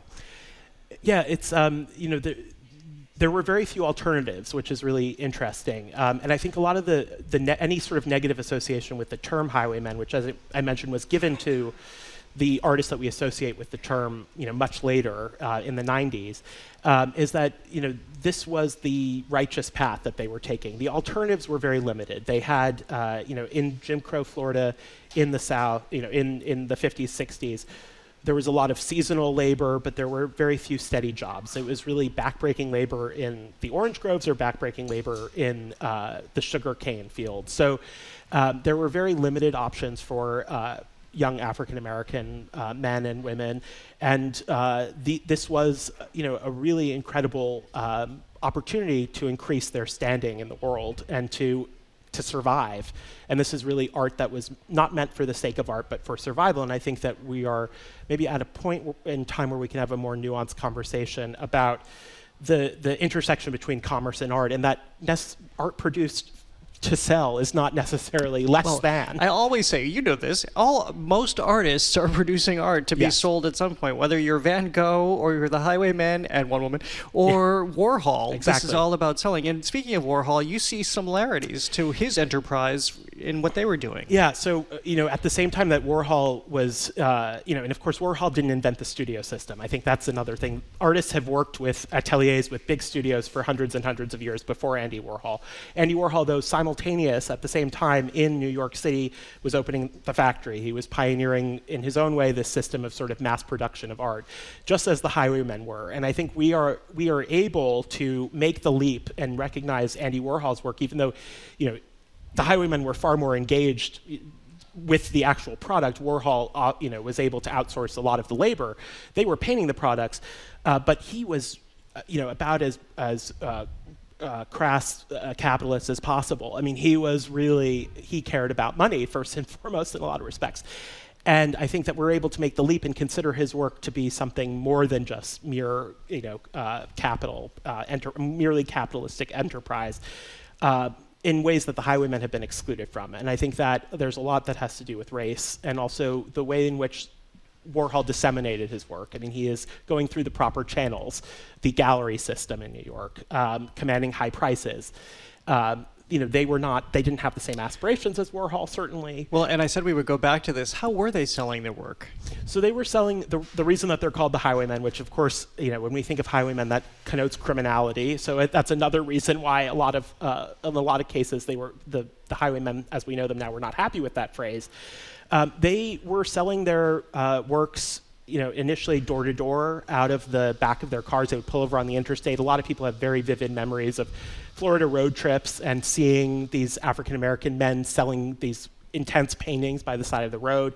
They were very popular at doctor's offices. You could kind of set up shop in a doctor's office and all of the patients would buy something. They would go into all of the new housing developments. They also, in a really genius way, began to work with a network of distributors, of sellers, and the most famous being a gentleman named Al Black, who passed away earlier this year and was himself one of the 26 official Highwaymen. He pioneered this really. He could sell you anything. He was a remarkable salesman. He understood the psychology of buying art. He would famously make sure that all of the work that he was taking, so he would work with different artists and take dozens of paintings each day, and he would ask them not to sign the paintings so that he could then, as a sales tactic, if someone came up to him and wanted to buy a painting, he said, well, you've met the artist, now let me sign it right in front of you, even though it wasn't his painting. So there are a lot of paintings signed Al Black that were by other artists, but the artists themselves, that didn't bother them at all because it was a sale. Yeah. So whatever they had to do to sell the work was acceptable, really. And they would travel crisscross the state of Florida, north to south, east to west. And these paintings were everywhere. They were ubiquitous. They were in every bank, every hotel, every office, every home, and they were also very much marketed towards tourists. And what's really interesting is you do see, as interior design changed, you do see this evolution in the paintings where you go from the 60s sort of mod, and then you start to see a lot of earth tones as they go into the avocado green bathroom and the 70s kind of era. And they were very responsive. I mean, they were genius salesmen and genius at this conversation that is often so fraught and uneasy between the producer and the consumer, where they were making work that they knew would sell. And adapting it for the taste of the time. Incredibly savvy. I want to take a moment to talk about the one woman who's featured in the show, and I know you have a great admiration for what she was doing and how she was doing it. Who was she? So Marianne Carroll was a really remarkable woman who was really forced to fend for herself in life. She had to support a family on her own, and she was absolutely fearless. And there's a great quote where, she said, I could outrun most of the guys. I was very comfortable driving around. I think she drove a Buick Electra all through Florida. And she was going into, and I think Disney World in particular has sort of whitewashed our understanding of race relations in the South, and we sort of think of Florida as something other than the Deep South. But this was truly, when you think about the Deep South and you think about Jim Crow, this was the height of Jim Crow in the South. So for a young black woman traveling on her own throughout these sundown towns, truly places where you were not allowed at various hours of the day if you were black, she was able to navigate this really complex racial dynamic. But what she knew and what her contemporaries knew is that they had something that people wanted. They had these paintings, which provided them a sort of cover, and then also these great opportunities to get out of trouble. And there are countless stories of, a sheriff is giving one of the highwaymen trouble. The sheriff sees the painting in the back, he changes course, and they're welcomed in. So the kind of currency, they had this sort of elevated status, even though they faced the same restrictions as all black people in Florida at the time.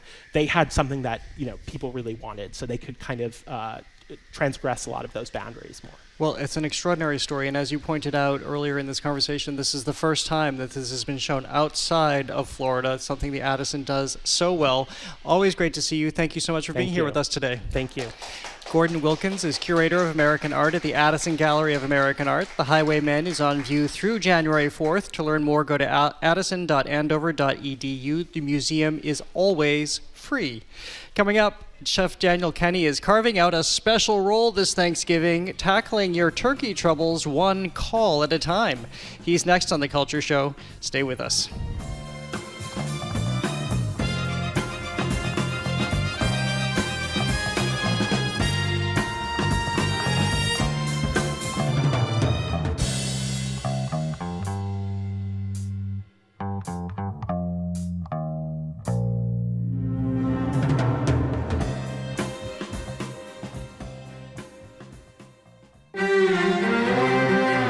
generation of young climate activists gathered in Paris 10 years ago to help push for a UN climate agreement.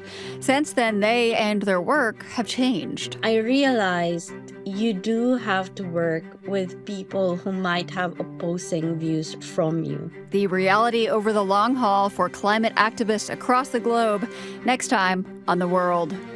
This afternoon at 3, here on GBH News 89.7. Our programs are made possible thanks to you. And The Wilbur, presenting A.J. Croce, returning to Boston November 29th. A.J. Croce will perform songs from his own catalog along with songs from his father, Jim Croce. Ticket information is available at thewilbur.com. And Beacon Circle patron Gloria Rose, in memory of Bud Rose. Proud to support GBH 89.7 and the commitment to local, national, and global journalism that inspires, engages, and supports diversity in the community. And Porter Square Books, fiercely independent, supporting local charities like Food for Free, QT Library, and more. Open for Giving Tuesday on December 2nd. Learn more at portersquarebooks.com. From your neighborhood to your newsfeed, GBH News is your trusted source for the news that matters to you. Find us wherever you are at GBH News and always at GBH 89.7. GBH News, what matters to you.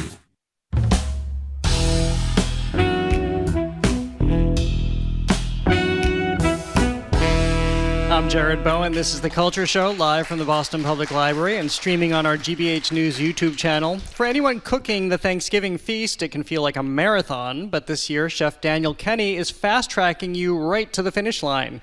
As executive chef of Willow and Ivy at the Lenox Hotel, he's taking the stress out of the holiday with a Thanksgiving take-and-bake feast that feeds up to 8, complete with turkey, sides, dessert, and yes, leftovers built in.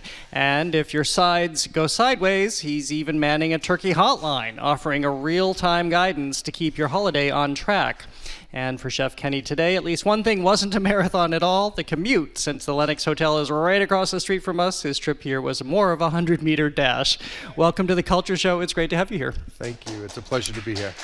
Well, before we start talking about the Thanksgiving feast, just a quick question about Willow and Ivy, your new restaurant. I know you've redone all of the spaces at the Lenox Hotel. What's Willow and Ivy with its focus on New England? Sure. It's right there on Exeter Street, on the corner of Boylston and Exeter. We've been open for 8 months approximately now, and it has something for everyone is the take. We're focusing on New England and sustainability. Most of our food comes within a couple hundred miles of this building. We really pride ourselves in traditional cuisine of New England, but really with 2025, 2026 in mind, with style. And just, something for everyone, not being too pretentious and, really trying to let people come once or twice a week, once or twice a month, a special occasion, or just coming around the neighborhood if you live in Back Bay or in Boston.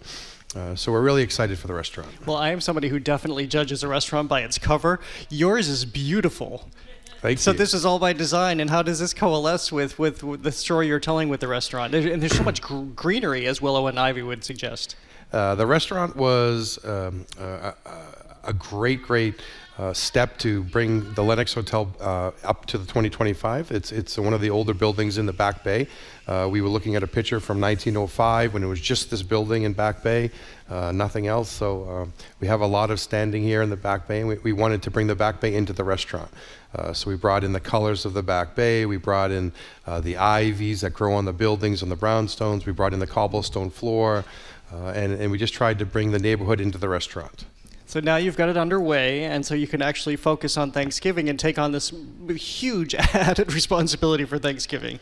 We're excited. Thanksgiving, we have a few different options for everyone.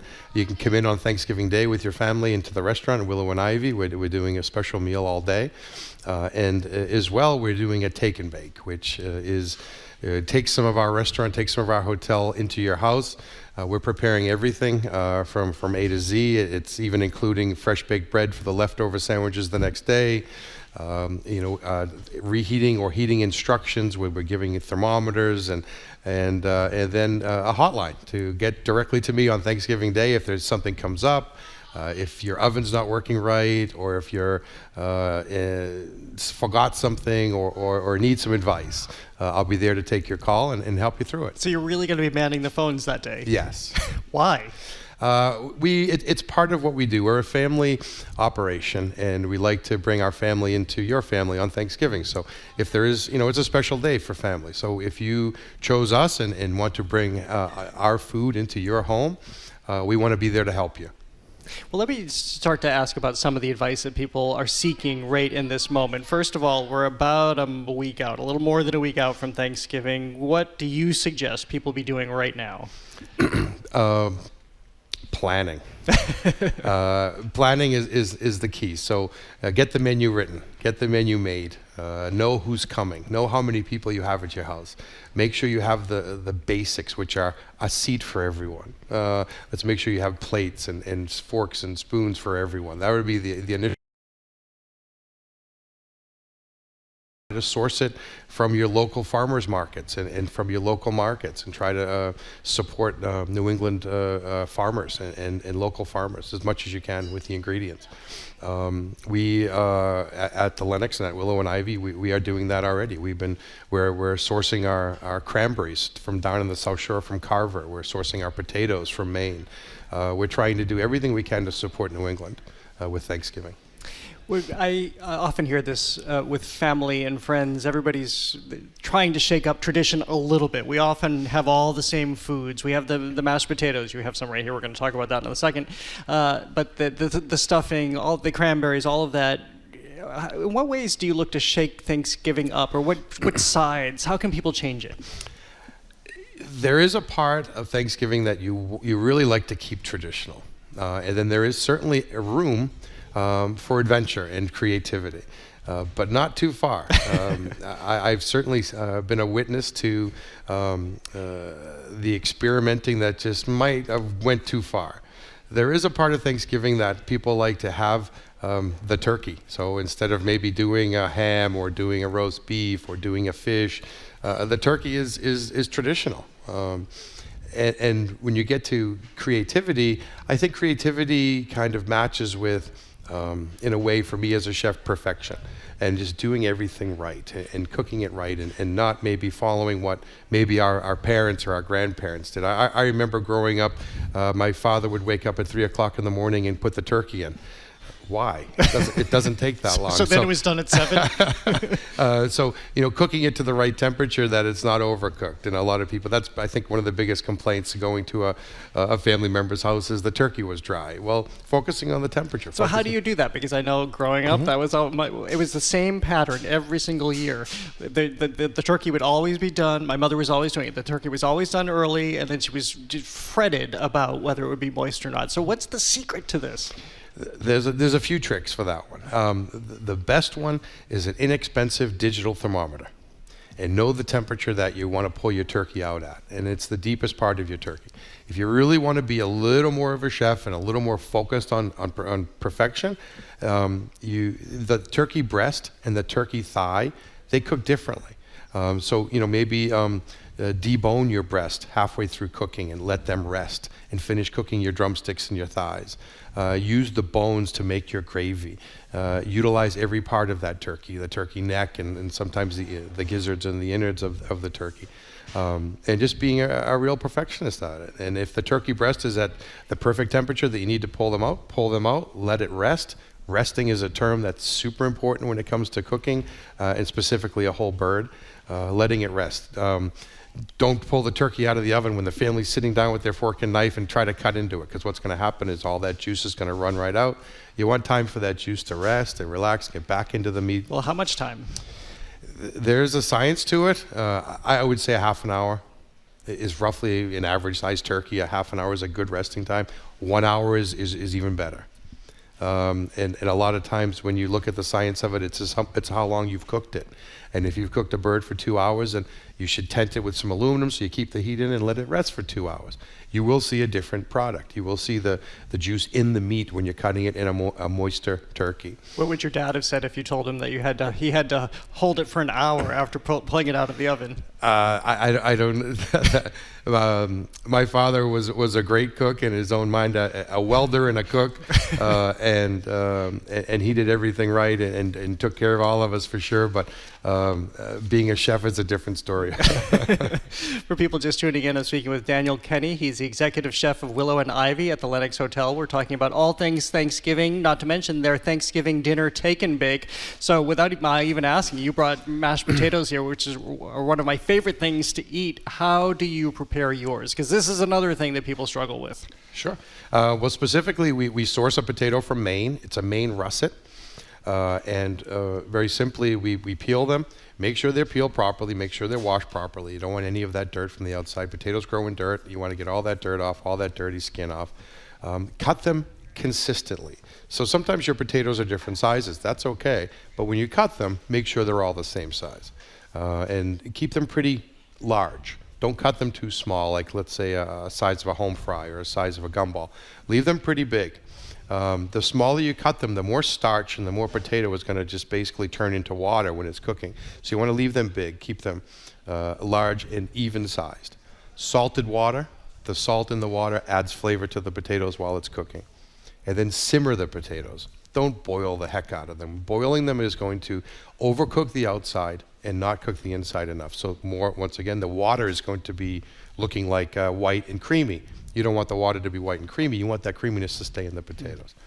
Simmer them until they're nice and fork tender. And then one of the biggest tips is when you drain them and let them dry.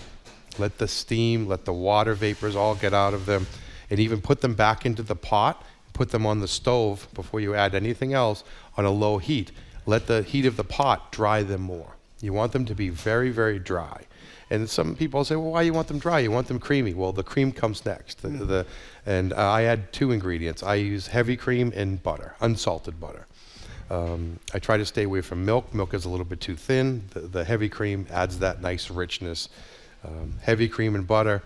And then, the best trick is it's called a food mill or a ricer.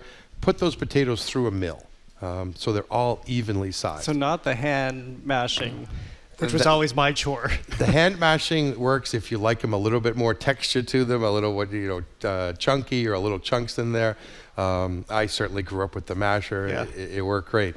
The best mashed potatoes, if you can get that ricer or that press, that grate, then they're all even. They're all the same. And then you want to make sure that your butter and your cream is hot, up to temperature. Don't add it cold. You're going to drop the temperature of the potatoes. Then you're going to get stuck with bringing the temperature back. So heat up your butter and your cream, and then whisk it in. And use a whisk. You can even use a KitchenAid if you have one on your countertop.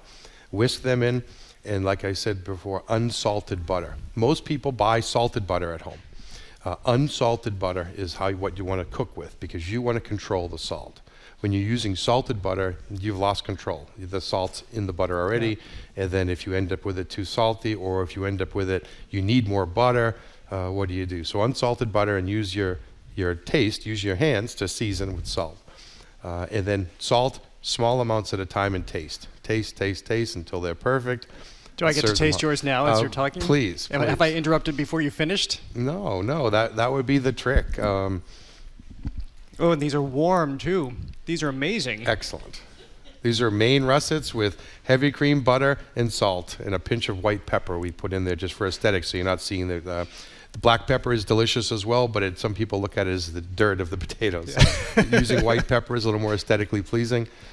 We like a little bit of chives on there, but you can use some turkey gravy on there, which is a great day too as well. Well, I know, I'm not casting aspersions, I didn't expect them to be that good. These are really heavenly. You've also brought this sandwich, as you mentioned, with the Thanksgiving dinner take and bake. You prepare even for the next day.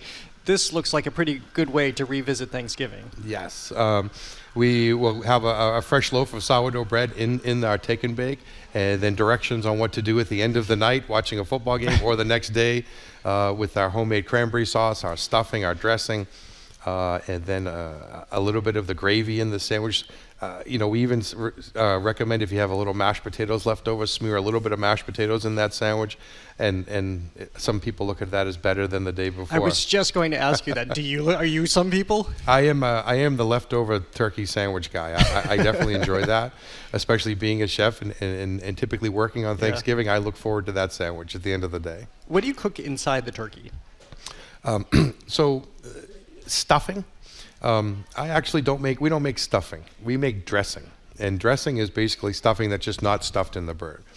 The trick is the inside of the bird has to come up to temperature to kill all of the badness that's in anything bad that's in the turkey, the blood that's in there. So when you stuff a turkey with your breading, you have to bring that breading up to temperature to make it safe to eat. You're going to overcook your turkey.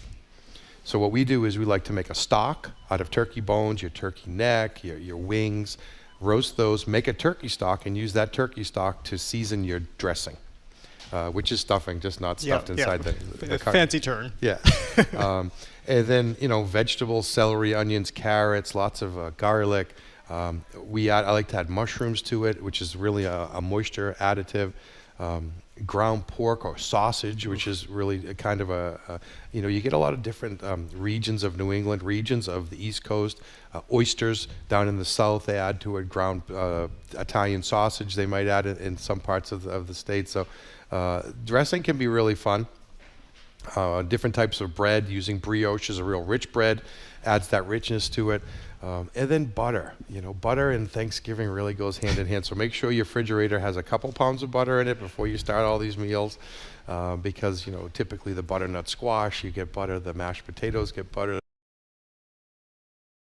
Make your roux with butter. So Thanksgiving can be heavy on the calories, for sure. Well, we're also in Massachusetts, Julia Child, Massachusetts. We're just doing it all in service of Julia Child. That's why we have butter.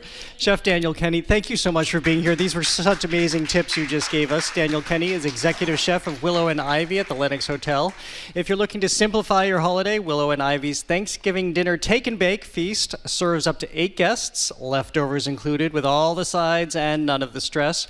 You can learn more or reserve your meal along with access to the Turkey Hotline at lenoxhotel.com. Thank you again for being here. Thank you. Tune in tomorrow for Evan Dando, frontman of the Lemonheads, and Frontline's executive producer Rainey Aronson-Rath on her latest riveting documentary about the war in Ukraine. And tune in tonight to the PBS NewsHour to catch my feature on fashion designer Andrew Ginn, now receiving a major retrospective at the Peabody Essex Museum in Salem. I'm Jared Bowen. Have a great day. The Culture Show is made possible in part by a generous contribution from the Fiducia Fund, proud to support this station's arts and culture programming.